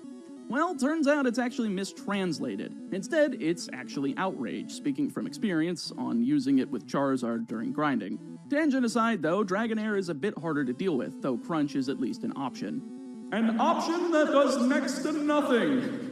I don't know why I decided to do that voice. It only does slightly over half with 3 of them as he continues to spam Tackle and Pound. I just want to ask why? At least the 5th and final Crunch is a critical hit though, KOing and leading to Dragonair number 2. And since I don't want to have to go through that again, I just swap for Charizard and nail it in the face with a Dragon Pulse to KO in one shot. 3 down, 2 to go as Aerodactyl is out 4th and there's no way I'm staying in against a Rock type. So I swap into Raichu, resisting Steel Wing. Why would you opt to use Steel Wing against a Fire type? Well, either way, I can just fire off Thunder, but not before barely hanging on from Hyper Beam, finishing it off during the recharge turn with Thunderbolt to KO, and leave just Dragonite. From here, I can just start tossing Pokemon at it to damage it to death, so I swap to Nidoking, spam Sludge Bomb as he tosses out Dragon Claws ad nauseum, eventually outpacing Nidoking's damage. It's down a significant amount though, so who cares? Out to Primeape as we blast it with the Strength, KOing and winning the fight, learning Dynamic Punch in the process. Well, if it's anything like my deceased Raticate's Focus Punch, maybe it'll be useful enough. Also, I guess I figured I'd point this out with the penultimate fight just wrapping up, but every single enemy trainer has the same win quote. It's legitimately just the same one every time. I can't believe I lost! What is this, Street Fighter 1 with 1 strength? But don't forget there are many guys like you all over the world. All that remains is Gary, though, so I'm leading Raichu, expecting Cloyster first. Whoopsie, I guess I should have started with Gyarados. Not a problem, as I can just swap into the ground immunity, but it seems as though he predicted my attempt here and goes for Rock Tomb. Thankfully missing. From here, he's dumb though, goes for Poison Sting and not poisoning, then Charm to lower my unneeded attack and defense, I guess, as 2 Surfs do him in, leading to Alakazam. Crunch should do the job perfectly well here as well, dodging Supersonic as it does about a third, then getting nailed with a Psychic to do around a third to Gyarados as a second Crunch does another third to Alakazam, leaving me to survive on just 30 HP after a second Psychic as a third Crunch does him in, leading to Executor. Just a quick swap into Charizard here, and Fire Blast should be able to take this guy down straight away. He barely does any damage with a critical Seed Bomb on that swap as well, though Charizard barely misses the one-shot with Fire Blast as Hypnosis connects to put Charizard to sleep. Well, that's a little bit rough, especially when he's going for a Max Potion next turn to undo the damage from Fire Blast. Charizard's still asleep though next turn as he goes for Confusion, getting a critical and doing way more damage than he has any right to. What is with this damage calculation? Yes, I'm swapping again, this time into Nidoking despite Confusion to absorb a Seed Bomb and fire back with Sludge Bomb for well over half, taking a Feint Attack next turn to complete the 2-shot KO, leaving half of his team remaining. Out comes Cloyster 4th, so out to Raichu I go to take care of it in 1 Thunder after wasting its only turn with Withdraw. 5th out is Ninetales, and since Gyarados doesn't have enough HP to take care of it, I figured I'd just stay in and attack with stab moves, Thunder and 2 Thunderbolts being plenty enough to KO through a few Flamethrowers, surviving on just over half as Jolteon is all that remains. I try staying in to just absorb any electric-type attacks, but after hitting Thunder for such low damage, and seeing a Tail Whip, I figured I'd just swap into Primeape to finish this. I didn't He know goes for that Agility some of your on the viewers swap, are then outspeeds subscribers and to misses your with channel. Thunder as Cross Chop brings him down to low Sorry, what? HP, forcing another Max Potion. That didn't make any sense. This should be pretty much over at this point, as Brick Break does around half damage on the healing turn, though I don't trust any range whatsoever, not after all I've been through, so I choose Cross Chop and hope and pray to survive a Thunder, only to see Tackle. I guess that's fitting. The Pokemon game's AI is just as competent as Game Freak's normal Gen 1. What can you say? It's a faithful port. It allows Primeape to finish the fight, winning me the challenge and entering me into the Hall of Fame. Which doesn't actually show anything and instead throws me right back into Pallet Town. That's a little anticlimactic to say the least, but I won, so who cares? Overall, though, I've got to give credit to Shenzhen Nanjing for making a really decent recreation of the Pokemon formula for those who couldn't access actual Pokemon games at the time, especially with the improvements and difficulty changes added here.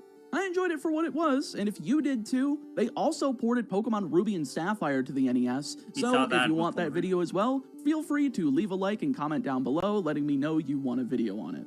With all that being said, though, I just want to give one more shout out to today's sponsor, Dungeon Hunter 6. Definitely go check them out since it helps out the channel a ton. And if you want to keep up with my content, feel free to subscribe, as well as go follow me over on Twitter and join my Discord server. Links are in the description.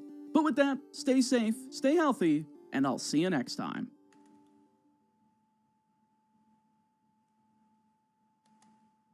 The idea is simple. This is a cow. Or is it? AI Grandma, identify this image. I think this is a cat. It's a cat. Meow. I have created an image recognition Python code. It is not very good at image recognition. Now, she sounded a little raspy while she said it, but she did say that that was a sheep. It called a cow a sheep. Surely it'll know what, like, a sheep is, right? Hey, Grandma, what do you think this is? A horse. It doesn't know animals. It's infuriating. First of all, it still shows Waddle Dee. I need a good image for Grandma here. So in front of you, chat, I have 187,429 grandmas. It absolutely should be a grandma that the grandma is able to detect as a grandma. That's not a door. Well, I don't really know what this is. Grandma, you sound a little bit like Grandpa. What happened? Oh, I should probably explain the voice. The voice is generated using 11 Lab, which allows you to just pull various voice clips together to generate a new text-to-speech voice, right? This voice is being trained off of two voices. Old woman struggling 1 and old woman struggling 2.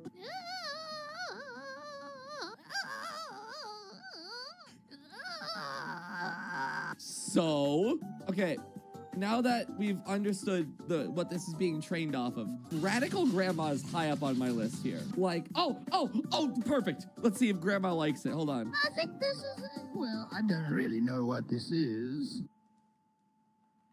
Grandma! This website creates demons every so often. They came to claim her a little bit early, I see. So anyway, yeah, this is the one we're using. Okay, this doesn't look perfectly cropped.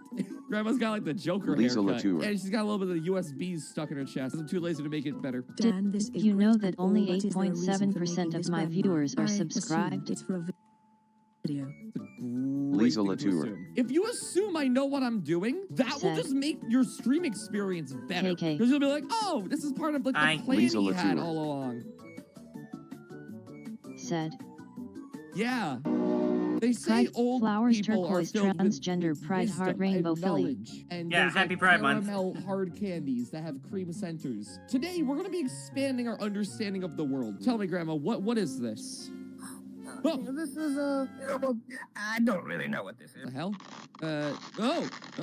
The garment's become longer? Perfect! You know what? I let's just keep it like this. I think this is a horse. Grandma, what do you think a horse is? I think this is a dog. It's a dog, okay? How about this one? 2 horses. Bring it home, Grandma. I think this is a dog. All right. So this is actually a dog, by the way. This is the best Failboat stream. I mean, okay, this is a dog. This is a dog. Grandma, dog me.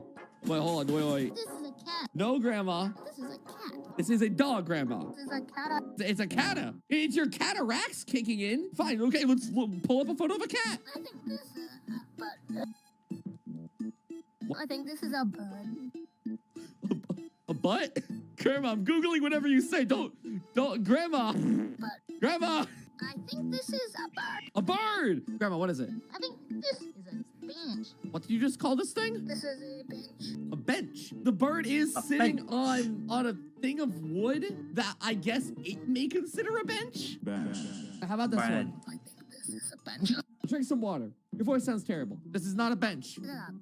Lisa What? Latour. This is a bench. Oh, okay. Thank you for the clarity in that Said. delivery. This is a bird. This is a bench. How was she so Pride flowers, consistent? turquoise, There's gotta be a transgender, bench that's pride like flowers, the most turquoise, bench. Look at transgender, this pride thing. flowers, It's Kirby turquoise, built. transgender, God pride damn it, when I'm flowers, not doing a turquoise, Kirby stream. transgender, Why pride is it always flowers, a Kirby turquoise, stream? Grandma, transgender, bench. pride Come on, you flowers, love benches. turquoise, That one. transgender, You love pride that. flowers, Hold on. Whoa. I gotta turquoise, stop talking. Say transgender, words. This is a parking meter. How about number flowers, turquoise, transgender, pride flowers, turquoise, transgender, pride heart rainbow Philly, pride heart rainbow Philly, pride heart rainbow Philly, pride heart rainbow Philly, pride heart rainbow Philly, pride heart rainbow Philly, pride heart rainbow Philly, pride flower pansexual, pride flower pansexual.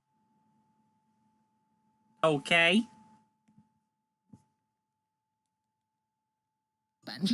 Drink some water. Your voice sounds terrible. This is not a bench. This is a Pidgeot. What? This is a bench. Oh, okay. Thank you for the clarity in that delivery. This is a bird. This is a bench. How was she so consistent? There's gotta be a bench that's like the most bench. Look at this thing. It's Kirby built. God damn, even when I'm not doing a Kirby stream. Why is it always a Kirby stream? Grandma, bench. Come on, you love benches. That would. You love that. Hold on. Whoa. I gotta stop talking, saying words. This is a parking meter. How about number 3? Parking meter. A red bench. Parking meter. How? Please. Lisa Latour. This is a murder. Just Said. Pride face pink earrings, pride megaphone rainbow handle, pride megaphone rainbow handle, pride face pink earrings, pride heart rainbow Philly, pride face pink earrings, pride heart rainbow Philly, pride fan rainbow open, pride heart rainbow Philly, pride flower rainbow heart, pride heart rainbow Philly, pride flower rainbow heart, pride flowers turquoise, transgender, pride person earth intersex. Lisa Latour. Yep. Said. Register as spam. Pride face pink earrings, pride heart rainbow Philly, pride heart rainbow Philly, pride face pink earrings, pride heart rainbow Philly, pride person earth intersex, pride heart rainbow Philly, pride person earth intersex, pride heart rainbow Philly, pride person earth intersex, pride heart rainbow Philly, pride person earth intersex, pride heart rainbow Philly, pride person earth intersex, pride heart rainbow Philly, pride person earth intersex, pride heart rainbow Philly, pride person earth. Yeah, I Intersex, get it. I pride, get heart, it. rainbow, Happy Philly, Pride Month. Person earth intersex. Percy? Did she have a stroke? I don't know. I think we're all having a collective one. Parking meters. A stop sign. This is not a stop sign, Grandma. Stop sign. God, if I should stop the stream, if this was all one giant mistake, just give me a sign, please. Well, anyway, let's continue. I think this is a street sign. Not wrong. We're getting this. She's learning. Come on, Lisa Grandma. Come on, Latour. Grandma. For Grandpa. Said.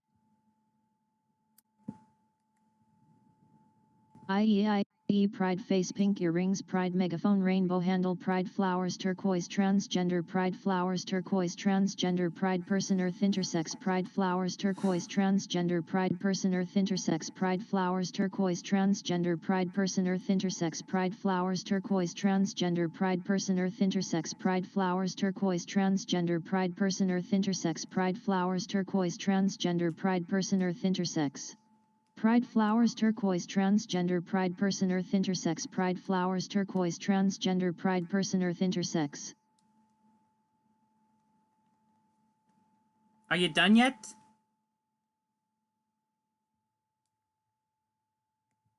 Are you ready to just talk like a normal person?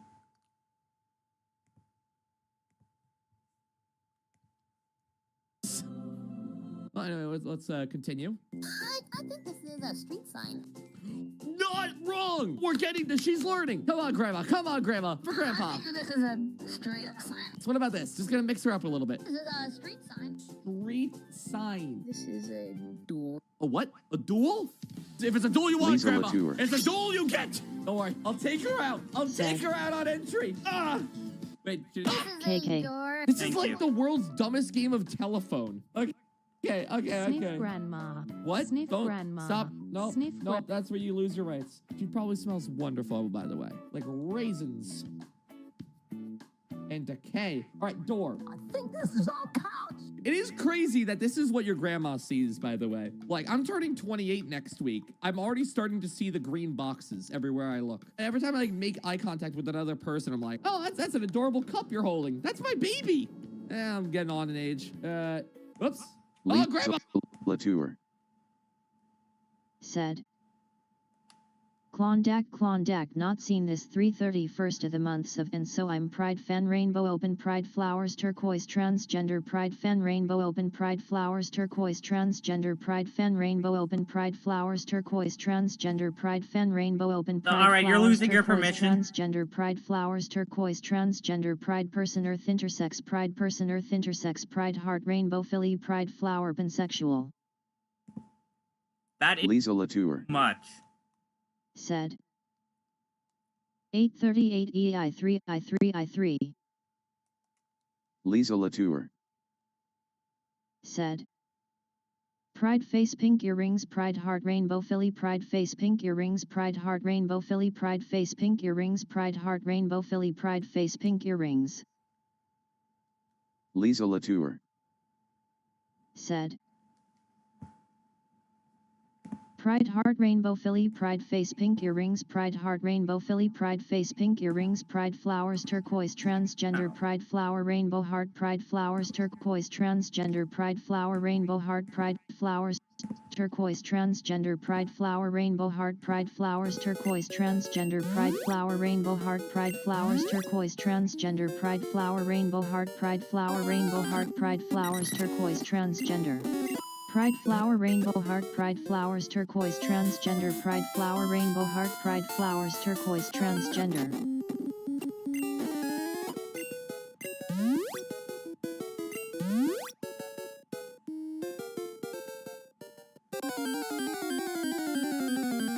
I think it's done.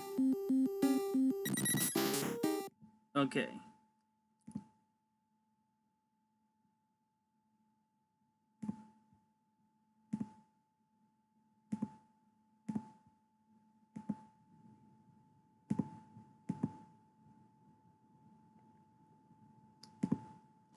Undo. I'm not trying to do that. I'm trying to view the messages.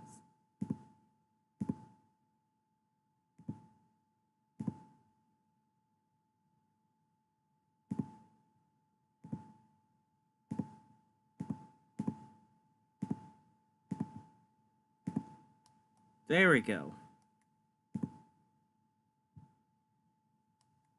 Ah, sorry, Grandma's crashing. Couch.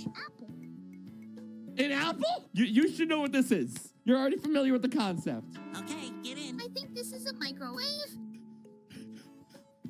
Grandma, is that a cremation joke? If you have a person in your house over the age of 72, be sure to keep all couches out of reach. She might try to put cold pizza in it. How about this one? This is a strange couch. I think this is a bicycle. But we're getting a little bit more varied on this one. What do we search here? Apple? Bicycle? I have you cornered, Grandma. I think this is a person. I've never gotten her to identify a person. Is this a person? How about this badass looking lady lifting this bike? This is a person. She called it a person. This is the closest she's ever been. I think she's still talking about the bike in this particular photo, but we're getting closer. We're actually beginning to get there. We're beginning to believe. Dwayne The Rock Johnson. Come on, Grandma. Come on, Grandma. I don't really know what this is. Grandma, you don't have to scream about it. It's Grandma, a back up person, from the Grandma. We were almost there. I think this is a banana. It's like she's doing this on purpose. Banana. This is a bullet. A bullet? A bowl. A what? A bowl. A bowl? Bowl. Bowl! This rabbit hole has gone far enough. Grandma, please. This is a spoon. A spoon? A book. A book? A book. I guess to Grandma. What do you think this is? Well, I don't really know what this is. Grandma, I've never agreed with you more. Bowl, spoon, banana, apple. I have prepared breakfast. Checkmate, Grandma. I think this is a spoon. We're there! Yes! We got her! I love my grandmother. Surely she nails it now, right? I think this is a... Never mind, she's going in a home. I think this is a... Well, I don't really know. Grandma, what do you think this is? I think this is a blender. I mean, it looks like it was made in Gmod, but I guess it could have been made in Blender. How about Kirby? You can't drop Kirby. I think this is a pizza. Pizza. You're hard to work with sometimes, Grandma. I'm gonna put it out there. This is why I don't visit on Christmas. this anymore. I think this is a blender. That's good to know, Grandma. You think this is a blender? Hold on. We can work with this. This is how we do it. What is this image? I think this is a laptop. No! Wait, I have an idea. I got her dead to rights on this one. All right, Grandma. Ow. Ow, Grandma. I think this is a TV. This image again, Grandma. I feel like I'm interrogating a witness. This is a laptop. No! You think this is a laptop. I want to make full confidence. Laptop. This is a laptop. Grandma, you fool! What you don't know, Grandma, is that this is a live stream. The stream on my laptop. You're done. You're done. You're done. I have trapped you. What do you think? I think this is a door. What do you mean a door? Grandma wins, dude. I give up. I think this is a clock. A clock?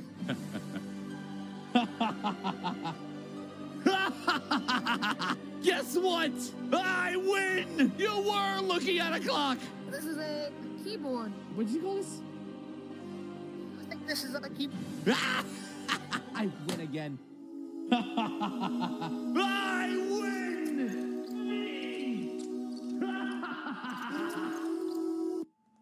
I think this is a bird up. Did she say bird up? She did say bird up. I truly do hate it here.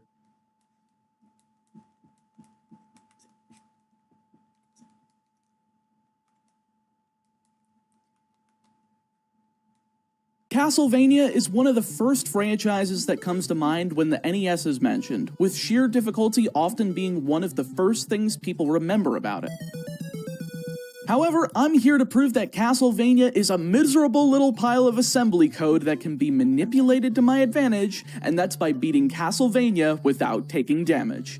The rules are very simple. We must beat all 6 levels from start to finish without taking a single point of damage, including falling down bottomless pits where no damage occurs but a life is lost. If we take a little speck of damage at all, we must reset and go back to the title screen to start our adventure again. For convenience, I'm doing this run on the version of Castlevania included in the 2019 release of the Castlevania Anniversary Collection, but all functionality that wouldn't be possible on an original NES console is banned. With that squared away though, let's route this short but horrifying adventure to see for myself just how over my head I actually am. Make sure to like, subscribe, and comment down below what other non-Pokemon titles you'd like me to challenge myself with, and let's begin. So first things first, level 1 is quite simple and as to be expected. Stage 1, the castle entrance, doesn't include too many weird enemies, though there are some things we'll need to keep in mind. On the first screen, we'll want to break every candle so that we can fully upgrade our whip and get some hearts before any enemies enter our line of sight. Once we enter the castle, it's a simple trek to the right before we hit the first set of stairs, where these jumping panthers will have the high ground and jump behind you. The easiest way to take care of them is by stopping, turning around, and whipping them down in one strike to continue. There's only 2 of them, so no need to worry about anything else but the ghouls. Stage 2 normally has a skip that would allow you to damage buffer over the water section, but due to this being a damageless run, we will have to do this area intentionally. Firstly, whip the bat once you reach the edge of the first platform, drop down, then duck at the bottommost staircase and start whipping until you strike down another bat. This will ensure that no bats can pop up right on you as you take those stairs down towards the fishmen. Speaking of which, the fishmen appear in the same location every time, so once you know where they pop out, it's a simple process of just whipping and jumping across the screen, picking up the stopwatch along the way before arriving on the other side of the stairs. Here, a bat will spawn on the left side, but as long as you keep moving and going up the stairs, it will never hit you. Stage 3 is the last portion of level 1 and consists of more ghouls, but there is one important thing we need here, and that's the axe sub-weapon. This will make hitting the giant bat boss much easier and safer than it would be with any other weapon, and with a double shot located right at the boss, we can use some rapid fire and hang to the left to ensure we don't get hit. I made the mistake in earlier runs to try to hang to the right, but the giant bat has a lot less patterns that allow it to hit you while ducking in the left corner of the screen. In fact, I didn't even run into a single pattern where it could. So just keep over there and attack while it's moving slowly to claim the first of 6 red orbs. Level 2 is where things start to get a little tricky. Stage 4 starts with a cross and a big heart, both of which you'll want to nab before taking care of the enemies above. The Spear Knight can be safely dealt with either with the cross weapon or just by whipping him twice. The blue bat is a simple timing challenge as well, as a single standing whip shot will take care of it just as well. Screen 2 has a few more of the blue bats and Spear Knights, though they really pose no threat, just take them out efficiently.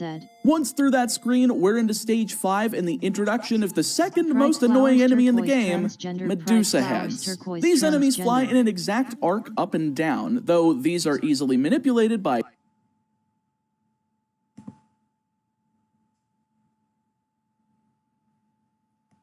Lisa Latour said.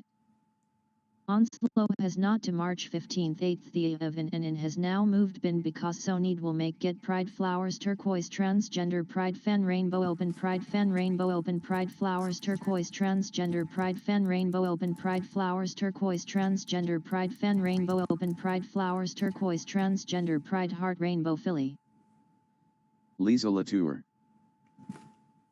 said. Entered E8 UEIE correct only in and then only slot list which the Pride Face Pink Earrings Pride Megaphone Rainbow Handle Pride Face Pink Earrings Pride Face Pink Earrings Pride Person Earth Intersex Pride Flower Rainbow Heart Pride Flowers Turquoise Transgender Pride Flower Rainbow Heart Pride Flowers Turquoise Transgender Pride Flowers Turquoise Transgender Pride Person Earth Intersex Pride Heart Rainbow Philly Pride Person Earth Intersex Obsidian Changeling said. What the fuck are you talking about?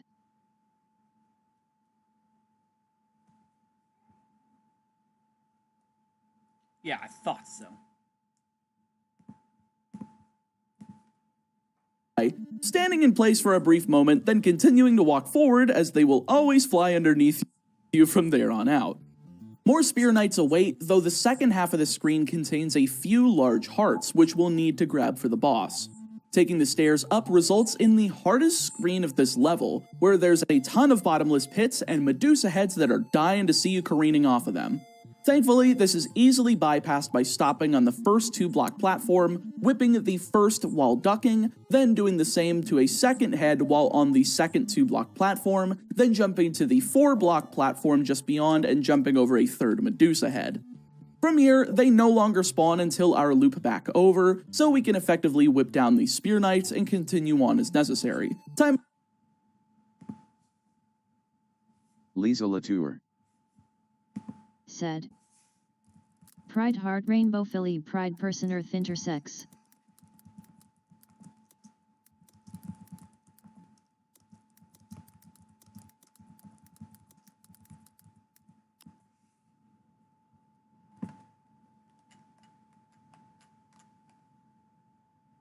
Obsidian Changeling said.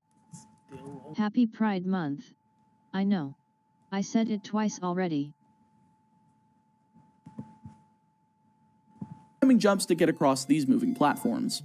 Once on the other side of said moving platforms, we have to make our way back over to where Medusa heads spawn, though there's only 3 we'll need to get through. The first can be whipped from a standing position, the second can be avoided by simply walking forward, and as extra insurance, seeing as they're coming from the side of the screen that contains the door to the next area, we can throw a cross to destroy it and not give the game enough time to spawn a 4th, moving into stage 6 and the final area of level 2. This part of the level has some crushing traps, but they're very easy to avoid and kind of important as between the middle and right ones contains the Holy Water, the only sub-weapon we will need for the rest of the game. And thankfully enough, after getting through a ghost with 2 whip attacks and triggering this blue bat by jumping just below this bone tower, we're given access to a breakable block containing the double shot. From here, just whip anything in sight and hope it gives you the triple shot, though usually the best bet is just to wait until the second most candle to the right on the screen just after the stairs. Luckily, the triple shot will never go away as long as we don't pick up any other sub-weapons, though this will take a bit of memorization as there's quite a few candles throughout level 3 through 6 that provide suboptimal weapons for the run. Once the triple shot is obtained, simply walk to the left through the Medusa heads as they will never be able to hit you, finally arriving in the lair of the second boss, Medusa herself. You'll want to keep a distance of about 3 blocks from her, then just spam the ever-living crap out of your holy water. Just mash. It literally does not require any timing whatsoever, and the Medusa will just sit here stunned as you just kill her in one fell swoop. This usually only requires about a maximum of 15 hearts, so don't feel pressured to break every candle to ensure you have enough. And with that, on to stage 3. The first 2 levels certainly are a breeze, but here's where things start getting a little hairy in terms of memorization and timing. The very first screen of level 3 has our introduction to Fleamen, the most annoying enemy in this game. Even worse than Medusa heads, as they have 3 forms of jumping. Either a short jump forward, a long jump forward, or a high jump that gives you ample time to react. The first screen thankfully always results in their first jump being a long jump, so we can just barely bring all 3 on screen, then whip them once they reach the floor. Lastly, there's a skeleton at the edge of the screen that jumps to the above platform once you approach, but by whipping right as you're leaving the apex of your jump, you can just barely catch and destroy it before its bone projectiles become a problem. Take the flight of stairs all the way up to the next screen as we're introduced to yet another enemy, Crows. These often have the most erratic pattern and can swoop down at any time to attack you. However, they are very easily approached safely with the holy water, seeing as the slight arc above will cover you from being dive bombed. Here we can just throw the water onto the unreachable platform above, as the crow will dive down and hit itself in the fire, allowing us to take out both the hopping skeleton and the ghost approaching from behind. Do keep in mind not to step too far forward for the ghost though, seeing as there's another crow that spawns once you reach the seam between the last 2 blocks of this platform. Once the ghost is gone, we can take out said crow with the whip at the apex of our jump, then walk up the stairs and throw a holy water to defeat the other one from above. The third and final crow in stage 7 comes from below, but it flies at just the perfect angle so that it lines up with the whip while on the first 2-block platform, wiping it out of existence and leaving just a single skeleton to be destroyed by a holy water. With that, stage 7 is complete, but going into stage 8, we are going to be given a little bit of a reprieve. The first screen is pretty easy, as once we grab the hearts, we can just walk forward past 3 Medusa heads, then throw holy water just as the third is passing by us at the highest arc of our jump. Now normally as you approach, the skeleton on the above platform will just jump over you to the left and land right at the edge of the stairs, where the fire is from the last thrown holy water, and destroy itself.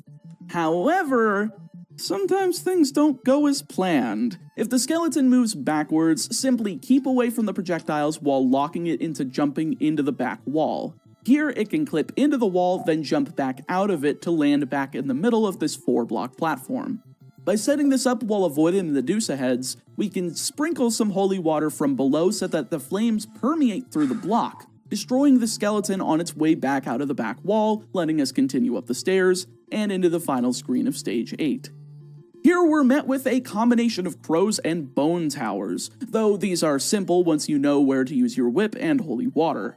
The first crow can be instantly destroyed by jumping and throwing holy water at the apex of the jump, but only if you line yourself up between the 5th and 6th blocks of the blue background here, giving you plenty of room to take out the bone tower's projectiles, then throw some more holy water and take it out with the whip.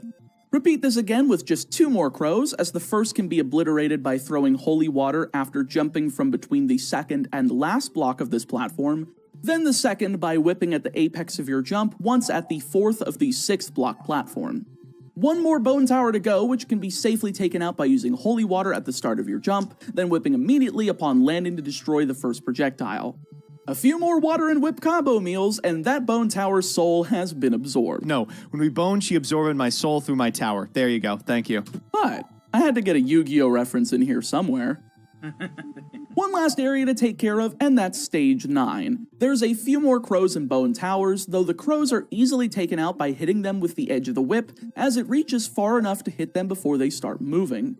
Take out the 2 bone towers with the holy water and whip as we've been doing, then take out the 2 skeletons with a grounded whip attack followed up by a jumping whip attack to the next platform to avoid collision. This leaves just the last bone tower to be demolished, this time with some Medusa heads as backup. A little frustrating, but a lead-in with a holy water plus spamming the whip, only doing minor repositioning with the Medusa heads around, will be able to take out that bone tower and pass on through into the boss corridor. Now make sure this knife weapon is expired because I have picked this up at least once and it is a very frustrating thing to get this far and get rid of your holy water. With the knife gone though, we're ready to take on the pair of mummies. Right as soon as you activate the boss, there's a brief period of time where they won't move. With this time, we can basically cheese the boss, as we can jump back up on this raised platform on the left, allowing the mummies to walk right towards each other, then start throwing holy water at a rhythmic pace so that they can never move again, and both will be damaged equally at the same time.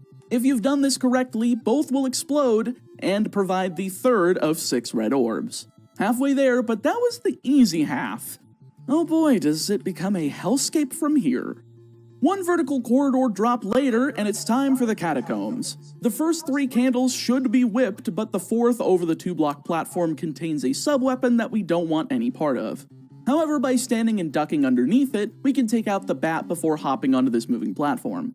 A second bat will come across while you're riding this platform, so take the leap and whip right as soon as you're about to reach the apex of your jump.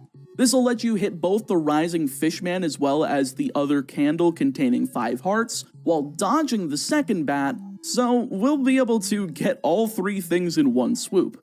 We need those 5 hearts, by the way. Despite it being a pretty risky move, it is very important to get as many hearts as possible throughout this stage because you need a frick ton. Here though, I barely miss hitting the fishman, but you can still make it out in one piece by getting to the edge of the moving platform and making the jump before the fishman falls back down. More candles and bats while fishmen attack from behind, then we're to the very restrictive moving platforms, probably the hardest part of the stage. Based on our timing, we shouldn't have to deal with any bats while these platforms are moving, so destroy the first one while ducking before making the jump to the lower platform, duck to get through, then jump onto the elevated platform fast enough so that the next bat spawns at the proper height for ducking destruction. From here, no other bats will spawn until you've moved off of the moving platforms, making it safe to dodge and get up to stage 11. This stage is a very simple affair out of this level, though it does take some precise timing and practice to get right. It is a literal walkway aiming you right with only 2 enemies, birds and the flea men they drop. The easiest way to take these guys out is by stopping as they appear on screen, then as these flea men are being dropped, we just whip so that they never get the chance to jump at all, neutering their sense of challenge. Though sometimes they will approach from behind, in which case you'll need to turn around and keep track of which side they come from so that none can get the opportunity to mess up your golden run attempt. Once at the end and they stop spawning, just keep walking forward and do not even for a frame hesitate. Otherwise you will not make it underneath the bone dragon and will have to fight it. This one is at an unbelievably terrible position for Simon to fight through, so I'm very thankful to be allowed to bypass it. That's all of stage 11, and stage 12 is very short as well. The first corridor here has 4 candles. Take out the first and third as the second contains a knife sub-weapon, and throw holy water to the 4th so that it both breaks it and stuns the spawning bone dragon. Simply use the same rhythmic pattern that we used for the mummy pair to keep it from ever moving or firing a projectile, destroying it pretty quickly. The last enemy of the corridor is a second bone dragon, which we can handle by simply throwing a holy water once between the 3rd and 2nd to last blocks of the platform, following up with the same rhythmic pattern a few times to destroy it. With him taken care of though, it's time for Frankenstein's monster and his flea man companion. Hey, fun fact, did you know that this boss is also slaughtered by holy water, as both halves of the puzzle remain stunned while the holy water damages them, so by sitting in the middle of the lower right platform and throwing as fast as possible, we can kill the boss ASAP and move on to level 5. God, it is very funny just watching every single boss die to the holy water. The first screen starts with 2 flea men opposite Simon, both of which can be easily dispatched with a hopping holy water throw followed up by 2 whip attacks for insurance, in case they decide to do either a high jump or short jumps forward. Take out the remainder of the candles for hearts as we'll need them, and take out the skeleton and 3rd flea men with whip attacks. The above skeleton will usually give you a hard time as it starts raining projectiles from above, but from my estimations, the easiest way to take care of it is by backing it up to the rightmost edge of the screen, jumping to leave a holy water at the top of the stairs, then letting the permeating fire take out the skeleton. It's a bit finicky, but it gets the job done. There's no other enemies to take care of on the Lisa screen, Latour. so take the stairs up to find 2 more skeletons. They're both rain and projectiles, so taking them out ASAP is key. The first can be taken out by throwing holy water and backing up Lisa to the Latour. leftmost edge of the screen so that it jumps into the fire. Then once you've assessed and avoided the second skeleton at the top of the screen, back it up by approaching from below, grabbing the hearts from the candles and climbing the stairs before it walks back over. After that, it's an easy kill to perform, so whip him and whip him good before proceeding onward. After taking the flight of stairs down, it's time for the regenerating red skeletons to make an appearance. They're not hard enemies to take out, but they certainly are pretty nasty bastards that you'll need to keep track of so that they don't come back to life and hit you while you're taking care of the flea men that also reside in this room, or any other enemy that's going to be in there with them. There's 3 flea men in this room that can all be taken out by an apex of the jump holy water throw, though the third is better suited for 2 throws, one to the lower floor and one to the edge of the 4-block platform above, just in case it decides to do a high jump and get up there. These rascals can clip through walls and such, so it's best not to leave them on screen any longer than they need to be. Trust me, you would see why if we had a failed attempt of level 6. That last flea man leads us into stage 14 though, where we're introduced to yet another difficult enemy, the Axe Knights. These take 12, count them 12, fully upgraded whip shots to kill, and are auto tags that can Said. JKKK. That's enough.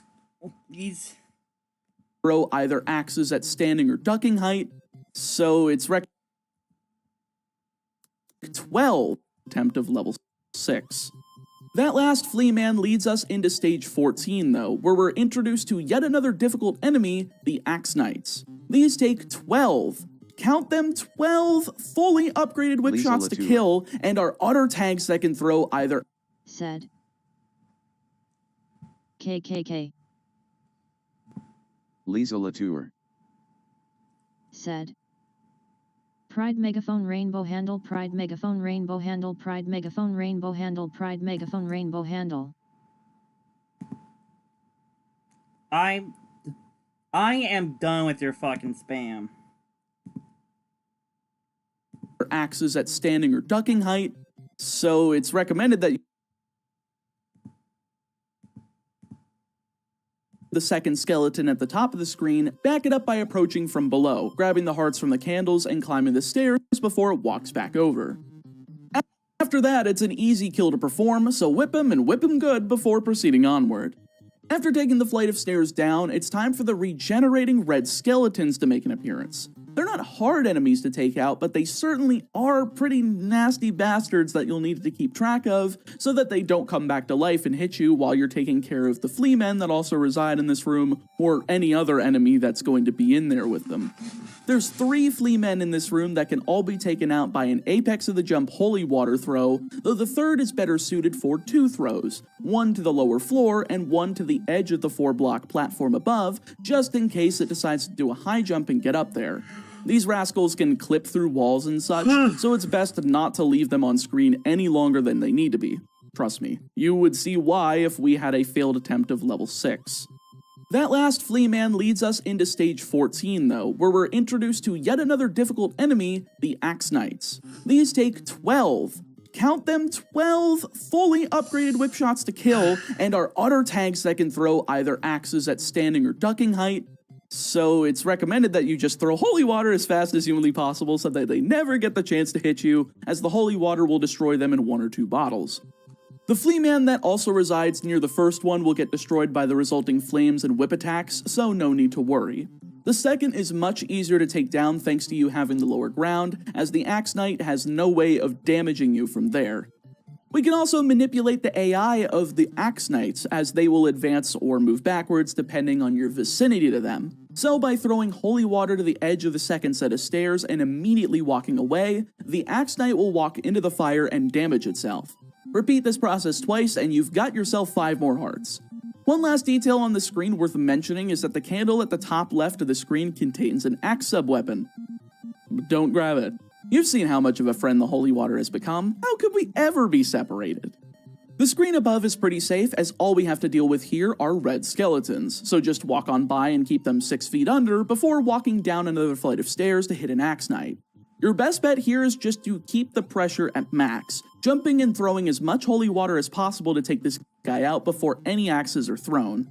Don't worry about colliding with the Axe Knight either, seeing as the hitbox of these enemies are turned off as the holy water hits them. Proceed forward through another red skeleton and go up the stairs to hit another Axe Knight, once again outed with maximum pressure and holy water. One more red skeleton to go, which you will have to wait to pass beyond the stairs to get into the next stage, though it's not a tall ask, it's simply patience. That's it for stage 14, on to the last segment of level 5 as we're immediately thrust into a room with a bone tower bent on ruining our fun. We just have to do the same thing we did in level 3, and that's allow for the first set of projectiles to be fired before throwing holy water and whipping it to death. I do not want the second beyond this red skeleton is... I would rather stick with the free version than pay as soon as my free trial is over.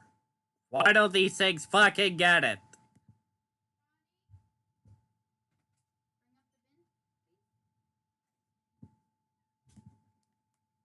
Not hard at all, as we can just walk up the stairs and keep Simon aligned with only the bottom head, never to be hit by the top head's projectiles while whipping it 6 times to defeat it.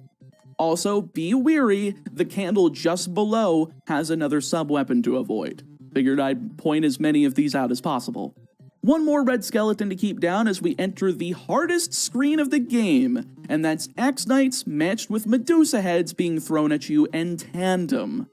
The first is best approached by hopping towards it with holy water, then backing up so that he walks into it himself, all while keeping your eyes on the Medusa heads as they pose the more immediate threat.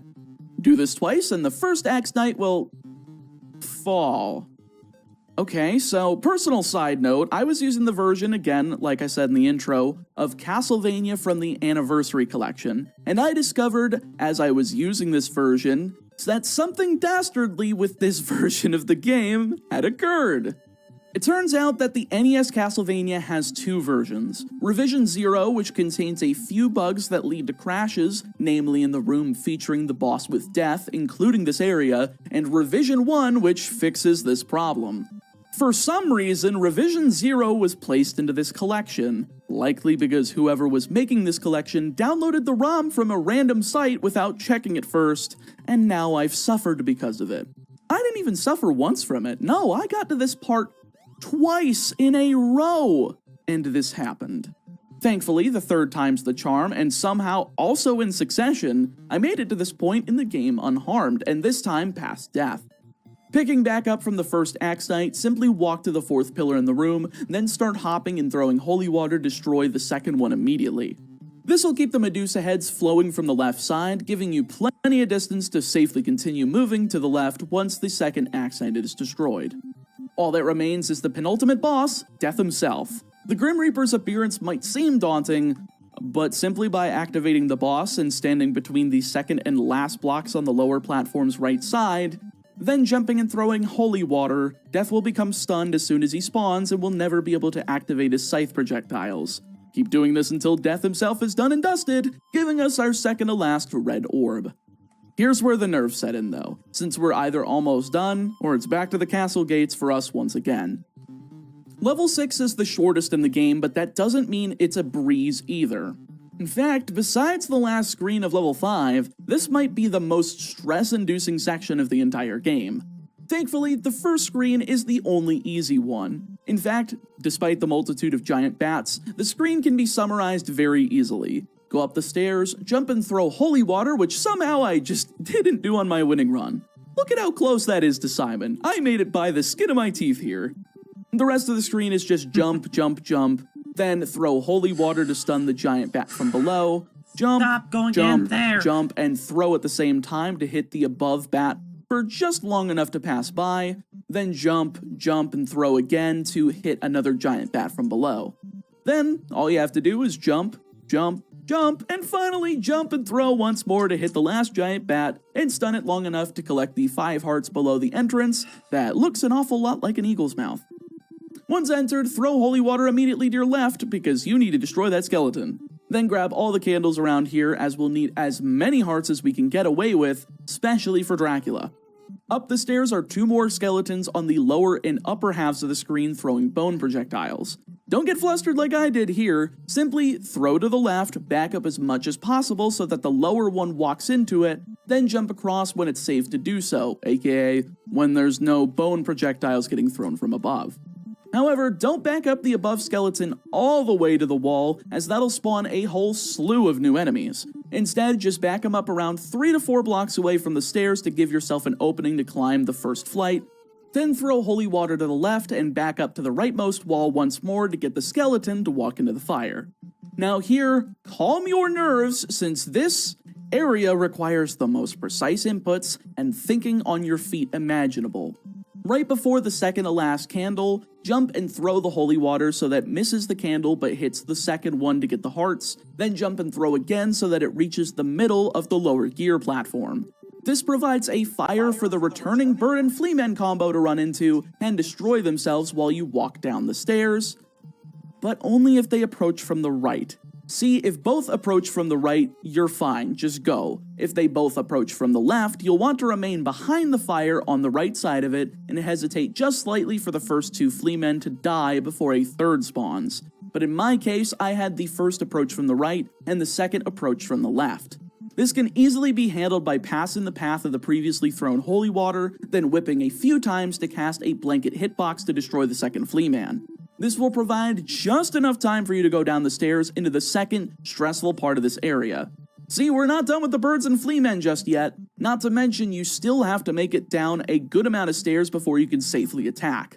The biggest problem once you get off those stairs, though, is the vicinity of the stairs themselves. We haven't had to deal with this problem for the entire run until this point. However, here, it's unavoidable. The stairs can and will screw with your ability to throw sub-weapons simply because you need to hit up in the attack button to use them, which in turn makes the game think you want to go up the stairs. We can only avoid this by walking to the very edge of this 2-block platform, turning around just slightly, then immediately throwing holy water so that the second bird and fleaman combo cannot physically hit us. From here, drop down to the platform below, landing between the leftmost blocks of this floor block platform, while facing to the left. Now the birds and fleamen approaching from the right cannot physically drop onto any platform and therefore will drop into the burning abyss below. We're going to want to count 3 of these drops before climbing the stairs, as this gives enough time to get up the stairs without having to deal with any of the birds and the height of the fleamen jumps. Though you will have to turn around and whip the top one once at the top of the stairs, since it'll approach too fast for you to just ignore. But with that last bird taken down, 2 more flights of stairs to go along with some candles, and we've arrived at Dracula's lair. Thankfully, this game is very generous with the amount of time given to you to complete the stage, and therefore you can go back and forth between this first room and the second room with candles. These respawn every time you leave and come back, so make sure to grind for an insane amount of hearts since you'll need a boatload to finish off the second form of Dracula. Also, don't hit this first candle, it contains a cross weapon, and we have gone too far to lose the holy water. I usually hover around 60 to 70 hearts for this part of the game, and since this was my first time getting to Dracula in a full run, I decided to go for 70 just so that I wouldn't have to worry about running out of hearts. Die, monster! You don't belong in this world! Dracula's first form has 16 units of health, just like every other boss in the game. Only bad part about this is that you will need to hit his head 16 times while avoiding fireball projectiles, just to get these 16 points out of the way. When he spawns for the first time though on the right, you can technically get 2 hits in if you time it just right. However, my nerves had hit right before this boss fight, so I just barely missed the timing of the second hit. The best strategy here is to just hang in the middle of the screen, then react to Dracula's placement. If he appears on the top of Simon, make sure to head in the direction Dracula's facing, otherwise you will take damage. Also, do not jump until the fireballs have physically left his cape. They can and will home in on you if you jump any earlier, and we don't need to have any more extra stress than what's already on us in this fight. Stick to the middle of the screen, walk away, jump and whip at the precise moment 16 times in a row, or 15 if you're actually good at the game, and Dracula's head will fly away to become one of the 5 pieces we'll have to grab in the next game, revealing the Cookie Monster. However, once you reach the Cookie Monster, the game is essentially already over. This form is the only reason we need so many hearts, since despite having only 16 units of HP, it takes multiple hits to take out even one of those units. I went in here with 72 hearts and only walked out of the fight with 24, as all of the holy water and whipping required to keep Dracula's Cookie Monster form stunned is astronomical. But hey, at least we were able to hold him down in the same way as Medusa, the mummies, Frankenstein's monster, and the Grim Reaper. Just makes for a very fitting end to a rather difficult game. Upon collecting the last red orb, we've officially completed the Mr. Perfect run of Castlevania. As the joke credits roll, I just want to say, wow! It has been a fantastic time playing different games other than Pokemon. I have been working on a Yu-Gi-Oh! Challenge as well that has been taking forever thanks to grinding, so I figured I'd get something else out of the way, and this seemed like the perfect candidate. Honestly, I did kind of want to start with some Mega Man stuff, but I know Game Champ 3000 has been doing the classic games, something that I would have loved to do myself, but simply put, I don't want to encroach on her territory. Plus, if I do want to try some damageless Mega Man games, I'll probably go after the Game Boy or X titles anyway. With that all being said, thank you so much for watching the video, and if you liked it, make sure to leave a comment below requesting some other challenges, then click on one of these other videos, you'll likely enjoy them too. Stay safe, stay healthy, and I'll see you next time.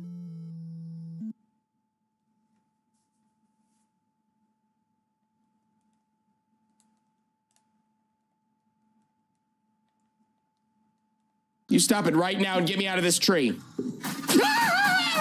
I had my mother go on itch.io to pick out all the games that she hated, and then I played them, and then she cried. Happy Mother's Day. Trust the watchers. I will do no such thing. I ain't gonna trust nobody in this game. Watch me. That's a cult. That's a cult. That's witches.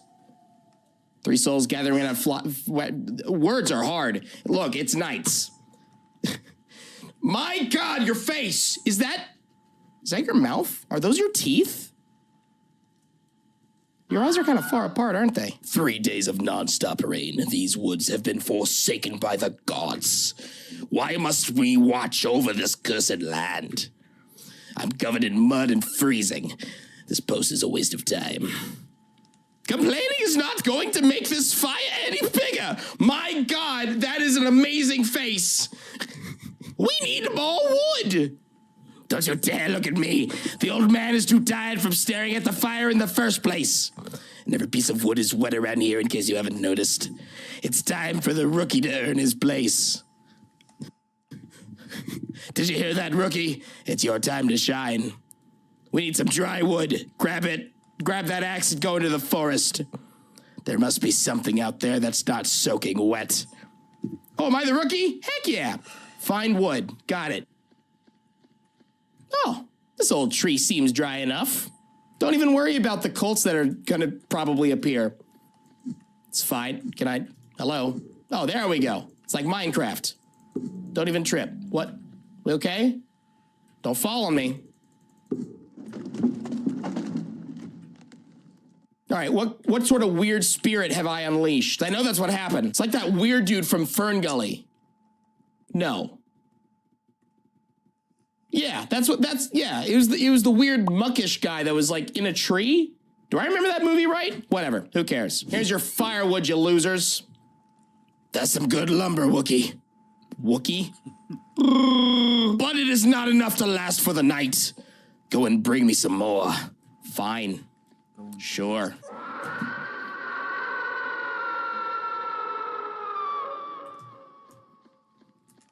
No, thank you. Not even gonna worry about it. I'm a knight without a sword. I do have an axe, though. That's all I need.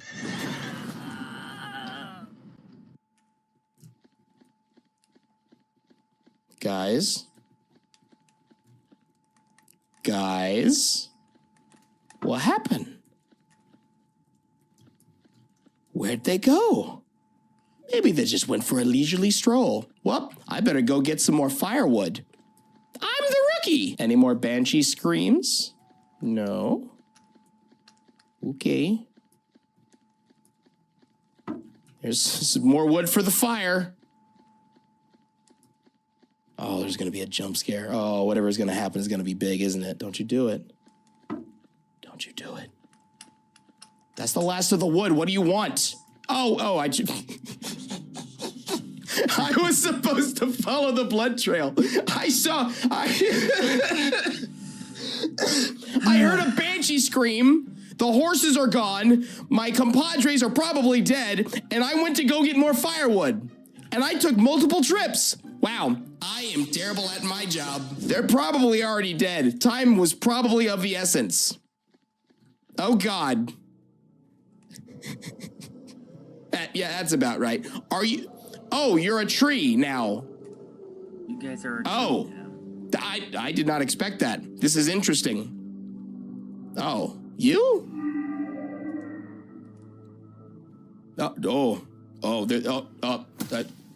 I'll evolve right on and then go back to check on these tree people? Am I in a tree now? Oh, what is this? It's like Gollum's cave. Okay. How? How do I get out? I'm gonna die. Hello? Oh, I still have my axe? Sure. I feel like that's a misstep from my captors. Not even gonna worry about it. Nope, no whispering. Nope, you stop it. You stop it right now and get me out of this tree.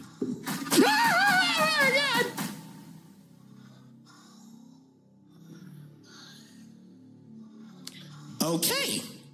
Oh my God. Okay, all right, so he's wandering around. Understood. Okay, hi, sir. You're also very slow. Oh, that's a dead end. Oh, lovely. Okay. Gonna bring it around town.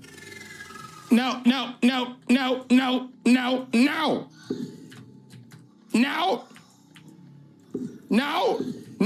Get me out. Yes, a horse. Hooray. I've escaped. Oh, look at that face. That is a face of someone who is victorious. Oh my God. I'm the derpiest dude. Out here just collecting firewood like nothing ever happened. I love this so much just because of that face right there. Laundry night. What a fantastic idea for a horror game. Thanks for picking this one out, Mom. Well, it's a laundromat.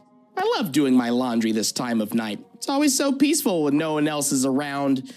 Even though the door's open and I'm alone and someone can come in and kill me at any time. Love that for me.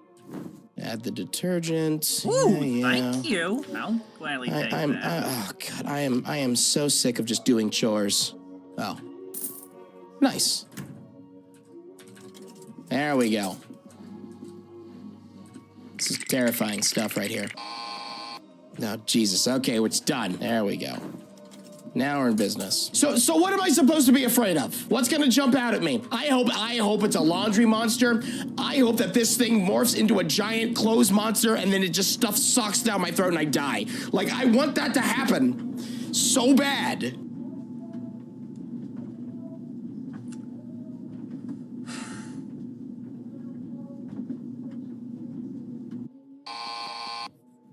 You done? And dry clothes in my car. Okay. Perfect. Round 2. Fight. Let's do it again. Finally. All right. Load number 2. Hello?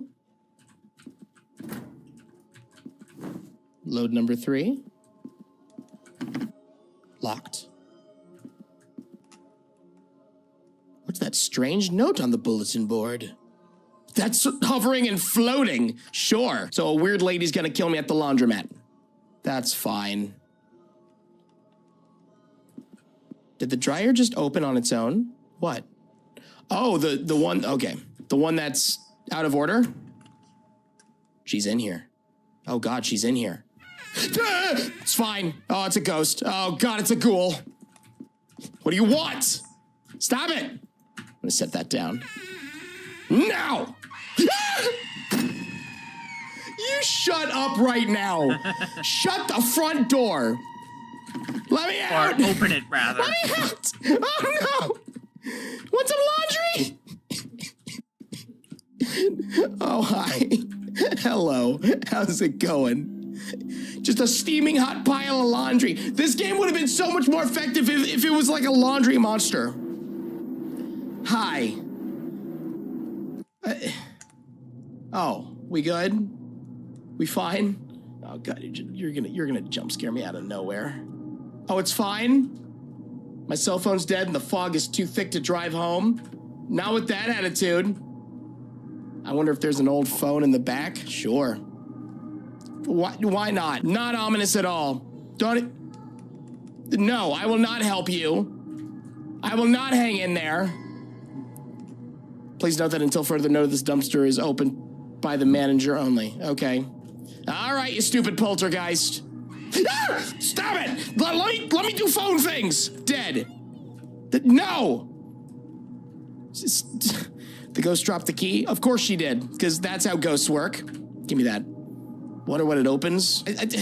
Is this game actually trying to give me lore? Like, is there a story here? Because there really shouldn't be. Dumpster? Oh, I found you. We're good. It's the manager. It was the laundry manager. The whole time. You're welcome. Oh, okay, so the ghost was just a good person. She shouldn't have just been scaring me constantly, you jerk. There's laundry. I still wish it was a laundry monster. Eyeless Jack. My mom's an eye doctor, so it makes sense for her to pick this one. She doesn't necessarily want people to be eyeless, especially not Jack. I have a brother named Jack, so this all just makes sense to me. Hello, my name is Mitch. Hi, Mitch. I'm here to tell you about an experience I had a few months ago. I have no idea if it was paranormal or whatever stupid words people use to describe supernatural phenomena. But after this experience, I started to believe in it. Used a lot of big words for something you call stupid. I thought we were gonna get a longer intro, but I'm okay with that. Oh, Jesus. Oh, my God. Those are my last things. I'm glad you didn't leave me in this, Edwin. Your family, Mitch. Of course I'd be here for you, man. Let's just move those boxes inside already. It's getting cold. Just your face is just... Oh, your arms. Are you just being cool? Leaning up against a fence, or are you just pretending to be Dracula? All right, I'm gonna go get the boxes. Don't worry about it. Here we go. Oh, I love fetch quests. They're my favorite. Where does this go? Just in here? Who doesn't love a good fetch quest? Perfect. Terrifying stuff. No, you're actually helping. Good. Give me that. You're welcome. Don't do anything weird.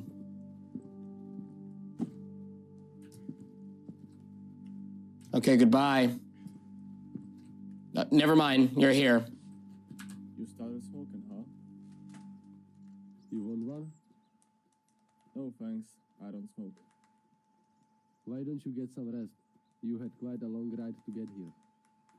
That's not a bad idea. I'm pretty tired. All right, good night then. Night. What does Edwin provide the story? I don't really think there's a point to Edwin. I mean, you could remove Edwin and it's just still the same game, right? Yeah, let's go to sleep. Don't even worry about it. It's still light out, 1 a.m.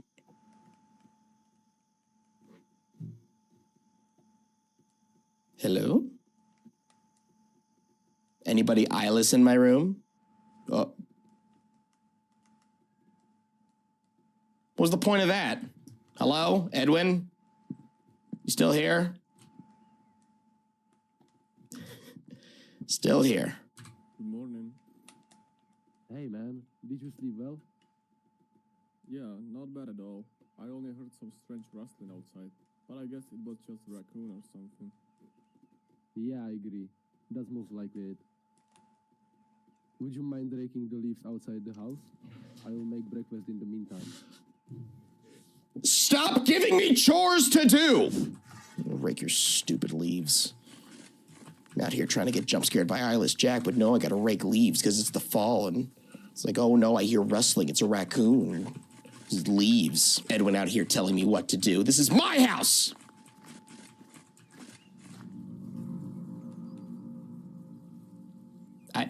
Why should I be scared of this? Whatever. I want French toast! Awesome. That was a waste of time. I want French toast. All right, what do we got here? I have bread and an egg. Cool. Thanks, Edwin. Just in time. I cooked some eggs. An egg. Great. Delicious. I'm really hungry now. Oh, am I just up? Eyeless Jack. Oh. Yeah, can't let the eyeless people get in here. Am I going back to bed? Oh, I swear to God. Edwin, if you give me more stuff to do, I'm gonna slap you across the face, sir. What's going on? What the hell happened to you? Take a look in the mirror. What are you talking about?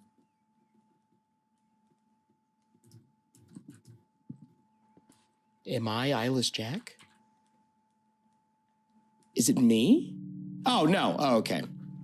I thought I was going to be Eyeless Jack. That would have been a great twist. An hour later. Okay, all right. Come on. Come on. It seems like you've been sleepwalking, Mitch. I have no other explanation for that. That's strange. Doctor, you got your face is... But there is something more disturbing than the cash. Your face. It's a whole thing right now. Your nose extends all the way up here. You somehow lost your kidney last night. Eyeless Jack he stole a kidney? What? Unfortunately, we don't know how that happened. I'm sorry. Eyeless Jack's just a homeless guy who needs money.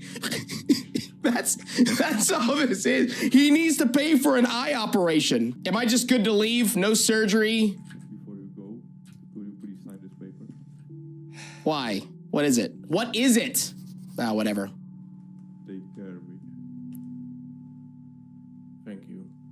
What did I sign? Am I giving away the other kidney? Is this a transfer my kidney to Eyeless Jack? Did you steal my kidney for 40K? All right, I hate this. Hey, Edwin. How's it going? How did it go? He thinks I'm sleepwalking. That's bullshit. How could this be the case? I don't know. It's all stuff. Want to talk about the kidney you're missing? Take this key. It belongs to your room. Sure. And Mitch, if there's anything bothering you, you can always tell me about it. I'm missing a kidney. Eyeless Jack. Hello? I swear to God, if nothing happened and I just woke up. Ah, it's Eyeless! Oh, it's Eyeless Jack! I need my camera. Get the camera on your desk? Sure. Hey, how's it going? Got him. Got him. Locked him in? Sure. How'd he get in the first place? He's eyeless. I'm not really sure how Eyeless Jack works. Oh, yeah, this is dangerous. This is fantastic. Look at all these leaves I didn't rake. Not really sure where I'm going. Oh. Eyeless Jack! Eyeless Jack! He got me. Oh, Jesus. Hi. I have some good and bad news. Does it have to do with my kidney? The good news is that you only had minor injuries, and your parents are going to pick you up. Okay. However, the bad news is that your brother, Edwin, was found dead. That's fine. He sucked at cooking breakfast. I'm terribly sorry for your loss. No, it's totally fine. I want my kidney back.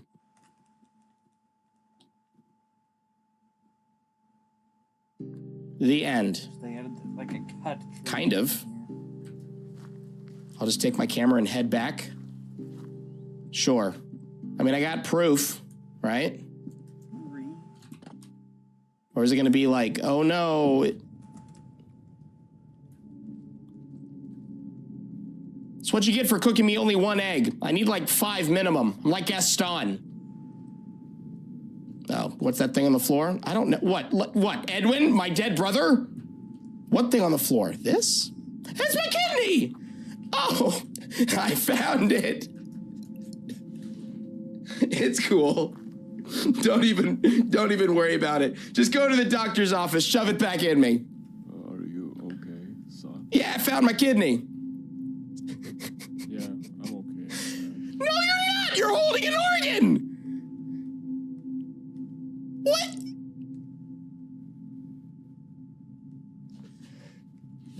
What? What the hell? I got hung up on that kidney. I'm sorry. Oh, Eyeless Jack. Is that what he does? Did he just steal kidneys? All right, I'm done. Oh, God. Cleaning madness. The first game was so good, apparently they needed to make a sequel. All right, let's get jump scared by a broom. I would not be surprised if that's what happened. So this is the new place. Looks pretty interesting. Does it? It's just a boring old diner. I'm just doing some cleaning, right? That's it? Oh no, not this again? It's pretty trashy. Well, I guess it's time to clean up this mess. Take out the trash. Be like him. You got it. Absolutely. Okay, this is a very gross game. Oh, God. Where's the broom? Just a bunch of piss. There we go. Oh, okay. So this isn't a rug. This is actually a mess. Got it. I don't know if I'm being effective here. Oh, I just gotta click correctly. Got it.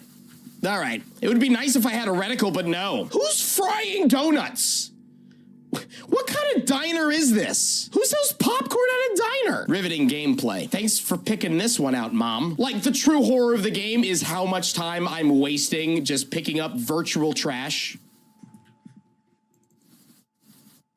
Well, that's gross. Hello, sir. How might I help you? Are you a Cool, you're a ghost. Nice. I love that for me. What was that? It was a ghost. Hello? Oh, I can't leave, of course. Oh, I could, okay, yeah, let me just eat, let me eat day-old food. That's great. Am I eating what's on the floor? This is gross. I hate it here. Oh, I forgot to take the trash out. Look, I know, I'm ahead of this. Oh my God, there's so much trash. Oh my what? What? What? Oh, that's problematic. I'm going to die. Hello, ghost. Okay. What? What, did I just notice the sign? What the heck, game? Let me take out the trash in peace. I don't even care. I don't even care anymore. Follow the trail, please. If it leads me to not taking out any more trash or cleaning up messes, that's fine by me. Put me out of my misery, ghosty ghoul. Please. Oh, God! Oh! Who the hell are you? What is this? It's a ninja in the dark. Oh, God. What are you supposed to be? Oh, God, it's Ninja Man. Are you Ninja Man? What are you trying to pull off here, sir? All right, I'm leaving. Here, you can have the place. The diner's all yours. Enjoy the fried donuts. All right, well, I escaped Ninja Man. No shinobi is gonna stop me from cleaning my messes. Unlikely. Oh, hi there. Sure, I'll play a game with you, creepy clown man. Take a card, then roll all 3 dice. For each hit, you get a point. We'll play 5 rounds. Okay, so this is just RNG. Reach at least 10 points to go to the next round. If you finish a round with more than 10 points, you get 1 extra reroll. You can also roll the big die to get an extra card. But beware, you only have 66.6% chance of hitting. Cards. You start with 9 cards, 0 points, and 3 rerolls. Good luck. So what happens if I lose, sir? What will you do to me? All right, what am I doing? All right. So I'm hoping that I get these, right? I do not want to reroll, no. Because I have one, right? I got a point. Are you doing any rolling? Or are you just sitting here watching me, ready to eat me? Okay, this is actually a little stressful of a game, isn't it? You know what? Yes, let's reroll. Not any better. Ah, fine. I am not doing good with these rolls, am I? Oh, hi. Oh, that's funny to you? That's great? Fantastic. I'm having the time of my life. Hey, 2 points. Let's go. Fight me. I don't care if you're angry. Stupid Pennywise wannabe, let's go! Bam! Give me those points. gonna get through round 1. How many rounds are there? I think I'm gonna be fine. Yes, sir. Yes, sir. I win. Okay. So I beat round 1. Now I'm just looking for a reroll, right? Yes, sir. Let's go. Okay. Next round. But this time with fewer cards. You got 1 extra reroll. Cool. Good thing I wasted all the other rerolls on the first round. My bad. Lovely. Oh, so I just gotta get lucky, right? All right, last roll. I need 1 point. Uh-oh. Oh, God. No, I need a reroll. I need a 5. Yes, reroll. Uh-oh. Okay, so that's a loss. Oh, boy. Hi. So what happens if I lose? Ah, okay. Oh, you legitimately eat me. Lovely. Okay, well. Oh, I don't like this stupid clown. Fight me. Would I like to roll this die?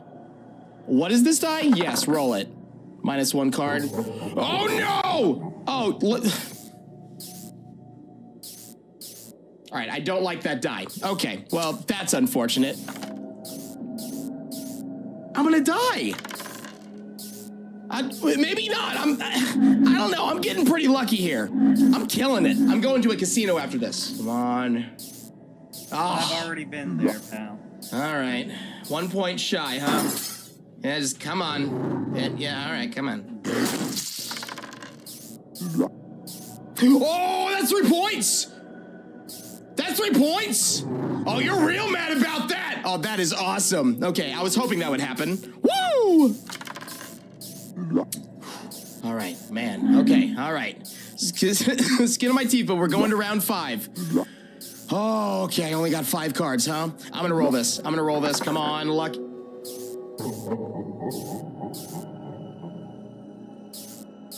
That's not good. Oh boy, I'm in the hole. All right. I just need a single point every round. A single point every round and I win. Killing it! Killing it, Mr. Clown! Dominating! 1-5. I win. I win. I win. Fight me. You know what? I'm going for all the points. I'm going for all the marbles. Give me that 11 points. 1 more card. Stupid clown. Bam. 12 points on round 5. How you like me now? You won. You really won. It cannot be. Unlikely. Oh, that's the name of the game. It is unlikely. I get it. It's a whole gambling thing. All right. Excuse me, sir. This is no time to have an aneurysm. Oh, Jesus Christ.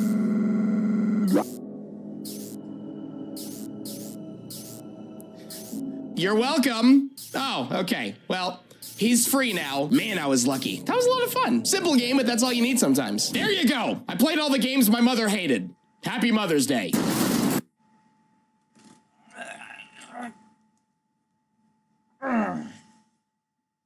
Mama's having a bath right now, so so the water is definitely going to be annoying. Hey everyone, Dry Bread here. Pokemon Gold with only normal types was fun and pretty simple, so let's follow that up with a harder solo run. Today's the day that we figure out would I be able to beat Pokemon Emerald with a team of only 1 Relicanth. So Relicanth is an interesting one, not just because I don't know if I'm saying it right or not. It's stronger than the Pokemon that I normally do solo runs with, but it gets requested a lot, and I think it's just because it's kind of rare in Gen 3. We can talk about that later, though. It's a water and rock type with overall great stats, although they're really lopsided. Really low special attack means that all of our water moves are probably going to be pretty weak, but we have crazy high attack, defense, and health. Rock moves are absolutely the way to go. By level up, we get Rock Tomb at level 15, and although it'll do the job, it's only got 10 power points and 80 accuracy. The only other rock move we can learn is Ancient Power, so I could see low power points being a problem. At least we learn Rest, that'll be useful, maybe. Also, if we end up getting Rock Head as our ability, then Double Edge would be a really solid move. By TM, we can't learn any new rock moves other than Sandstorm. I figure I might get Earthquake just because it's strong and we have high attack, but I don't really know. I guess I could get Ice Beam just because it's good, but 45 special attack. Makes me think that we'd do better with rock moves anyway. I guess that's the challenge though. Strong Pokemon, but our moveset really isn't great. Like always, I'm writing the script as I go through with the challenge, so all this part is being written before I've started. Everyone comment down below and guess if I can win or not. I'll win, but I'm really interested in seeing what parts I'll get stuck on. Grass types will be a nightmare, and I suspect that Wallace might actually be really difficult. Let's explain the rules. In combat, I can only use Relicanth. I'll need other Pokemon to use HMs, but I won't be allowed to use any of those Pokemon in battle. No glitches or exploits, no items in battle, only Pokeballs, held items, and items outside of combat are allowed. Also, if you enjoyed the video, be sure to like, subscribe, and ring the bell for more. Let's do this. So right off the bat, I used the Universal Pokemon Randomizer to replace Mudkip with Relicanth so that we can do the whole run with it. I picked to replace Mudkip so that our rival would have Trico, probably the hardest for us to fight. I named him after Gar, because he's the person I think of every time I see Relicanth, and he's hilarious, so why not? Our nature is hasty, so less defense and more speed. You know what? I kinda like that. We need more speed, and our defense is great anyway. I hope this doesn't make fighting types too difficult, though. We also have Rockhead as an ability, so no recoil damage. That's awesome, because the alternative is a speed boost in the rain, and I don't really care about that one. No recoil damage just means we'll get more use out of Double Edge than we would something like Return. This actually gives us something a little bit unique with our Pokemon that we get to enjoy. So early game travel is pretty simple since we have pretty great physical stats, but grass types are instantly dangerous. We have a double weakness to them, so even weak grass moves like Absorb have a really good chance of just knocking us out. Thankfully, we're typically faster than the Pokemon we've been fighting because they're first form and us having a speed nature. I predict a very easy Rock Gym with how we're learning Water Gun early. Yeah, so the Rock Gym was of course easy, but Nosepass took forever to take down. Because we one-shot both Geodudes, she had every potion saved up for Nosepass. Plus, it's only Rock type, not Rock and Ground, so less of a type advantage for us. There's no way we could have lost that, though. Alright, that was an easy gym, but the next two could be a lot harder. We have the Fighting Gym and the Electric Gym, both types that we're weak against. Plus, fighting types resist rock moves, so we have to rely on Water Gun and our low special attack. I really doubt we'll win, but maybe if I clear out the beach of trainers for extra levels early, then we can do it? Nah, it's not even that close either. We can make it to Makahita most of the time because Meditite just fails Focus Punch every turn, but then we just take a Vital Throw and we're done. It's one of those moves that can't miss, and we're nowhere close to one-shotting the guy, so I think I'll have to try the Rival Fight first instead. So the Rival Fight took a few tries because we kept getting crit, but when we won, we didn't even drop into yellow health.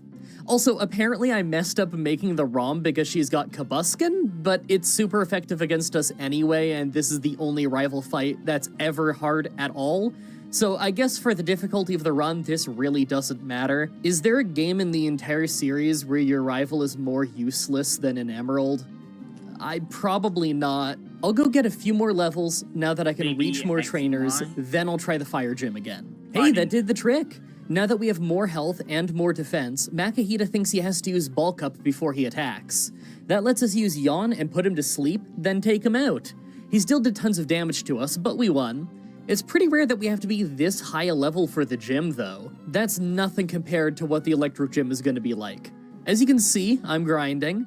I don't think my effort values are maxed out, so I'm doing it the old school way. This terrible patch of grass that I've spent so many hours of my life in. The Electric Gym is a really hard gym in Emerald, and every time I try the fight, I lose pretty badly. I get the feeling we're going to need a lot of levels before we can win this one. The funny thing is, we probably get a long period of smooth sailing after that. The Fire Gym will be super easy since we quad resist them. We resist the normal gym as well, and then there's the Flying Gym where we have rock moves. Maybe Tropius could be an issue because of our grass weakness, but after this Electric Gym, we can have an easy time all the way until that brutal Psychic Gym. That might be wishful thinking though. Let's just see what happens. Okay, so at level 32, I tried a bunch of times thinking that maybe I could win this fight if I just didn't get paralyzed off of static, but it doesn't really matter. Thunderwave gets us against Magnetric, and both Magneton and Magnetric can individually take us down just by hitting Shockwave a few times. We don't hit nearly hard enough, and we can't last long enough. Maybe once we get strong enough to one-shot Magnetric, we could win? Level 35, and we are so close to the one-shot on Magnetric. I know that once we get that one shot, we should be able to win. Magneton doesn't hurt us as hard as Magnetric does. I think we could actually survive it if it was a one-on-one. Maybe around level 37 or 38? So at level 37, I was still losing easily, but as soon as I hit level 38, we scored a one-shot on Magnetric, and then a crit on Magneton to one-shot it as well. That was easy. Would have loved to have that earlier. That means that we're finally on the road, and I think we're going to hit the easier part of the challenge now. So far, it's been a lot of grinding, but we have Maxie and the Fire Gym coming up, followed by the normal gym. So 3 trainers in a row that we resist, with 2 of them being types that we beat. That's gotta go well, right? Then we can get Surf for a water move upgrade after that. I'm feeling pretty good about this chunk of the run. So Maxie was super easy, and that's even with us having lowered accuracy from Sand Attack. We missed a ton, but they could hardly hurt us, so it didn't really matter. And of course, the Fire Gym right after was also super easy. We quad resisted all of her best moves. There was really nothing she could have done to stop us. I may as well just go straight to the normal gym. But on our way there, I took the root fossil. I knew that if I didn't say what I took, you'd all ask. Actually, now that I think about it, right on. Everyone ask anyway. Comments are good for the YouTube algorithm. Did you know that I genuinely elongate this challenge by like 10 minutes every time I do an Emerald challenge? Just because I have to go to Moville, switch my bike to the Mach bike, keep going up to the desert until the tower appears, try to successfully make it through the maze of pitfalls that I usually fall through like 5 times, and then get to the top just so I can record this little bit. And I do it fresh every time, because you'll see the border on the text box and you'll know if I actually just put old footage in. I waste my own time for this stupid gag. Well, the normal gym was easy, but it took absolute ages because Slacking spammed Yawn of all things. I also had to use Water Gun a lot, because I lost the first try to counter, but this time he wanted to use Yawn instead. Just constantly. Nothing on his team could really do any serious damage to us, they just really liked stalling us. Okay, so we're on the road again, and we have Surf now, so I'm feeling a lot stronger. We have a usually very easy rival fight next, but after that is the Flying Gym, and I'm iffy on it. We probably just sweep it with rock moves, but I'm worried that Tropius could survive and just one-shot us with Razor Leaf. It might need a crit to do that, though. I'm not sure. It's a high crit move, though, so it could happen.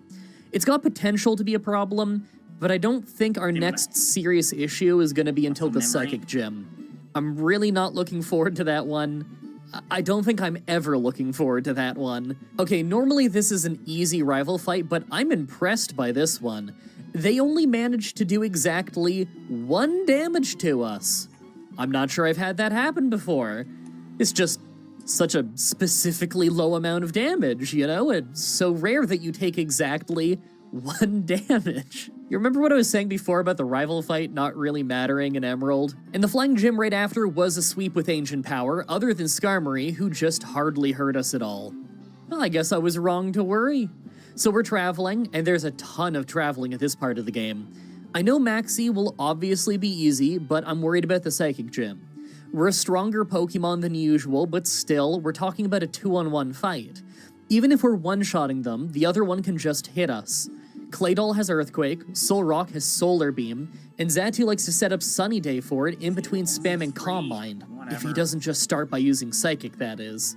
There's a lot of ways that fight can go very wrong. I just need to see if I can make it work. Last Maxie fight, and I didn't even have full health going into the fight, and yet we won easily. I'm really happy it was easy too, since going all the way through the Megama hideout just to fight this guy again sucks every time. And if there's a Maxie fight I get stuck on, it's usually this one. Okay, so the first try at the Psychic Gym, we only made Xatu faint, but honestly, I can already see a path to victory here. With either a few more levels or very good Ancient Power luck, we could land 2 shots on some of this stuff with Surf, and that might be enough to get me a win. Solar Beam could still be a problem. If it hits, it's for sure a one-shot, but we'll see. I'll get a few levels and try again. So I tried a few times at level 55 and got this lucky one, where a crit took out Solrock early, but we never ended up winning because the Earthquake damage builds up too much, and Lunatone loves using Light Screen to totally shut us down. I need a few more levels, but at least we have rare candies at this point. I'm even using Mystic Water to power up Surf. This is just a brutal fight. Okay, it wasn't until all the way at level 60, but we finally started being able to really overpower them with Surf.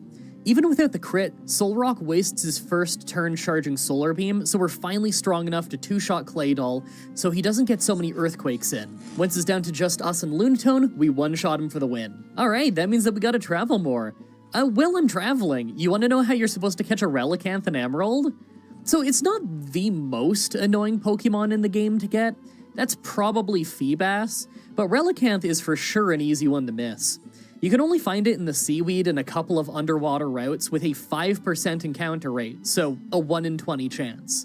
Now, considering that there is no required trainer fight with a Relicanth in the game, and it's so hard to find in the wild, it's entirely possible that you're not even going to have a Relicanth in your Pokédex by the time you beat the game, and thus you may just never run into it. You spend very little time on the routes it appears on, and it's such a low encounter rate that most casual players probably did not bump into one in the wild. Like, I didn't even know this one existed when I originally played Emerald back when it was new, until after I beat the game. In fact, I beat Sapphire when it was new, and I still don't think I knew about this Pokemon until I beat Emerald, which didn't come out till later. I only ever saw the first season of the TV show as a kid, and a couple of the movies, so I didn't have the luxury of a cartoon to introduce the new Pokemon to me. I just found them as I played, or as friends who were playing the game would show me. I'd actually love to hear if you guys have any stories about Pokemon that you didn't know were in the game until after you beat it. Alright, a little bit of a behind the scenes. In my ROM hack, I gave Relicanth early on to one of the Fat Brocks. One of the ones on Route 116. That way you can actually have it registered as seen in the Dex.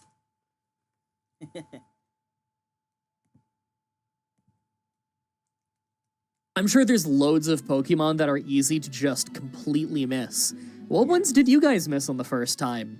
And while you type that, I have some bosses to fight. Now, Archie puts up more of a fight than Maxie ever did, but it's just because Mightyena uses Swagger, so we hit ourselves a lot. His actual team was no threat at all.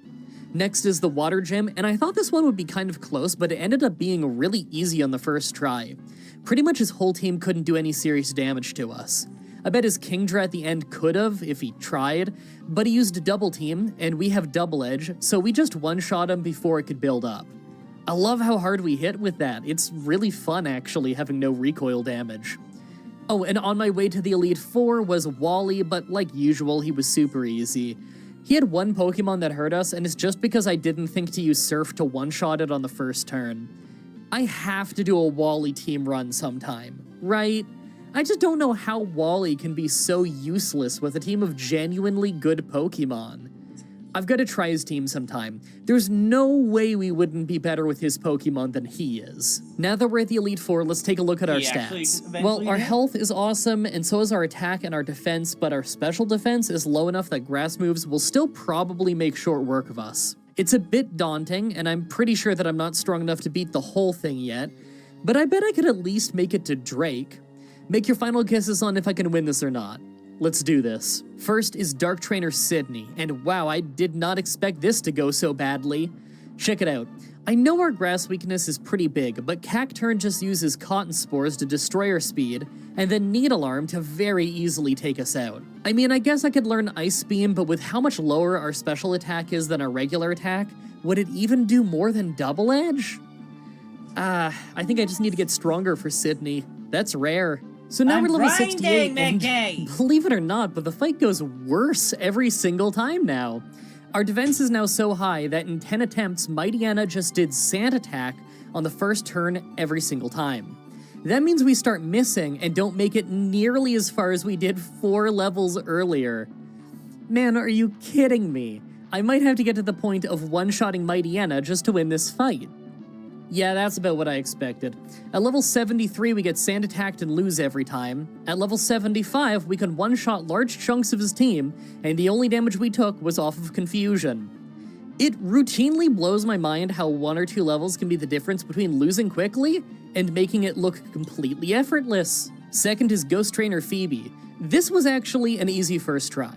I was worried that his Dusclops spamming Protect combined with the ability Pressure would just blow through most of our power points too early, but it actually wasn't too bad. We ended up getting an Ancient Power full stats boost pretty early in the fight, and although we probably didn't need the boost, it absolutely helped. Good thing I have a Max Elixir to use after the fight, because she really wrecked our power points. Third is Ice Trainer Glacia. This one was literally a no damage sweep. It might have just been because we got a full stats boost at the start of the fight, but we're super effective against her whole team, so it's possible that we would have swept her even without the boost. Fourth is Dragon Trainer Drake. This fight really surprised me. So Shelgon at the start was easy as always, but Flygon is where things were surprising. I tried Ancient Power, but it didn't do much, so we ate a lot of damage before I crit a Surf to take it down. I figured with all that damage we took that there's no way that we could make it till the end, but then I hit Ancient Power on Altaria that gave us a full stats boost. Because of that, we not only took it out, but we were able to easily take out Kingdra and even the Salamence that came out after. Yes, even with the attack drop from Intimidate. I fully believe that I would have lost that fight if not for the stats boost, and that was a first try. That was really, really lucky. Finally, the Pokemon champion Wallace. Right away I hit Ancient Power on Wailord as he hits Water Spout. That does more damage the higher his health is, so it's a good thing that we did quite a bit of damage. The second Ancient Power not only knocked him out, but gave us a full stats boost. That's perfect. Now we lose that one stage of attack right away to Intimidate, but it's still great. Now we nearly one-shot Water Onix with Ancient Power, but he used Dragon Dance, and our second hit took him out. Whiscash only used Amnesia, so we took him out in 2 hits of Double Edge. Ludicolo took our last Ancient Power, but he hit us with a Giga Drain to take out tons of our health and heal him by a lot. Double Edge took him out right after, but we're pretty hurt. Second from last is Tentacruel, but he ended up being a one-shot with a Double Edge, and last was Melodic. We hit Double Edge to drop it to low health, we get hit by Surf to drop into red, he eats a berry to heal a bit, then we hit Double Edge to get the knockout and the win. With that victory, we get into the Hall of Fame and win the run, but you know it's not over yet. Gen 3 has a post-game fight with Steven Stone. Now, I'm very confident this is a winnable fight, although I could see Credilli being a big problem. Still, if we can just rare candy up forever until we win, then I'm pretty sure we could win. Probably even below level 100. We're really not a great type combo for him since he's mostly a Steel Trainer and we're weak to that, but I still think that we stand a chance. I went ahead and replaced Rock Tomb with Ice Beam since it's going to be good against Credilli. Plus, it's not like I was really using Rock Tomb anymore anyway. Wish me luck. So we get there at level 77 and you can already see the first issue. Skarmory usually opens with Toxic. It hits most of the time, and if it hits, then we just lose. I can't possibly beat his whole team in few enough moves that we don't just faint from Toxic, obviously. Honestly, the most reasonable solution is to level up enough that I can two-shot him with Surf, because somewhere along the way he'll probably switch to using something like Spikes as his opening move. That just seems to be how his Skarmory operates in a lot of these runs. So I tried a bunch at level 85, and now sometimes Skarmory uses Steel Wing instead. He actually missed this time, so we took him out at full health. Second was Claydol, who didn't hurt us, but did set up a light screen. That's no good. After that is Aggron, who was going for Solar Beam, but he was a two-shot, so it didn't hit us. But next is Credilli, and we did almost nothing with Ice Beam. Light Screen wore off, and we almost took him out with a critical Ice Beam on the next turn, but one Giga Drain nearly one-shot us and healed him so much that we couldn't take him out. Okay, I see how this is. I still need to be stronger, and this was with incredible luck. So at level 90, I try a bunch more times. The fight goes the exact same way every single time. Even when I can get Light Screen to end before Credilli comes out, it just doesn't use Ingrain now. If I have any damage at all, then he uses Giga Drain once, and it's a one-shot. This is brutal. I think I really do need to be level 100 to stand a chance in here. Okay, level 95, many tries in. So Claydol still uses Light Screen every time, of course, and the Aggron fight goes basically the same every time, but Light Screen wore off by the time Credilli came out. Right away, Ice Beam did what looks like exactly half of his health and damage, but we got a freeze, so we didn't get hit back. A second hit took him out. Second from last is Metagross. Now we did less than half of his health and damage with Surf, as it did a massive chunk to us with Earthquake. It got us to just above red health when he ate a berry and we took him out with Surf. If it wasn't for that berry, I think he'd have used a full restore and we would have lost. Last is Armaldo, but he's just a one-shot with Surf. We won! That was actually really fun.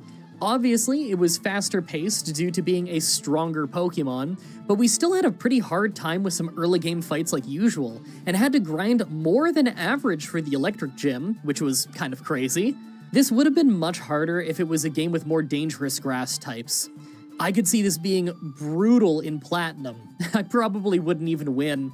I really hope you guys like that run. The next Pokemon Challenge will be up next week on Saturday like usual, with Pokemon Fire Red with only one Shuppet. Yeah, that's super weird, right? Like, you've never thought of using Shuppet in Fire Red of all places. I haven't either, that's why I wanted to try it. I have no idea what it's gonna be like. There isn't even a solo ghost type in Gen 1. What's gonna happen? I don't know. As always, I'm looking forward to your suggestions in the comments in the challenge request section of my Discord channel and on Twitter. Subscribe, ring the bell, stay tuned. Outro time. So I gotta be quick, and I have to be quick for the weirdest reason. But I guess at least it gives me a topic to talk about for this outro. So I have to be quick because it is currently 3:52 p.m. on a Saturday, which means that my Pokemon challenge goes up in like 8 minutes. 7 minutes now. I have a Pokemon challenge that goes up in 7 minutes, and I don't have it set to like premiere mode right now because I like to have these things go up early on Twitter, right? Where I make it unlisted and I put the link on Twitter and everyone gets to see it early and it's a fun time. Problem. To do that, I have to have it unlisted. Now, once I set it for like a premiere, whether it be like a live premiere like stream kind of thing, or even if I'm just setting it to go live at a certain time, it will be private until then, which is unviewable even with the link. That means that whenever I do this like, here it is early thing, I have to manually be there to make it go live at 4, which is why sometimes it goes live just a little bit late. I'll like be deep in the recording session or in a voiceover, and I gotta just do it after, so it's a few minutes late. Normally I'm not doing a voiceover on a Saturday, because that's usually my last work day of the work week, if I'm not working through Sunday, which I'm guilty of doing quite often. Yeah. So 6 minutes now. I need to be ready to make that video go live in 6 minutes. So I have so much editing to do. Obviously I'm going to be editing while I make that go live. I'm not going to get this whole thing done in 5.5 minutes now. That's impossible, but I can get it done before the end of the day because I have made like 200 of these challenges or something now. Something like that. It's got to be over 200 if you're counting the Bethesda challenges too. Oh man, I've made so many of these now. I'm pretty quick at editing it. I make the occasional mistake though. This is just one pair of eyes looking at everything, just me. So, problems happen. But hey, when I put up these videos on Twitter early, then sometimes when I make an editing mistake, one of you guys will catch it and I'll have time to re-edit it and have that one be the one that goes live. So you guys help me make the show better, which I really appreciate. Makes it a lot easier to do this as a one-man show, you know? I'm also a Anyway, show. I really got to get back to working on some stuff. Oh, real quick. People were asking why I don't do premieres so much anymore. There's been a theory for a long time that doing premieres hurts the initial, growth of the video. Normally, I don't really care about that kind of thing, and I still don't really care about growing, as I've been talking about for years now. But at the same time, with that algorithm change back in September, my challenge videos are getting shown to, half of my subscribers that it was being shown to before. I get messages from you guys all the time telling me that you didn't get notified of my updates for the last few months, and that you didn't realize I was still making videos until you went on my channel. My analytics tell me that's not new people not finding the videos, it's just a thing of less of my own subscribers are being shown my videos. It's a bummer, and I have no control over that. That's just kind of how YouTube works. It's gonna have changes. Every once in a while, it's gonna do something that's not good for your channel and probably good for somebody else's channel. It sucks, but it's kind of the nature of the beast. It's just how YouTube works. So I've been trying the no premiere thing just to see if that helps at all, if that has any difference on this whole algorithm thing. And my answer is, I don't know. I can't really tell yet, to be honest. It's been a few months of doing no premiere, and I can't tell any kind of really standard rhyme or reason behind the ones that do better and the ones that do worse in terms of the post-premiere videos I've been putting up. So if you want my expert opinion, which is not not the end-all be-all, no YouTuber's opinion on this is the end-all be-all. We're all still just trying to figure out this stuff because YouTube doesn't tell you anything. But currently, right now, it doesn't seem like the lack of premieres are hurting anything. So I might just go back to premiering these challenge videos because I thought that the premiere live chat was pretty fun. I know a lot of you guys thought that was pretty fun too. I always had a fun time hanging out in that with you, and I always felt bad when I couldn't make it because sometimes I'd just be way too busy with work. But it was a fun time, you know? It's fun hanging out in the chat for that. Even if half the time the chat just explodes with, how didn't you think of doing this thing? And it's like, well, because I'm not that good at Pokemon, man, and sometimes I forget. So, I don't miss necessarily getting berated for that stuff all the time, but at the same time, it was mostly a fun time, and I probably will go back to doing some of those premieres again. Maybe I should run the experiment longer. I don't know. What I do know is it's 2.5 minutes until I need to tell that video to go live, so I'm just gonna go do it now. You guys get the video a few minutes early, I guess. Thank you everybody so much for watching, and until next time, have a nice day. What is the most obscure Pokemon game? Real quick.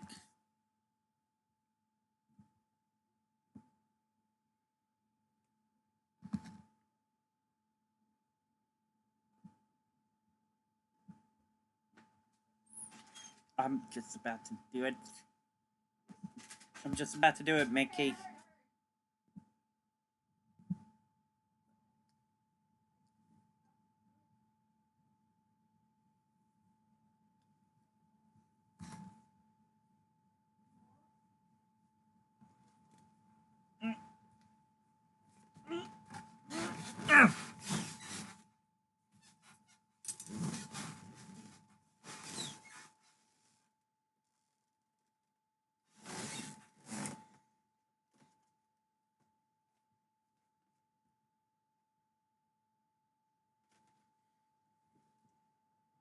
Crap, hang on. Where is it?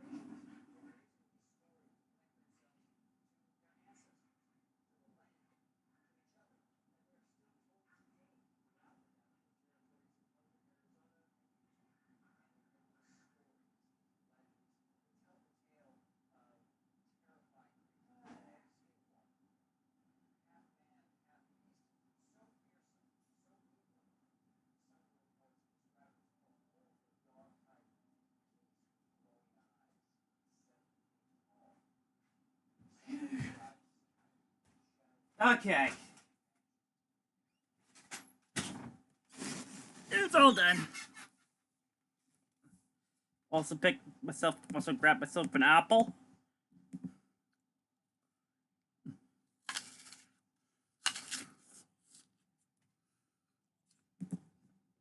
What is the most obscure Pokemon game ever made? I've been playing this franchise for years, trying things from mainline titles, spin-offs, games unreleased in the United States, ROM hacks, fan games, and most recently, NES ports of Pokemon Yellow, as well as Ruby and Sapphire, made by Chinese developer studios.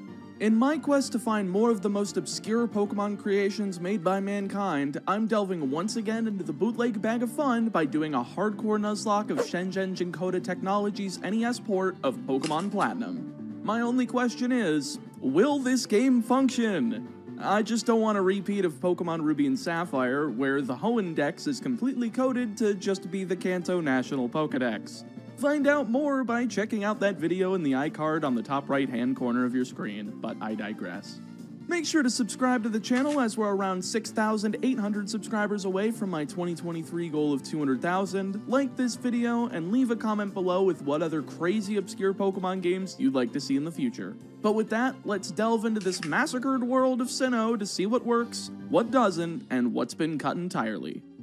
Just for a bit of backstory to this bootleg's creation, this NES port of Pokemon Platinum doesn't seem to have a concrete release date, as Shenzhen Jinkoda isn't exactly the easiest company to research for in English, and these games of course are bootlegs and float out onto the market without much of a buzz around them, as to not raise as much ire as they can, despite the lack of copyright laws in China when it comes to foreign properties that don't have a presence in the country, though that along with the wide shift to PC gaming and the mobile gaming market would change within a few years, hence why this is the last generation that ended up getting NES ports instead of Generation 5. But wait, why would I say ports? Well, that's because Pokemon Diamond and Pearl are also technically ported to the NES as well by the same company. But the only differences include a change in title screen, with Voltorb, Staryu, and Chansey being featured on Diamond and Pikachu and Raichu on Pearl, as opposed to just a singular Arcanine on Platinum. I guess even in China, the appeal of Generation 1 Pokemon was far superior to many newer ones to attract as much of an audience as possible.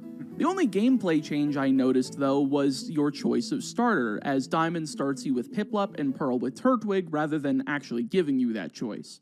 But since this is Sinnoh, I'm of course going with Platinum to get Chimchar and therefore an actual fire type. I don't trust this game to adhere much to the Platinum expanded Pokedex, so I'd rather not be saddled with only potentially getting a Ponyta and maybe even missing out on it for like Machop or something and not being able to get a fire type. Starting out is the same progression as Platinum, getting the intro talk with Professor Rowan, Barry tries running into the grass before getting a Pokemon, and we receive our starters without a choice, only to engage in battle immediately.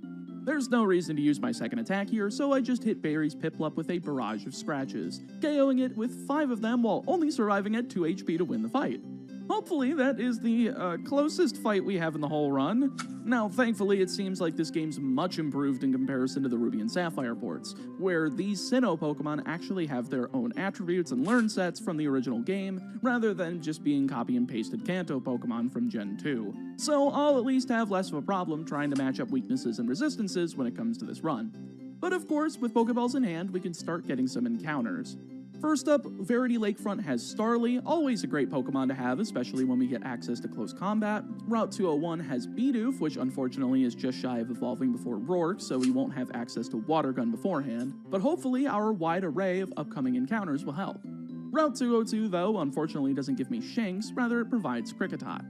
And that's not the biggest loss in the world, though I'm sure Luxray would be quite the nice Pokemon to have later on. But with them all in the party, it's time for some grinding. Once again, I need to express that the grinding sessions in these bootleg games suck, just because I have no access to rare candies and can't accelerate the video making process. Hence why this video is coming out a few days after when I wanted to put it out.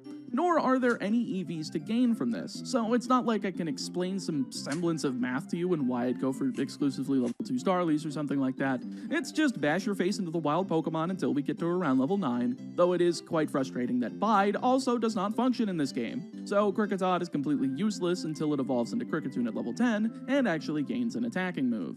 Route 202 isn't a problem outside of that though, Seriously, so what I'm were able to they clear thinking? on into Jubilife, chase Berry onto Route 203, then grab a few more encounters like Burmy on Route 204, which sucks since I really would have liked to get Budu for Rourke, and Geodude in the Ravage Path, which doesn't necessarily boost my confidence either. Not to mention, without a fishing rod, there's no encounter for me to get on Route 218 for the time being. So after training up Geodude and Burmy to the rest of the team, it's time for our second berry fight. He leads off with Starly. I do the same and immediately begin with Quick Attack, laying into him for around 70% damage with a crit on turn 1 as he goes for Tackle. And since the damage modifiers are quite wonky in these bootleg games, this somehow has Quick Attack not KO with a non-crit, forcing me to take another Tackle as a third Quick Attack finishes him off, leaving just Piplup. Tackle does 5 damage to Starly as I'm able to go for Quick Attack again, though with the pitiful damage it's doing along with a follow-up critical tackle, taking Starly all the way to only 3 HP, second Quick Attack is connect before I'm forced to swap into Bidoof and start the tackle off. Well, normally I'd come out on top with Stab. Stab doesn't actually exist in this game as it's doing pitiful damage, all while Piplup once again gets a critical that does over half to Bidoof. Huh, I'm curious if this game has them at a 1 in 16 frequency like normal or if it's higher, because that's pretty frequent right now. Alas, I'm able to swap into Kricketune and finish it off with a Fury Cutter, winning me the fight. Didn't expect that fight to need 3 Pokemon, but I guess that's what the full team is for.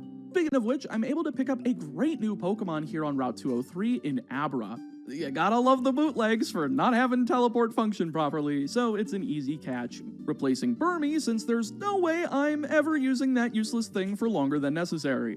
The Orberg Gate also houses a decent new encounter in Zubat, but once again, it just doesn't cover that major gaping hole in the team for Rourke. Pretty sad too, considering Psyduck was my second encounter in here, and that could have turned the tides. Moving into Orberg City though, we have 2 more available encounters, with the Orberg Mine giving me Onix, which is at least something that can stand up to the offensive pressure of Brock by resisting, as well as Route 207 having nothing. They did not put grass before the bike trail that would lead up to Route 206 and Mount Coronet, though that has actually been replaced by a portion for Rock Climb. I guess that's a neat way to replace it if you don't want to program the bike, but that means we're gonna be waiting until after the 7th gym to take advantage of that shortcut. Super inconvenient, especially in a game without Fly. Also, hilariously, in the Orberg Mine before I chased Rourke back to his gym, I somehow found myself a wild Granados. Jeez, what I wouldn't give to use this instead of Onix for this run, but I suppose they needed to put it somewhere if the underground doesn't exist, so I'm sure Shieldon is probably in here somewhere as well. But with 1 grind under our belt, it's time for Rourke. We both lead Geodude as I go for Mud Slap, all while he doesn't do much with Tackle, allowing me to hit 4 of them, including a critical hit to KO with over half HP remaining, leading to Onix second. Now his tackles are doing a bit more than Geodude's, but Mud Slap is still able to put in work for 2 turns before a critical tackle brings Geodude to 7 HP, leaving him in crit range. I've got a swap here, going for Staravia and dodging an attack, all while laying in with Aerial Ace. Not sure why it has learned this move so early, but hey, I'll take it. Luckily, Onix doesn't seem to attack with any rock moves, so I'm just able to hit for a few turns, only taking about a quarter of Staravia's HP and damage before taking it down and leave just Granados. And now, for some reason, this Granados just does not have a single attacking move from my knowledge. It just kept going for... I didn't even bother looking up a translation since it had 0 impact to the battle, seeing as I just laid in with Aerial Ace for several turns until it went down with no repercussions. That's lucky. If it did have an attacking move, well, then I certainly got lucky since most of the team is weak to rock at this point in time, but a deathless gym battle is nothing to be disappointed by. With Rourke finished up, we're able to head back to Jubilife and head north, taking out the Galactic Grunts and evolving Monferno into Infernape at level 15. Okay? I mean, I'll take it, but that really buff stat boost this early on? Really? I had Monferno for a single level. I'm just kind of baffled at this choice. I understand it's supposed to be a cash grab, but I still expect a certain level of quality considering how good the game looks and plays for the NES, but what can you do? Anyway, there's not much else aside from an encounter in the Valley Windworks to grab, that being Baniri before running through the remainder of Mars's Goon Squad and preparing for that fight. God, that was a terrible choice of words. Recently, thanks to MBT, I learned what gooning is, and sometimes the things I learned from his Twitter Freak stream segments make me want to leave the internet forever. But that's a story for another video. Mars is leading off with Zubat as I've grinded up to level 18 for the fight, leading Graveler since, once again, evolution levels have been changed and I've got an overpowered Pokemon for this early in the game, one-shotting it with Rock Throw as Perugly comes in second. Rock Throw still does amazing damage, though she's able to keep up and bring Graveler down to 10 HP. But thanks to a missed attack halfway through, I'm able to hit 3 Rock Throws to get the KO and win in short order. Single-handedly taking out Zubat and Perugly is a pretty good marker for how good of a team member you are at this point in time, but I can't say I'm surprised, since theoretically I would have had to been over-leveled to get this normally. Route 205 gives me a new encounter in Weasel, a nice water type to have, but of course a little too late for when I truly would have wanted it. But hey, I have a nice squad for Gardenia, so after running into Haterna Forest without Cheryl even in existence, and grabbing my encounter in Dustox, I'm good to grind up and take her on. She leads with Turtwig, so I go with Staravia and immediately just start laying in with Aerial Ace, doing over half as she goes for Poison Powder, which does some damage to Staravia in between turns, but it doesn't matter as the second KOs, bringing in Cherubi only to fall to the same attack in one turn, leaving just Roserade. Somehow, though, I saw that the move missed, which made me realize that it's not Aerial Ace, it's Air Slash, but with Aerial Ace's number of power points. Whoopsie. Oh, all good though, as I still am able to hit 2 more as Roserade attacks twice, hitting Staravia down to just 20 HP with the poison damage, so I just swapped into Infernape and finished it off with 2 Embers, winning the fight, and realizing that my intuition is not exactly the best to rely on here. Maybe I should bust out the translator, just to make sure I know exactly what I'm looking at, rather than working off numbers that I'd normally be used to. Then again, upon second review, Air Slash does in fact have 20 power points in Generations 4 and 5, but was reduced to 15 in Gen 6 and beyond, so shows what I know. Well, that just leaves Jupiter as my last order of business inside of Eterna City, and she's pretty easily handled thanks to Kadabra taking out Zubat in one shot with Psybeam, leading to Skuntank. Now, since I'm still unsure if the typings and everything are functioning like normal, I stay in and try using Psybeam, and sure enough, it has that dark typing. Never can be too sure with a bootleg you've never played before, but it seems like Skuntank doesn't have a single attacking move either, as Infernape's able to come in and just lay in over and over again with Ember without taking a single point of damage, taking it down in around a half dozen turns to win the fight.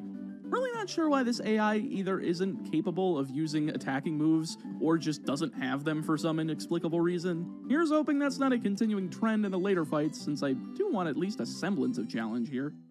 Now for Route 206, the cycling road has been completely removed and just keeps the underside all without Wayward Cave. So I guess that works if you wanted to cut content, but the wild Pokemon consisting of an underleveled Machoke as my encounter is quite strange. Once again, I'm here with underleveled but powerful Pokemon to add to the arsenal, but I do already have Infernape, so I don't really need to bother for the time being. And since we got Machoke on Route 206, Route 207's Machop encounter is no longer a worry, as that's considered Duke's Claws, letting me grab a backup fire type in Ponyta as my encounter. Dope, can't really be mad about that one. But what's weird is Mount Coronet's encounters, and they're really high level. I mean, even for the base area, it's already in the early to mid 30s. That's pretty damn high. Though I guess with them all being dupes of stuff I already have or evolved forms of, I don't really have to worry about burning an encounter here and accidentally losing a Pokemon because of it. I forgot. And for some reason Cyrus didn't show up.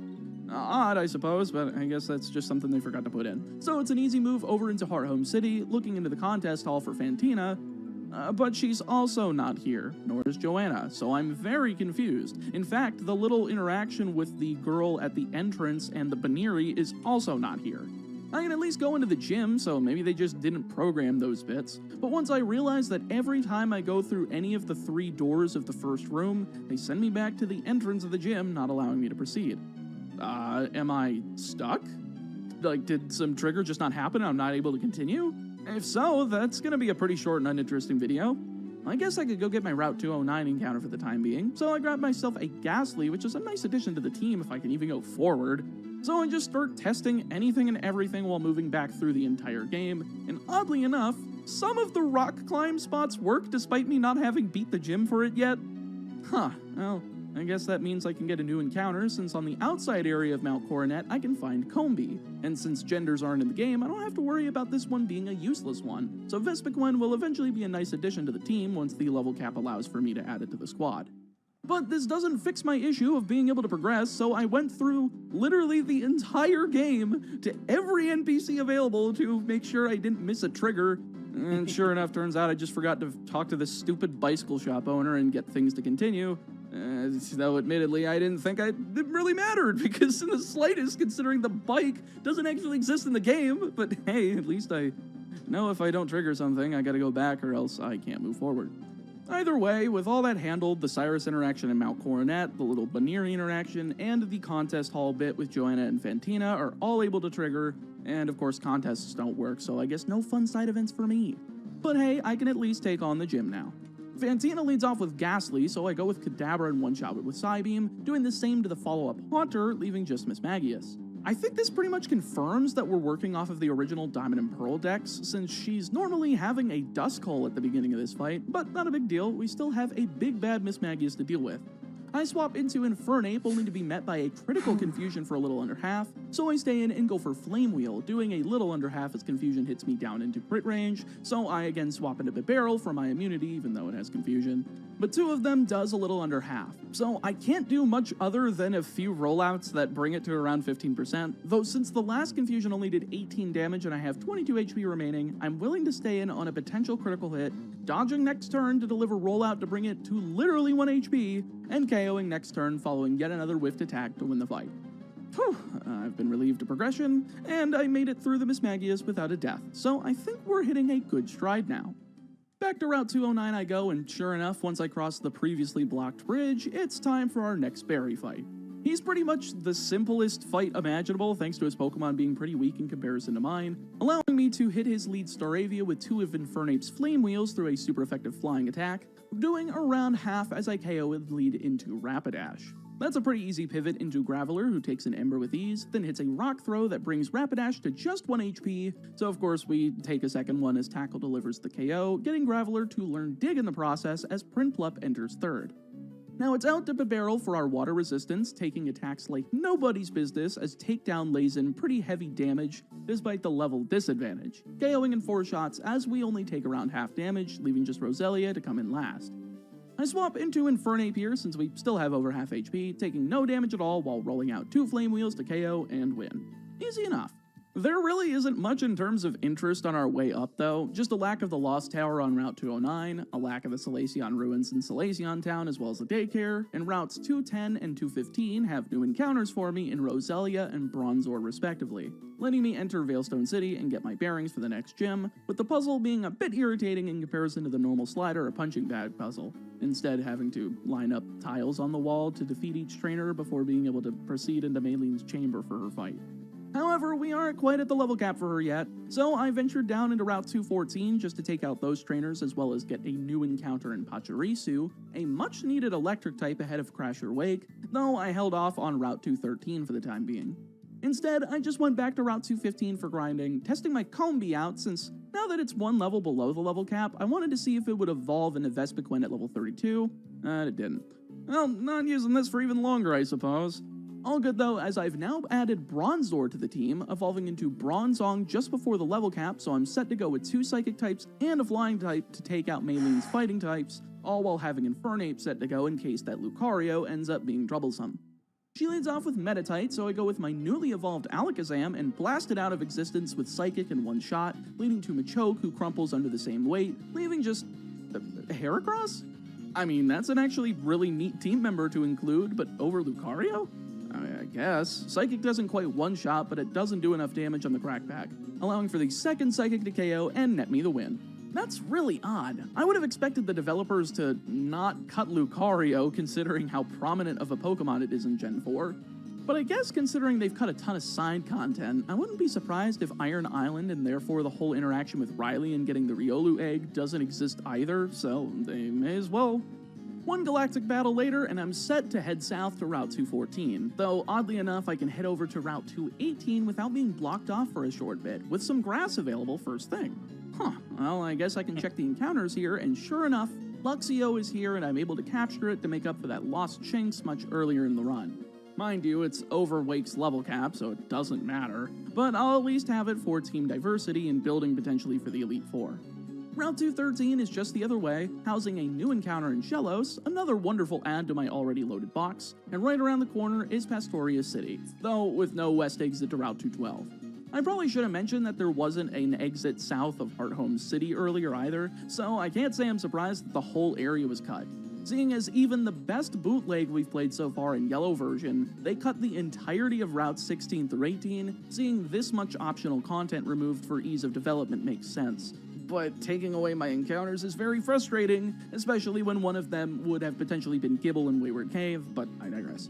We'll hopefully find that in Victory Road or something. Before being able to enter the gym, though, we have another rival fight, and he's rocking a lead Staravia as I once again go Alakazam, using Psychic for around 80% as he hits for just under half, but that's fine as a second Psychic KOs leading to Rapidash. Once again, that's an easy swap into our newly evolved Golem, letting me go for Dig, which does 80% in one turn rather than it being a 2-turn move, making it easy to take 2 Embers and KO with the second. Out comes Prinplup, so out to Bronzong I go for the water resistance, laying in with a whopping 5 Psychics, all while only taking 11 damage in return to KO, learning a new move that's likely useless in the process. Seriously, I cannot tell if any of these status moves actually do anything, so I've just been keeping offensive moves on my team. Though I will say, having 30 power points on Psychic is a little absurd, but it helps for grinding. Last out is Roselia, so I stay in and just go for 2 more Psychics, taking no damage in return to KO and win the fight. Good stuff. Now that the gym's open, I'm good to take on Crasher Wake. Well, after an ice puzzle, I guess the rising and falling water was too difficult for the NES hardware.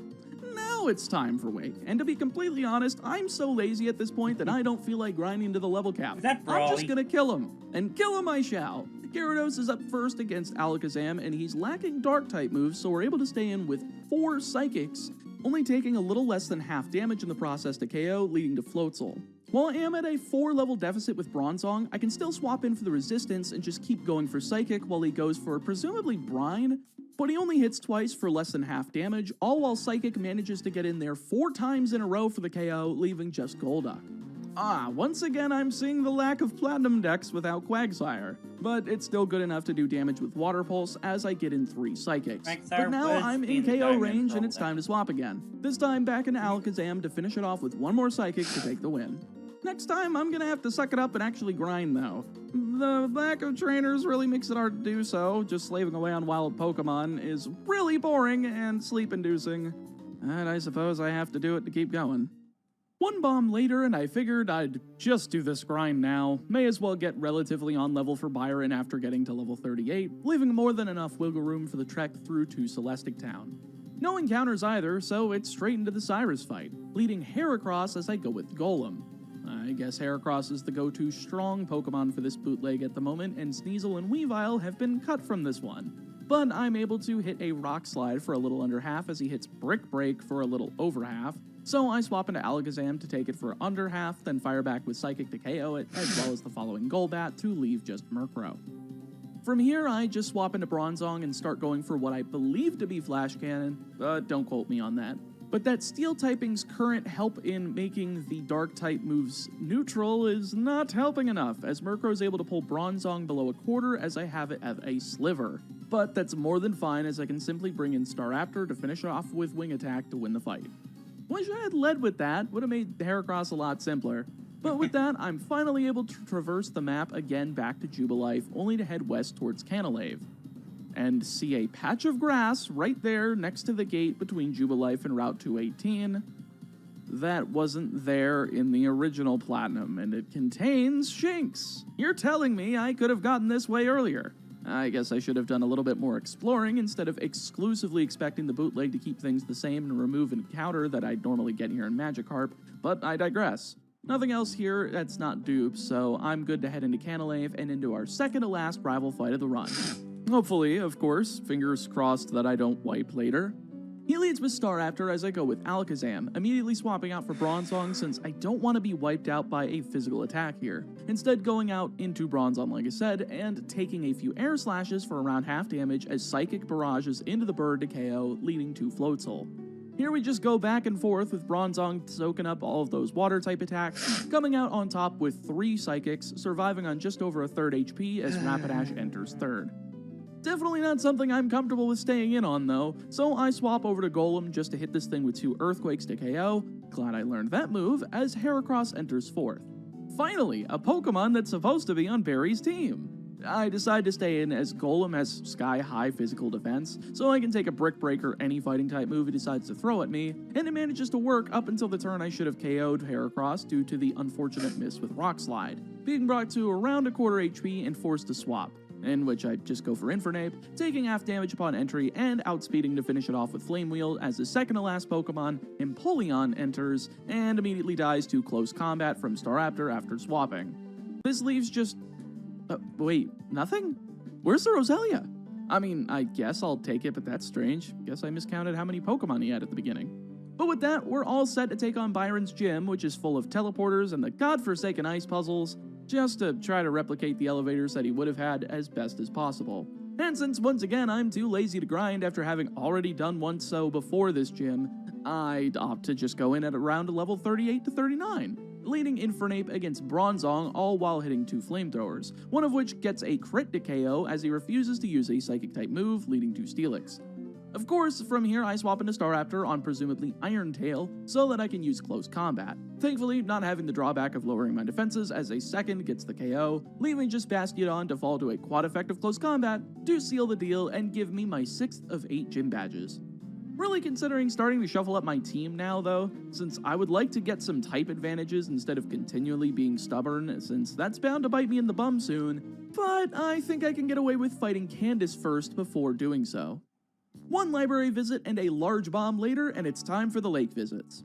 First up, darting all the way across the map back to Lake Valor is my first encounter with Saturn. And boy, this lake certainly does not look blown up in the slightest. I guess they couldn't figure out how to make a map change its look after certain story events. It's not really a big deal. Saturn, of course, is leading Golbat while I go with Golem. I had a feeling this would be here, so I can rock slide this thing twice to KO, leading to Bronzor. Again, pretty easy with the lack of abilities present in this game, so Earthquake wipes it out right quick, leaving just a Skuntank? Did someone mix up Jupiter and Saturn? I mean, I guess I haven't seen a Krogunk at all during this run, so I suppose that line's been cut?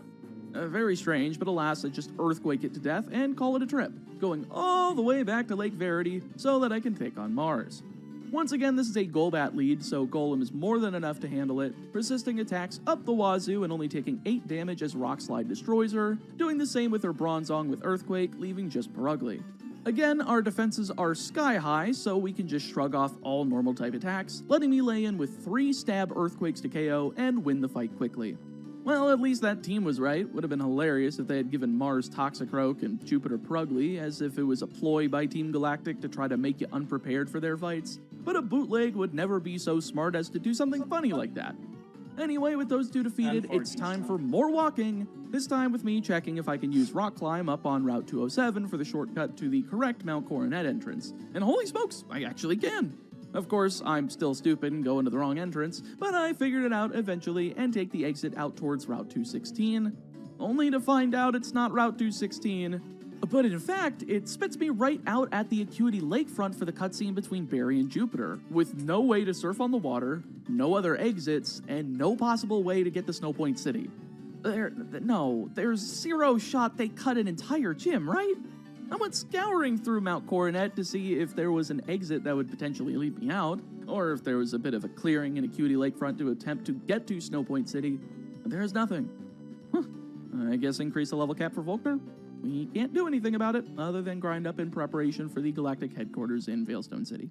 So after a stupidly long grind up to level 45, I'm able to run through the grunts inside of the HQ, of course making sure to hit all of them so I can get as much money and EXP as possible, since this game's lacking harshly in trainers, and I'm gonna need that cash to make sure I have healing items for the Pokemon League. Yeah, it's that bad. No TMs and no ways to get infinite money through any sort of grinding, and it's quite frustrating to say the least. But it's fine as we're able to get through everybody and find Cyrus, conspicuously without a tunnel towards another Saturn fight after him. Well, I guess one boss fight is fine. He leads off with Skuntank. I go for Staraptor, and since I have close combat, I go for it for half damage, but then I remember, oh, right, the Skuntank has 0 attacking moves in this game, and just start going for weaker moves so I can conserve my power points in the event that I need them for the second and third Pokemon, KOing it with a barrage of Wing Attack and Air Slash, all while not taking damage, leading to Crobat. Okay, an actually good Pokemon, and one that walls up against Air Slash pretty well, even doing more damage per attack with Chatter. I suppose they gave this move to other flying types, since Chatot is nowhere to be seen in this bootleg, but considering he just decides to use Leer 3 times during this, which didn't have any significant impact on the amount of damage Crobat was doing to Staraptor. I'm able to clean it up with a few more air slashes to KO, leaving just Honchkrow. Well, I suppose I need to swap out from here, deciding to go for Bronzong for the neutrality thanks to the steel typing, and repeatedly going for Bullet Punch. I mean, that's cool that Bronzong gets Bullet Punch here. Seems like a cool priority move, but priority doesn't exist in this bootleg. Instead, it's just here to have a steel-type move that does damage, and we're managing to just slightly outpace Honchkrow's damage with Pursuit all the way until I accidentally misclicked Confusion, since somebody decided auto-placing the move cursor to your first move instead of the move used last was a good idea, forcing me to swap once again, this time choosing Golem because I'm dumb and I should have used this in the first place. Finally, finishing it off with Rock Slide to KO, and lead to no Saturn fight as expected. Alright, well, I suppose I need to go to Mount Coronet and Spear Pillar, since there was still a path to get there before, only to realize that the path that was previously being blocked by Team Galactic is in fact a dead end, with no battle against Mars and Jupiter, no Distortion World, and no Dialga, Palkia, and Giratina. No wonder they took those off of the title screens, they're not even in the fucking game! In fact, there's only 92 Pokemon in this game, hence why stuff like Lucario, Weavile, Houndoom, Yanmega, Toxicroak, and many others have been cut from the original 210 seen in Platinum's regional decks. In fact, Bonsly is the last Pokemon in said Pokedex, meaning this thing doesn't even evolve into Sudowoodo in this game. For as much effort that was put into the rest of this game, the fact that the Pokedex isn't even 50% of Platinum's, not to mention with all of these story beats and optional areas cut, I've just got to say that this game is blatantly a cash grab, blatantly ass, and in fact, the Pokedex evolving Pokemon doesn't even count as obtaining them. I'm still missing Monferno, Infernape, and Alakazam inside of my Pokedex, despite the fact that I literally have them in my party, not to mention, if a Pokemon is caught above its normal evolution level, like Ghastly was, it cannot evolve. They did not program it to be able to evolve at or above the level that it normally evolves, meaning I am stuck with a potentially level 59 Ghastly going into the league if it doesn't die beforehand. You know what? Sound off in the comments below. If I ever decide to revisit these bootlegs for the Professor Oaks challenge, would you want me to do it normally and go for evolution levels while marking them as obtained, or go in spirit of the actual challenge and ignore anything that doesn't actually fill in an entry in the Pokedex as the challenge is actually supposed to entail?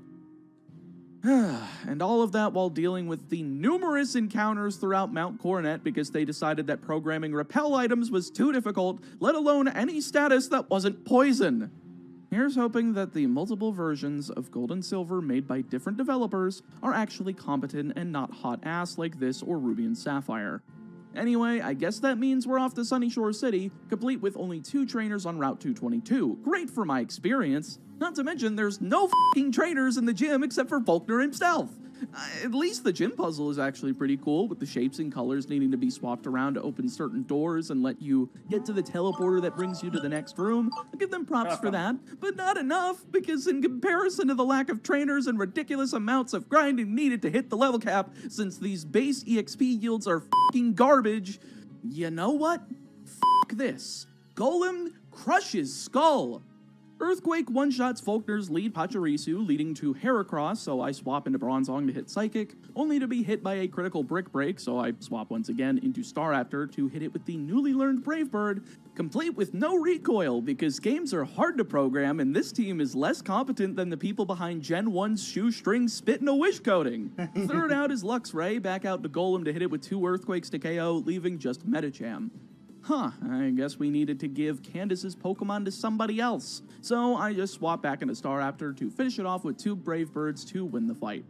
Well, Beacon Badge in hand, I suppose, considering I'm level 45, and the league is level 59 for the cap, I'm gonna want to grind up about 10 levels before running into the last rival battle at the very least.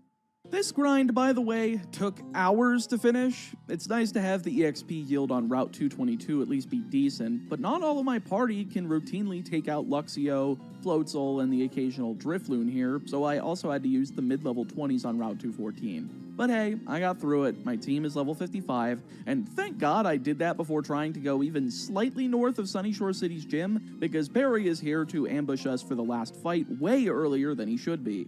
He's leading Staraptor as I go Bronzong, just going for Psychic here and taking barely any damage, as I'm able to 3-shot it, leading to Skuntank. I mean, sure, I guess. I swap to Golem here, only to hit it with a 1-shot Earthquake and not get hit at all because, oh boy, Skuntank doesn't have any attacking moves. This leads to Heracross third, so I swap once again into Staraptor, taking barely any damage before 1-shotting with Brave Bird as Rapidash enters fourth, so it's back out to Golem to take 0 damage from 2 attacks as Earthquake gets the KO in 1 shot.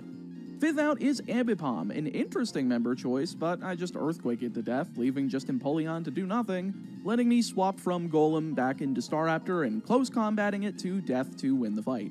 And with that, we at least get the EXP from the trainers, like 12 levels below us on Route 223, leaving just the victory road. There is no victory road. It's just a waterfall that leads to the Pokemon League, meaning I have to grind again!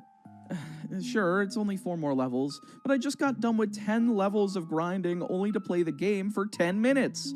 And hey, I guess that means it's true to an NES RPG like Final Fantasy or Earthbound Beginnings. Surely that was intentional. I'm losing my goddamn mind. But 1 more grind later, and thankfully with enough money to grab plenty of ethers and super potions, since for some reason shops sell the former, but don't have any hyper potions, we're ready for the league. Sound off in the comments if you think I'm gonna lose a Pokemon in the league, or if you think we're gonna steamroll. Let's get it done. First up is Aaron, so I'm leading Staraptor to just Brave Bird him to death, taking out Beautifly, Mothim, Heracross, Combee for some f***ing reason, and Vespiquen in sequence, all to 1-shot each to win the fight. They really didn't have a 5th bug type to give them? I mean, really? They had Dustox. I caught one in Eterna Forest. And I suppose we weren't supposed to think about that. Second up is Bertha, leading Whiscash as I'm once again leading Staraptor for the ground immunity, hitting 2 Brave Birds to KO with no damage as Steelix enters second and immediately dies to close combat, leading to Gastrodon. Brave Bird is once again a 1-shot as it is on her 4th Pokemon in Torterra, great use of the ground subtyping there, leaving just Golem to be 2-shot by close combat to single-handedly win a 2nd league battle. Hey, at least they had enough unique ground types for that fight.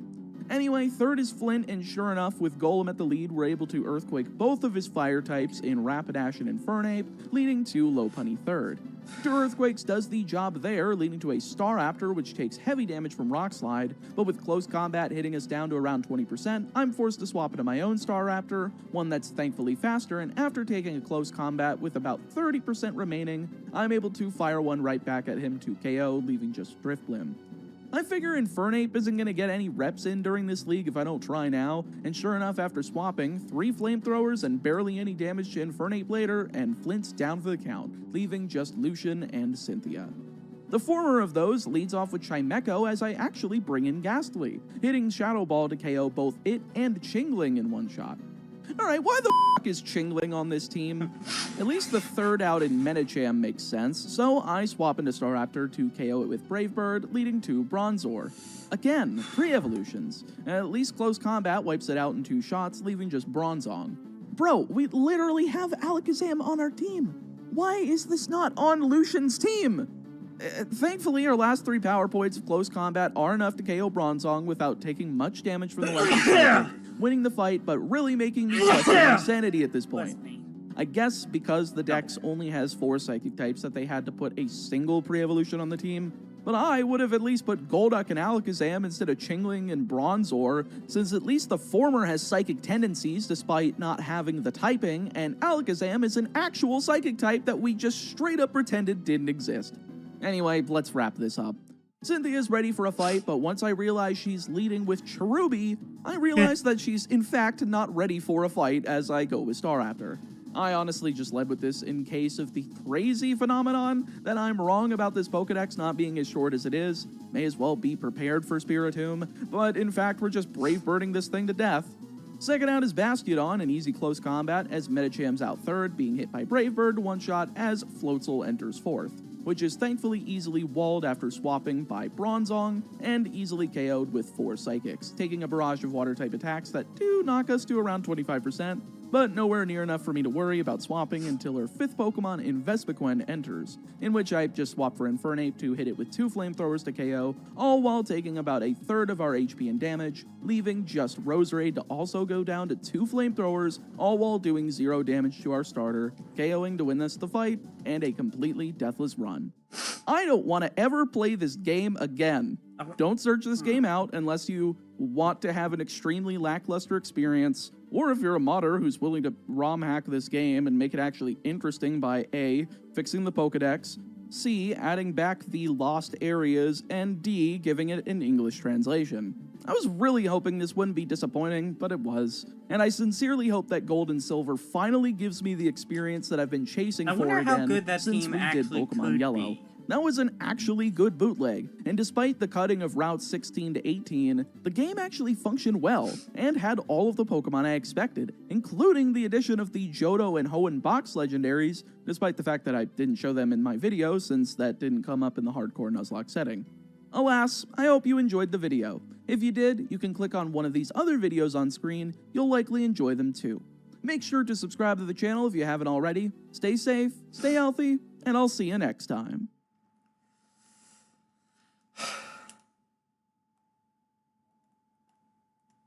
Hey everyone, Madurai Bread here. Pokemon Heart Gold with only Tropius was a shockingly hard run. Let's follow that up with a fun team run. Today's the day that we figure out would I be able to beat Pokemon Emerald with a team of only Wally's team and moves. So here's Wally's team. I've said for ages that it's shocking how bad Wally does in these runs considering his team isn't that bad. Gardevoir is a super strong Pokemon that's pretty comparable to Alakazam. Magneton with Thunderbolt is fantastic, and Roselia is overall a really solid Pokemon in this game. I guess Altaria is just alright with these moves, and Delcatty has just an awful moveset, but I really do think that this is a decent team. We could probably beat the game at a reasonably low level. Like always, I'm reading the script as I go through with the challenge, so all this part is being written before I've started. Everyone comment down below and guess if I can win or not.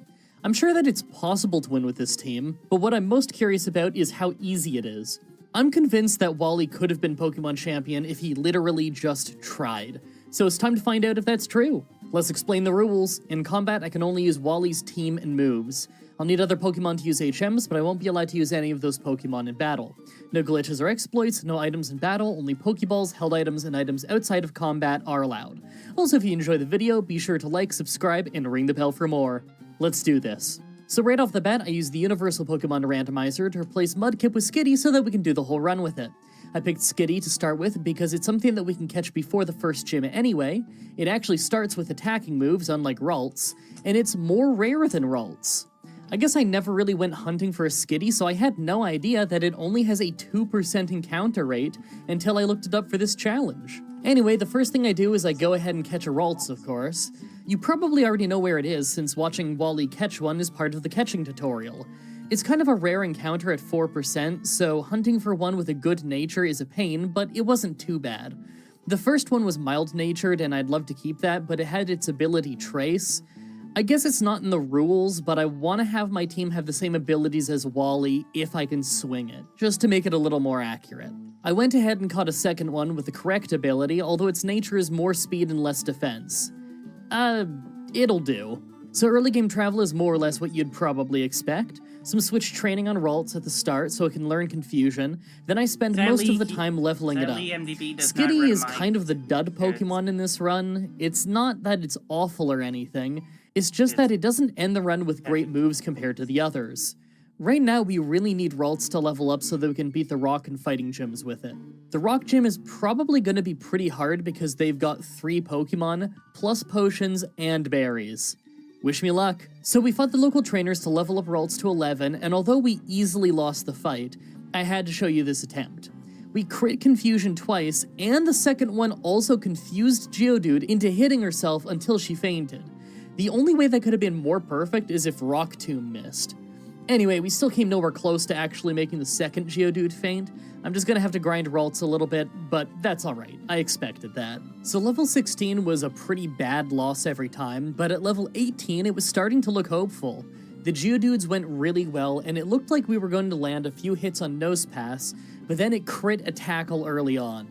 It already had a lot of defense built up from Harden, so the moment Skitty came in, we were doing just about nothing. It always sucks to lose to a lucky crit. Thankfully, luck was on our side on the next attempt as the Rock Tombs missed in a row. It was on separate Pokemon, but still, we got super lucky. Now, we couldn't have won if all of those hit, but we could have won if she just used Tackle a little bit instead, so it's hard to say exactly how lucky this all was, but hey, I'll take it. Okay, with that done, we have the fighting gym, and then the one rival fight that usually ends up being kind of hard. Now, I think the fighting gym will be easy unless there's something I'm forgetting about, but I never know how the rival fight is gonna go.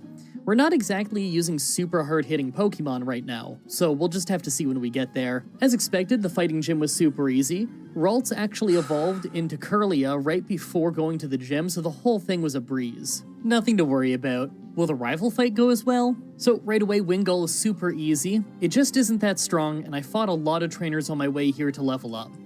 Grovyle had me pretty worried when Pursuit was doing more damage than our Confusions.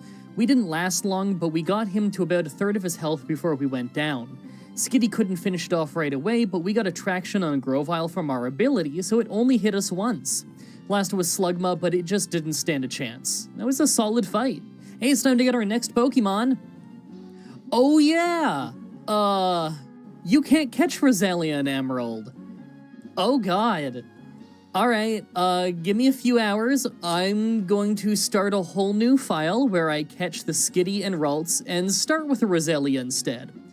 Yes, I am absolutely going to just hack in rare candies to catch us up on level for this. I get the feeling you're all okay with that for the sake of having the video come out on time. Whoops.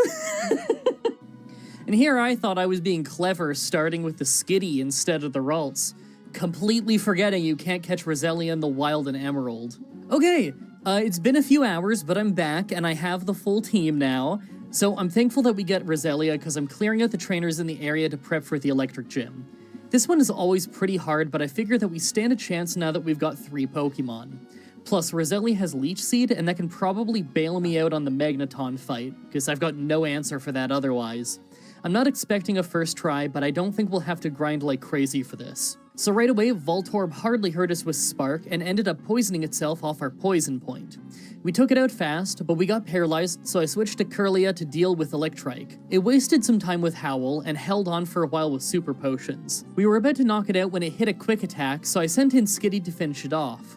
Back out to Roselia for Magneton, and this was a long and brutal fight.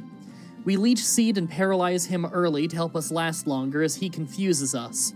He only needs a few hits for us to go down, but between Leech Seed, Mega Drain, and Paralysis, we can hang on for a long time. He almost fainted, and he had to use a Super Potion at one point, but thankfully, he doesn't have more, so we managed to take him out. That got us Magical Leaf, one of Wally's moves, so we learn it right away. Last was Magnetric, and very quickly, we got outclassed. It was hitting hard, we're already beaten up, and none of our team is in nearly good enough shape to take it out.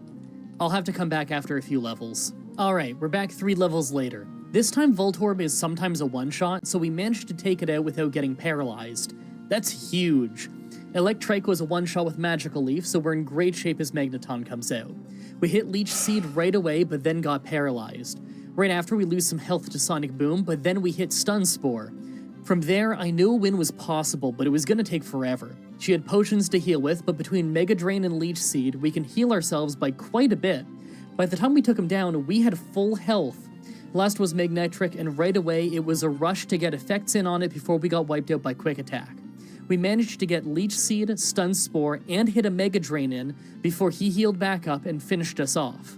We messed it up a lot though, so as Kirlia came out, we quickly finished it off. That was a great fight. Time to catch the second from last member of our team, Swablu. Yeah, that means that we get a dragon on the team for once. That's pretty cool. I mean, it's normal in flying now, but it's gonna be dragon and flying once it evolves at level 35. The moveset we get by the end isn't bad either. Nothing super hard hitting, but that's alright. It's probably got a lot more potential than Skitty at least. Maxie was a total cakewalk, as expected, although I guess he did do a lot of damage to Roselia. That's just because he was using a fire type, though. Roselia's actually been one of the best members of our team this run in the short time that we've had her. Next was the Fire Gym, but our Gardevoir just evolved this level, so I used Calm Mind once, then took out our whole team easily with Psychic. Yeah, Gardevoir is an awesome Pokemon. Wally has no excuse to be losing with this thing. Let's go take out the normal gym. But on our way there, I took the rude fossil. I knew that if I didn't say what I took, you'd all ask. Actually, now that I think about it, everyone asks anyway. Comments are good for the YouTube algorithm. The same Calm Mind and Psychic strategy worked great on the normal gym too, although it's partly because the AI was kind of awful. Slacking was using stuff like Yawn, while I was already asleep, even though Facade would have easily been a 2-shot. Because of that, we took out the whole gym pretty easily. That means that we can finally get our hands on the last Pokemon, Magnemite. It's not super strong yet, but it gets pretty great after evolving. Plus, we get to give it Thunderbolt, and the TM for that is the reward for beating the mini dungeon that Magnemite is in, so it's really convenient. Now I'm gonna slap an experience share on it and level it up right away, because we have a flying gym coming up, and I want to see how much of that fight we can do with Magnemite. Oh, and also, this is the first Magnemite I caught, and it had a metal coat! It won't serve us at all because we don't have any steel moves, but that's kind of cool. It's only a 5% chance it'll have one. But of course, on our way to the flying gym was the always easy other rival fight. I actually fought as much as I could with the newer and weaker members of the team just to get more experience on them, and it went great. Magnemite is still kind of a low level though. Well, it evolves at level 30 and we're almost there. I'll just evolve him and then try the gym. So the flying gym was really easy with Magneton, as expected. The only Pokemon that gave us any troubles was Altaria, but it was just because I fought it with Gardevoir to keep Magneton from going down. Everything else went down incredibly fast. Alright, it's time for things to get a lot harder. We have the Maxi fight and the Psychic Gym. Now the Maxi fight is sometimes a bit of an issue, but I'm not too worried about it. It's the Psychic Gym. You can never underestimate it. Of course it's brutal in solo runs because they outnumber you, but even in team runs where they don't have the numbers advantage, they still tend to hit really hard. Their team synergizes well together because it was meant to only fight in double battles. Our team in these games is usually based off some weird gimmick, not off working well together as a team. Case in point, we're at the mercy of what Wally uses, and Wally wasn't designed to do double battles. Their types and moves are just gonna be a nightmare this run.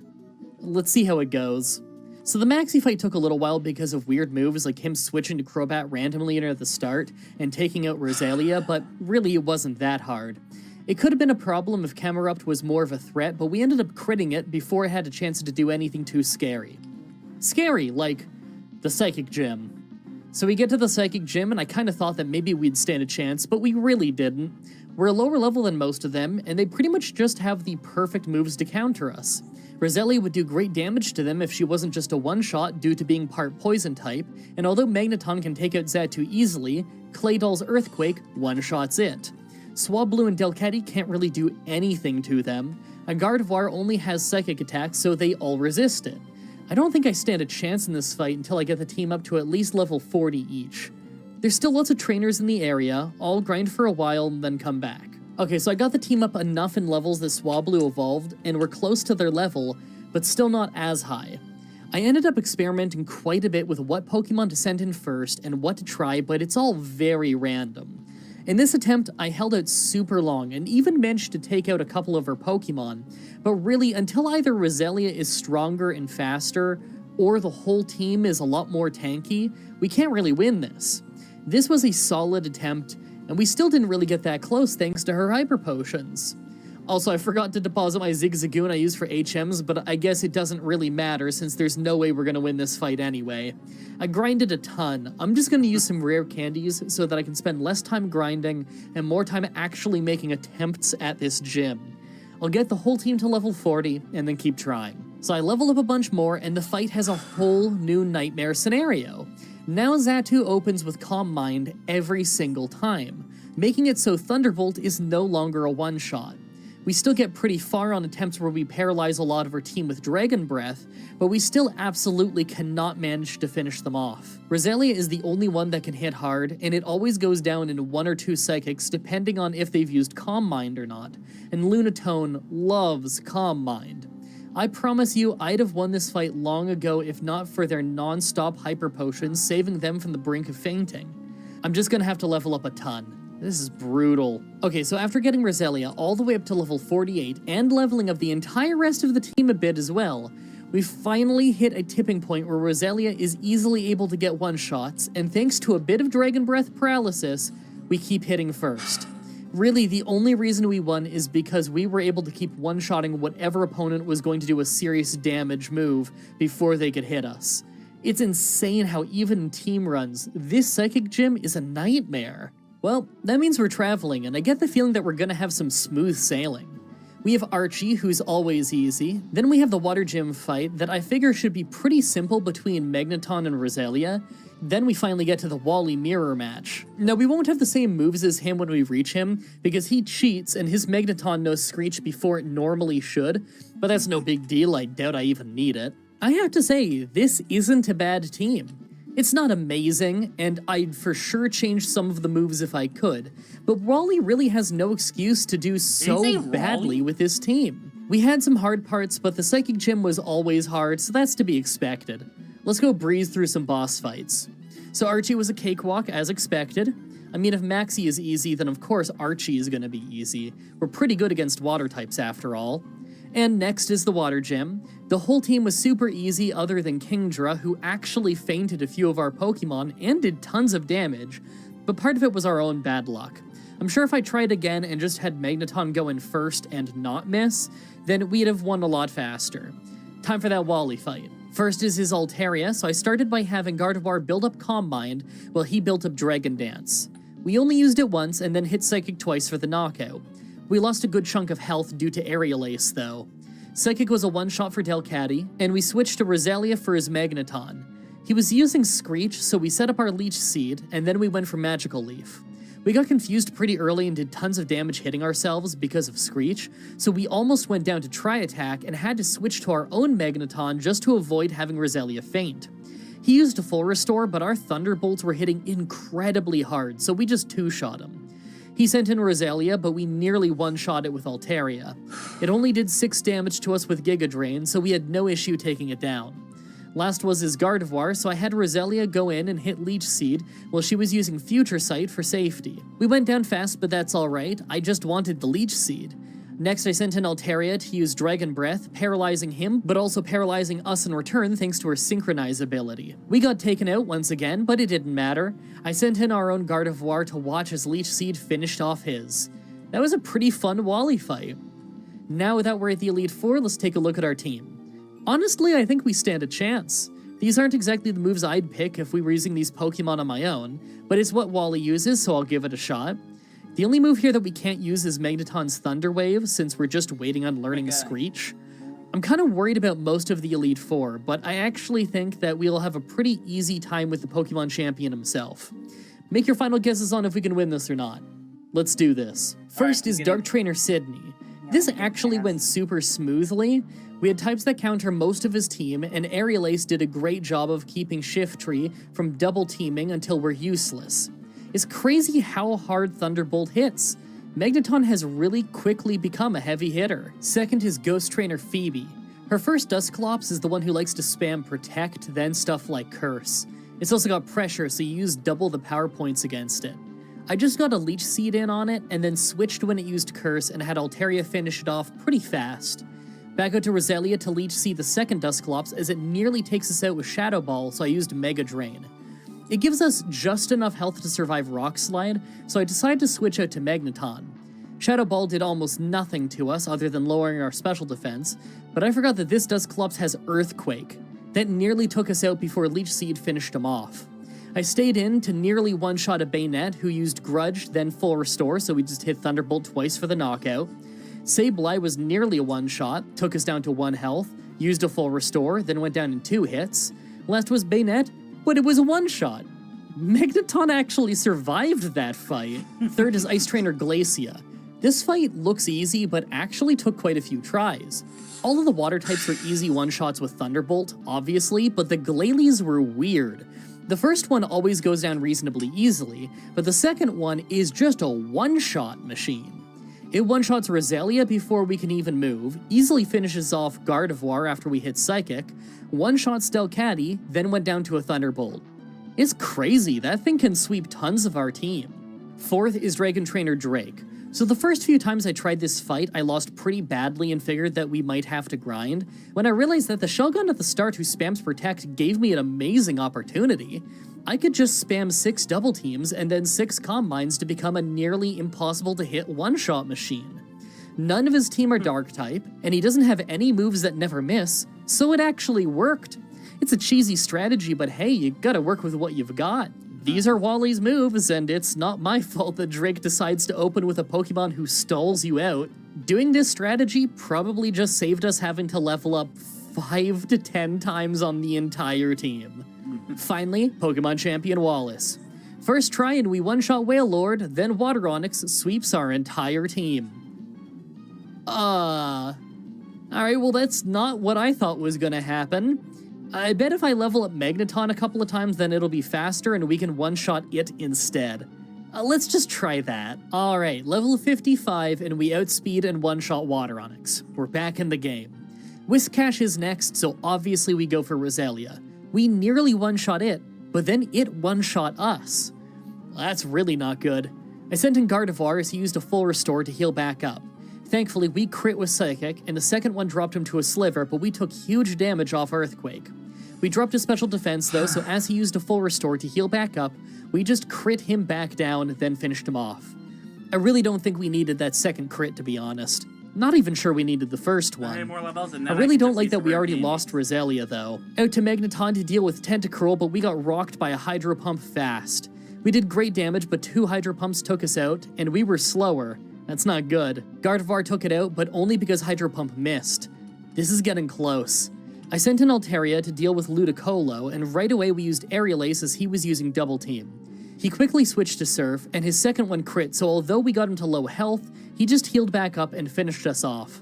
I sent in Gardevoir, but now his Double Teams made us miss, and he took us out fast. Naturally, Delcatty isn't ready for this either.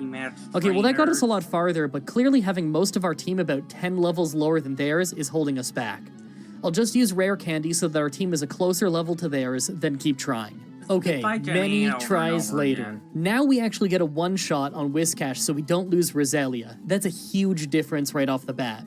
Melodic gets sent out super early, so I sent in Magneton to hit a Thunderbolt on it, then switched to Altaria when I realized that we were going to go down and I still need Magneton for later. Altaria just ended up going down before it could hit anything though. I sent in Roselia, nearly go down to an Ice Beam, then took him out with a critical Magical Leaf. Oh my god, that was lucky. Tentacruel is next, but we're faster, so we just crit a Psychic for a one-shot. Considering how bad of shape our team is in, I think we needed that. Last is Ludicolo, and we don't have Altaria, so I had to open by sending in Magneton to Thunderbolt it, then go down. Next was Gardevoir, who almost took it out with Psychic, but got seeded. He used a full restore, and I just kept going for Psychic. He starts using Double Team, and I was terrified we'd start missing when we finally hit that final Psychic to take him out and beat Wallace. With that victory, we get into the Hall of Fame and win the run, but you know it's not over yet. Gen 3 has a post-game fight with Steven Stone. Now, they're a much higher level than we are, but that's alright. It's the post-game. No reason not to just go crazy with rare candies. His team starts around level 75, so I'll get our team up to 70 and just see what happens. He's using stronger Pokemon, he's got better moves, he's got us outnumbered, so I don't really know how it's gonna go, but I'm sure we could win eventually. Right away, Magneton outspeeds and one-shot Skarmory with Thunderbolt. Awesome start. I sent in Roselia for Aggron, and we actually did a lot less damage than I expected. We took it out, but it was only because of a critical Giga Drain. We're in bad shape because of Earthquake. Armaldo was next, so I tried using Altaria, but we did almost nothing and he hit incredibly hard, so I switched to Dragon Breath and paralyzed it before we went down. I sent in Magneton to finish it off with Thunderbolt, but we ended up getting hit by Water Pulse and he used a full restore. Then we took him to half health with another hit and he switched to Claydol, so I had to switch to Delcatty.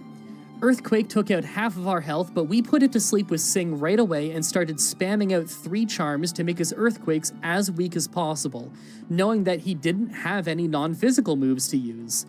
That's right, I finally got a use out of Delcatty. At some point, with the lack of anything else to do, I started using Assist. One of the moves that it used was an incredibly weak Surf. I guess it used that because of my HM Tentacruel that I used to get here.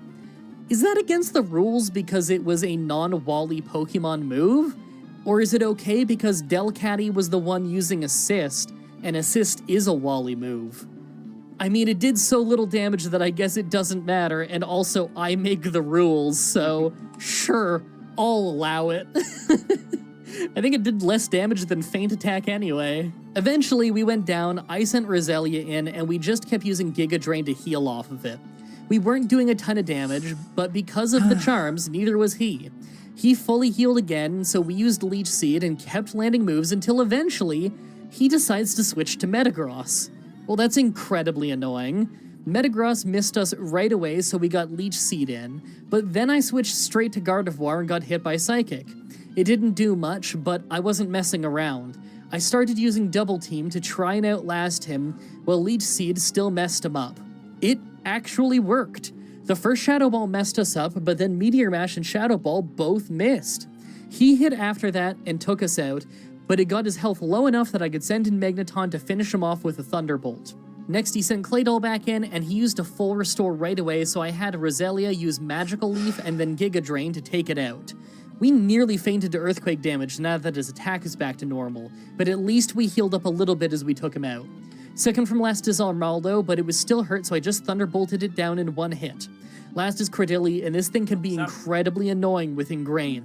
Right away, I had Roselia use Toxic on it first, as it took us out with Ancient Power, and that's when I knew that we had this one. Our last Pokemon versus his last Pokemon, and he could hardly hurt us. Yeah, we could hardly hurt him, and we're a low health Pokemon, and he heals from Ingrain, but Toxic just builds up too fast. There's nothing he could do. We even got him to hit himself in Confusion a bit on the way down. I can't believe we won that at level 70. That was a fun run, but I knew it would be. These gimmick team runs always are. I really hope you guys like that run. The next Pokemon challenge should be up next week on Saturday, like usual, with Pokemon Fire Red with only one Trapinch. Yeah, I really like doing these runs with Pokemon you don't normally find in the game. It's just really fun. As always, I'm looking at your suggestions in the comments in the challenge request section of my Discord channel and on Twitter. Subscribe, ring the bell, stay tuned. Outro time. Oh my god, the weather is finally nice over here. We've had a few random days where it got really cold at night and I needed to put the heat on, and a couple random days where it got so hot out of nowhere that I needed to put the air conditioning on, but for the most part, okay, and there's been some really rainy days too. Okay, but for the most part, it's been sunny, it's been nice, it's been breezy, the temperature's been mild, and I've been getting a lot of sun in the backyard, so that's been quite nice. I can do the lawn, I can do a little bit of gardening, that's been great. I've also been streaming a lot more, as I'm sure you guys have seen. Mostly just a lot of WWF No Mercy so far, but I kind of think I'm near... Sorry, not No Mercy, WWF WrestleMania 2000, the game before No Mercy. I will do No Mercy at some point, don't worry. Anyway, I'm kind of breezing through that one because I'm fairly sure that I'm near-ish the end of the game and it wouldn't take a ton of streams to finish it off. So I kind of want to just, like, blitz through that, finish that off, then I can get back to more other stuff like Bannerlord, and I want to do Stardew Valley would be really fun, and I probably want to stream some Pokemon side stuff too. Not really thinking about any ROM hacks right now. I get requested to do every ROM hack on the planet, trust me. But I'm not really thinking of streaming any ROM hacks or anything like that right now. I'm thinking if I stream some Pokemon stuff, I want to do some, like, spin-off side games, you know? Like, what was that game called? Like, Pokken Tournament? The fighter one? I mean, I heard it wasn't great, but I haven't played it before, so I wouldn't mind trying it. I want to try more of the spin-offs that I've never tried before. I'm not sure which ones I want to do as, like, a Let's Play with my friends, and which ones I want to do as, like, streams. I'm not really sure yet. So I've got to figure out some of that, but I will probably be streaming some Pokemon-related stuff. I definitely want to get back to streaming the Pokemon collectible card game for the Game Boy Color, because I used to stream that a few years ago, and that game is super, super fun. It helps that, like, the card game itself is really fun. I don't play the card game in person or anything. It's just I kind of understand the rules, and it's a fun game. And that game is really fun, and the cards are fun, and the music is all fantastic, and the art is good. Just, oh, what's not to love about that game? And then whenever I end up finally beating that one, there's a whole sequel, too, so I can play that one, too. And I always hear that the sequel's great, and I've watched some people play it. I've watched, like, Paraspector play it, and it looks like a really fun game. So yeah, that'll be great. Oh, and me and Paraspector are probably gonna, like, play some Resident Evil Outbreak on stream someday. We're probably going to play some off stream too, because he's doing like videos on his channel. He's done videos where he kind of recaps like all the Pokemon games in order. He also did that with James Bond games, and now he's doing it with Resident Evil games, and I'm a huge Resident Evil fan. As a lot of you already know, I've Let's Played tons of Resident Evil games on this channel. Some of you OGs have watched me play Resident Evil 4, in which I defeat all of the regenerators with a knife. Just a knife. I know some crazy tricks in that game. It's real fun. If you haven't seen my Resident Evil 4 Let's Play from, I don't know, 2015 or 2016, that's pretty old now, actually. Oh my god, that was like 8 years ago. That is wild to think. Hey, if you want to go watch it, I think that one aged really well. All right, I should go make some lunch. Thank you everybody so much for watching, and until next time, have a nice day.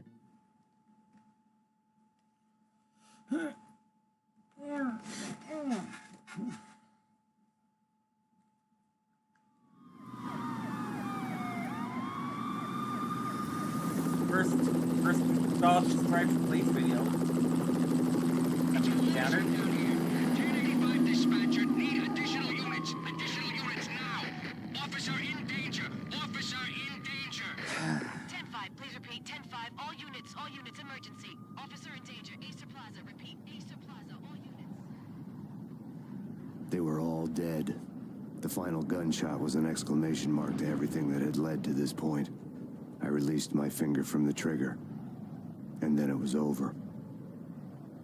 A broken man with nothing to lose, a strange new drug flooding the streets, and a military cover-up reaching all the way to the top. Max Payne is a film noir graphic novel hard-boiled detective story with a side helping of video game. It's highly rated and highly spoken of still, with some great memories, but are we remembering the quality of the story or the fun of the actual game? Let's find out. Welcome, I'm Josh Hayes. Join me as we go back to 2001 and replay the third-person action shooter Max Payne. I'll be finishing every level, rewatching all the cutscenes, and then analysing the character's story, gameplay, and overall experience. We'll find out what still holds up, what's aged badly, and what was never really good to begin with. I'll break down the many Norse mythology references and critique the storytelling on a more general and then hyper-focused scale, and then answer the simple question, Max Payne, was it any good? As usual, a massive thank you to all the supporters on Patreon, YouTube, and Twitch who keep the channel alive. You can find out how to support in the video description and more information at the end. For now, let's go undercover in a journey to avenge our family. Max Payne is a third-person shooter released for Windows PC in 2001. It was ported to PlayStation 2 and Xbox by Rockstar Games in the same year, and then 1 year later it released on Mac. There was also a Game Boy Advance version in 2003, and then a decade later in 2012, a mobile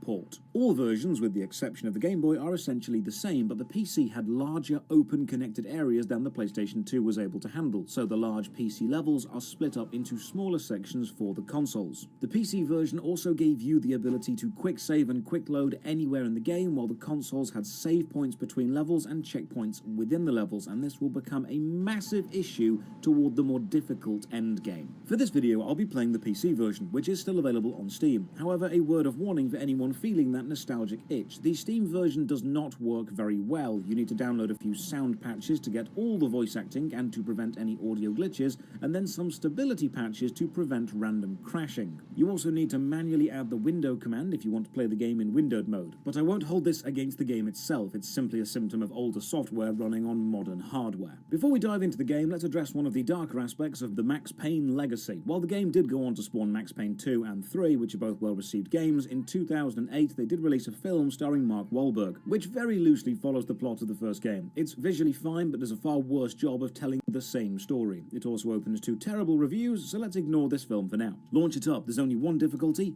Fugitive. You have to complete the game to unlock the rest of the difficulty settings, so let's dive in.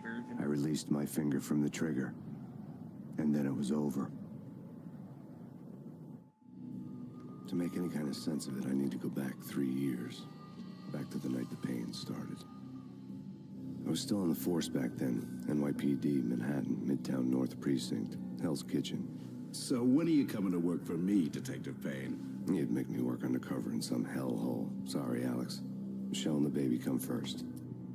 The story of Max Payne is told in 3 ways over the course of about 3 days by gameplay, by in-game rendered cutscene, and then by graphic novel style panels with a voiceover. These usually pop up between missions or whenever you interact with a TV or radio. When you're on the graphic novel cutscenes on PC only, you have an old DVD style menu to pause, play, skip forward or back a panel, or skip entirely, giving the player the power to progress reading at their own pace, or to go back and watch a panel again, which is nice. And doing it thematically through the buttons is a lovely touch. It makes you feel like a detective spooling through old footage trying to piece together a crime. And this fits because we started with the scene on the building roof and then a flashback, so all this has already happened. We are just catching up to where we are now. The panels themselves have become iconic with the Max Payne brand, and while they are a memorable visual choice, they weren't intended that way. They were used because it was simply cheaper than making a load of in-game cutscenes. Max Payne was the second game from Remedy Entertainment and the budget was heavily limited. The director also said that having a huge selection of graphic panels ready at any moment meant they could cut them around and change the story as they went, which made revisions super easy. The panels themselves also aren't artists' drawings. They are real photos of people run through a graphic novel style filter. Now, when the game was made, because the budget wasn't huge, they couldn't hire that many actors, so the lead writer and level designer Sam Lake posed as Max Payne himself, both in the panels and in the texture for Max's face in the game. In a nice cameo, Sam's mother would herself feature as the model for the game's antagonist, Nicole Horn. Sam, however, didn't do the voice acting. For that, they got American actor James McAfee. Sam and James would work together as writer and voice talent later on the game Alan Wake. The panels in Max Payne are dark and often somber, enhancing the film noir style vibe. They do a great job of building an oppressive feeling, which can unfortunately sometimes contrast sharply with the clunky feeling of the in-game rendered cutscenes. Before starting the game proper, there is a tutorial section. No connection to the actual story, it's purely mechanical. Run, jump, shoot, switch weapons, interact with objects. Opening these van doors shows how the character model has weight and heft in the world, as the doors cannot open through us. We shoot this padlock off a door and then get shown the most memorable feature of the game, the bullet time combat. But before we talk about bullet time, we need to talk about general movement. The feeling of moment-to-moment gameplay is extremely basic. The jump mechanic is used about 3 times in the whole game, and this is only ever to get across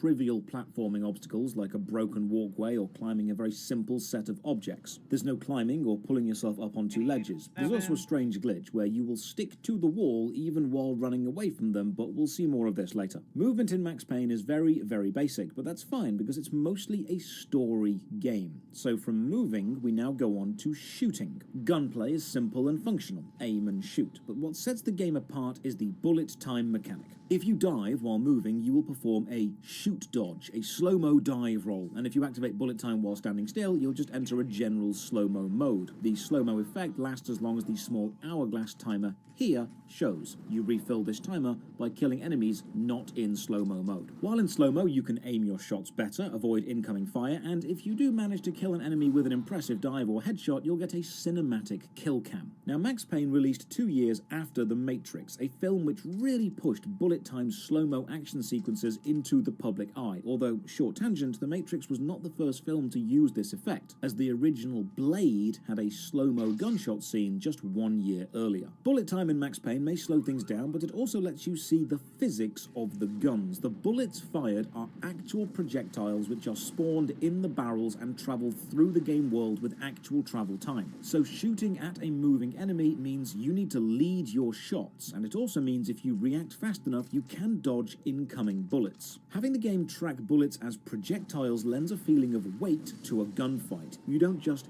hear the gunshot, you see the bullets whiz past. You know how close to dying you were. In fact, bullet time lets you get a lovely view of exactly how many projectiles a shotgun or machine gun puts out, and the bullet trails let you easily track your shots through the air. The bullet time is fun. It makes lining up shots super easy, but it's not without flaws, as we'll see later. It's also never specifically needed in the game. There are no sections which cannot be finished at full speed, so it's a fun addition, but the game could exist without it. Further in the tutorial, we see a button called Enemy Dispenser, and while this is very overtly breaking the fourth wall, it does fit. Max Payne is a very self-aware game. Even the name Max Payne is a homonym. It's very much channeling the energy of cheesy 1980s pulp detective novels, and some of the more absurd situations, especially the internal drug sequences, push it into the realm of dark comedy. At the end of the tutorial, we get a sniper rifle zoom with E. You zoom while holding and then reset to a non one zoom with a second E press. It's a clunky and awkward way of working, especially when you have a whole keyboard to work with. A sniper is always a one-hit kill, and a hit with a zoomed-in sniper always launches a bullet cam following the shot. Interestingly, the sniper is the only gun which does not spawn a projectile in the game world. This is a hit scan weapon. When you click to fire, it simply checks if there is an enemy on the crosshair.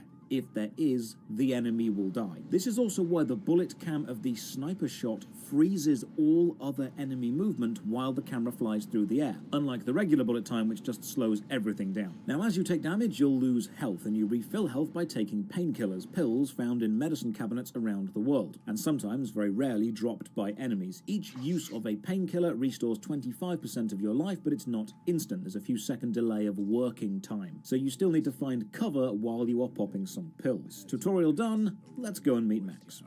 See you, Alex. Still on for poker Thursday night, right? Like taking candy from a baby.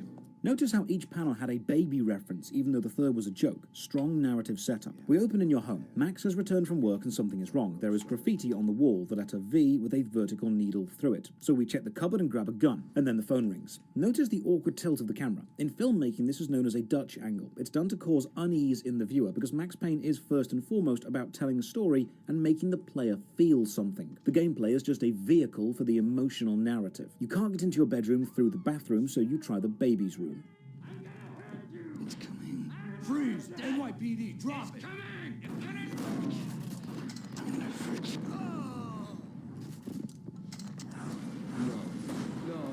please, God, no. The flesh of fallen angels.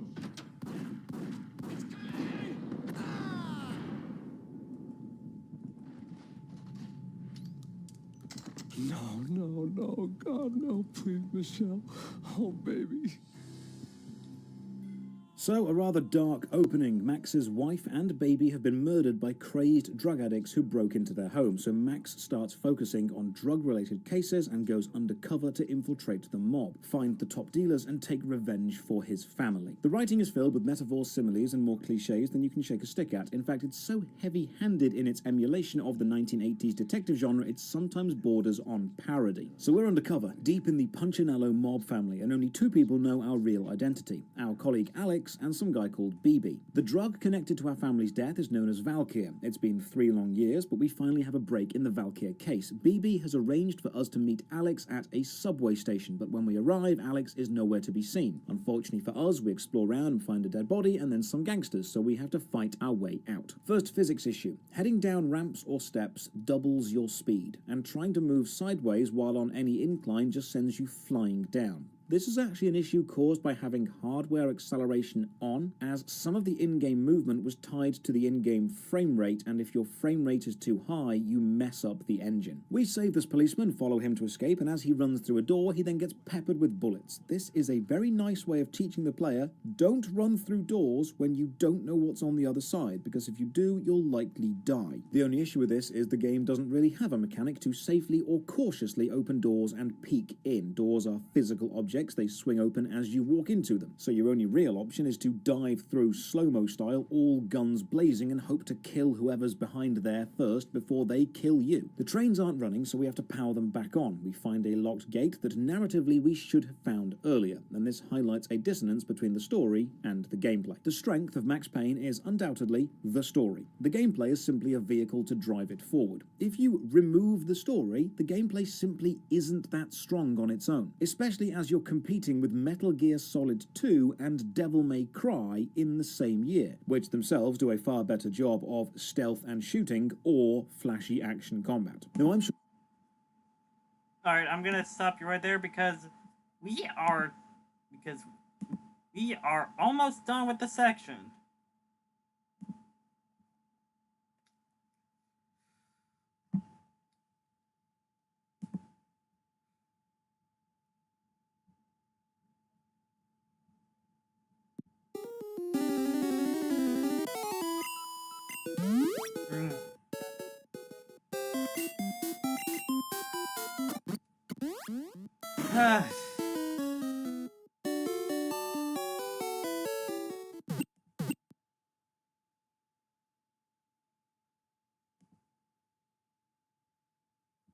Hey, yo, YouTube Studio, what are you doing?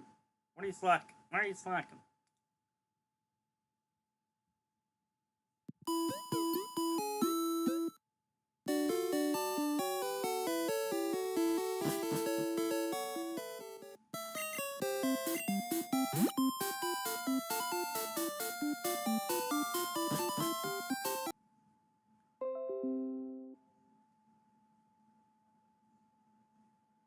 Okay.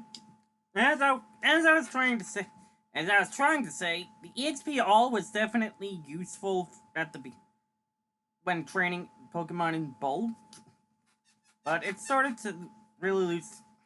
But it really started to fall off when it was slowing down. When it was slowing down.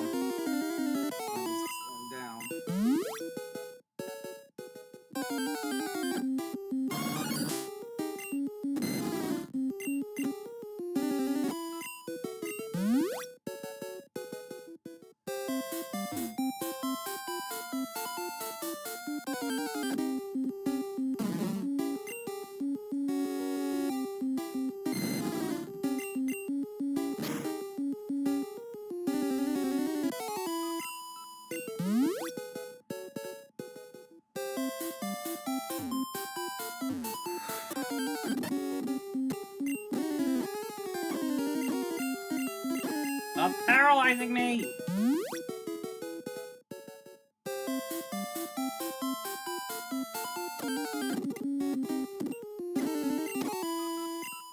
Level 50! Level 50! Ah, let's go! Urgh!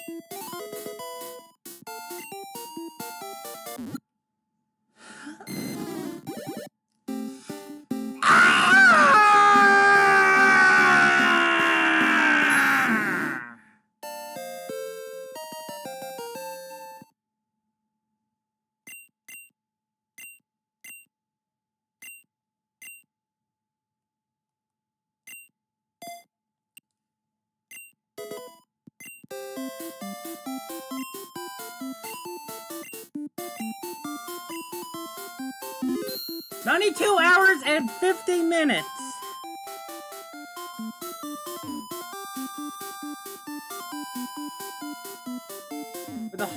With a total of 131 Pokemon, and the most it can have with only 2 badges.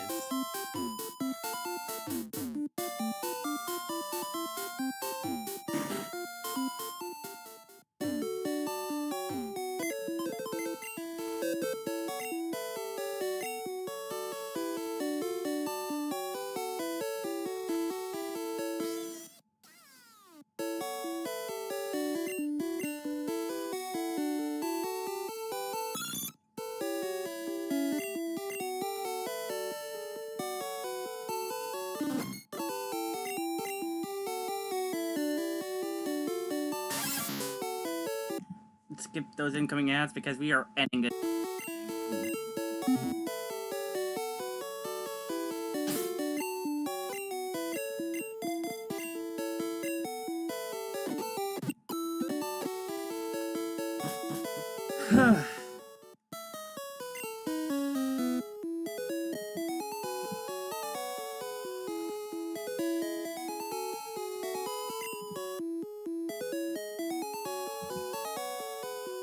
Alright. Just getting a screenshot. Sorry, I was getting a screenshot.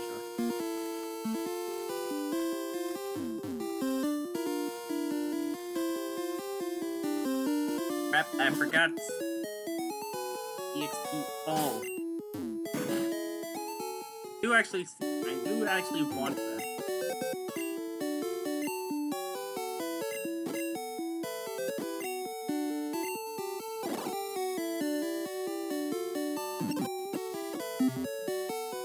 There we go. Get out of the way, lady!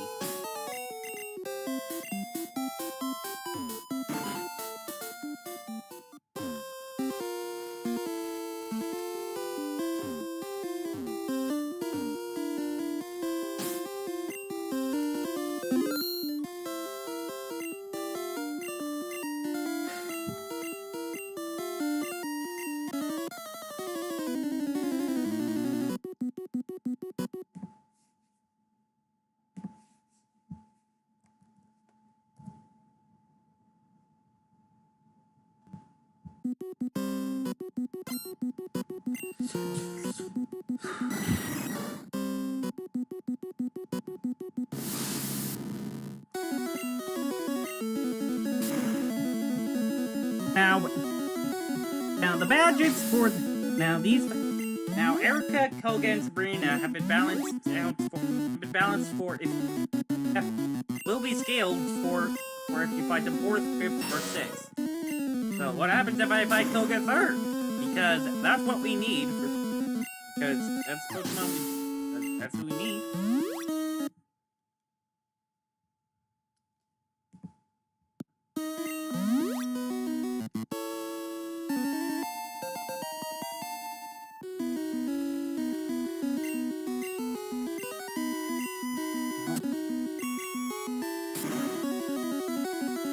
Actually, he uses.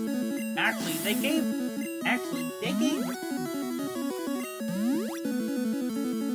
So good. Here's let's go to.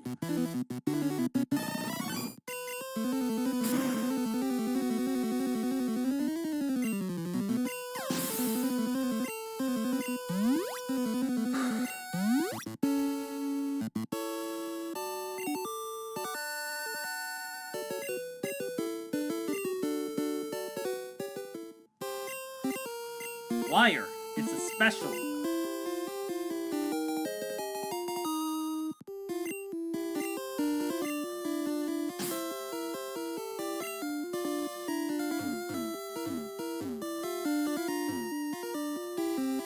Does Rita get special dialogue?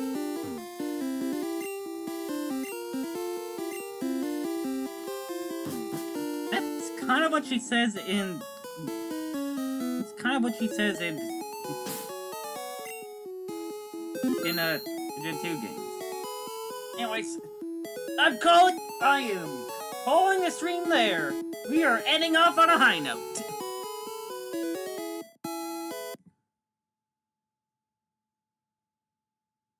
So we actually only have 20 Pokemon left to get.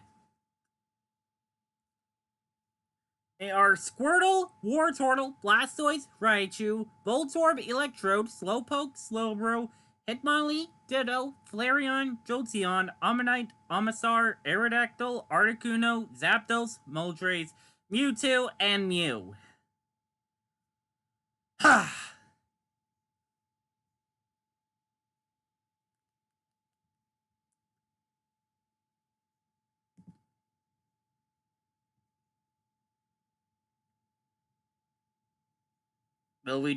Will we continue this on Saturday or Sunday?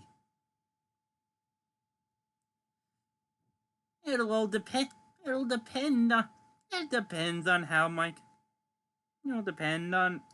how my camera functions. Will we see Indigo this will Indigo return this week?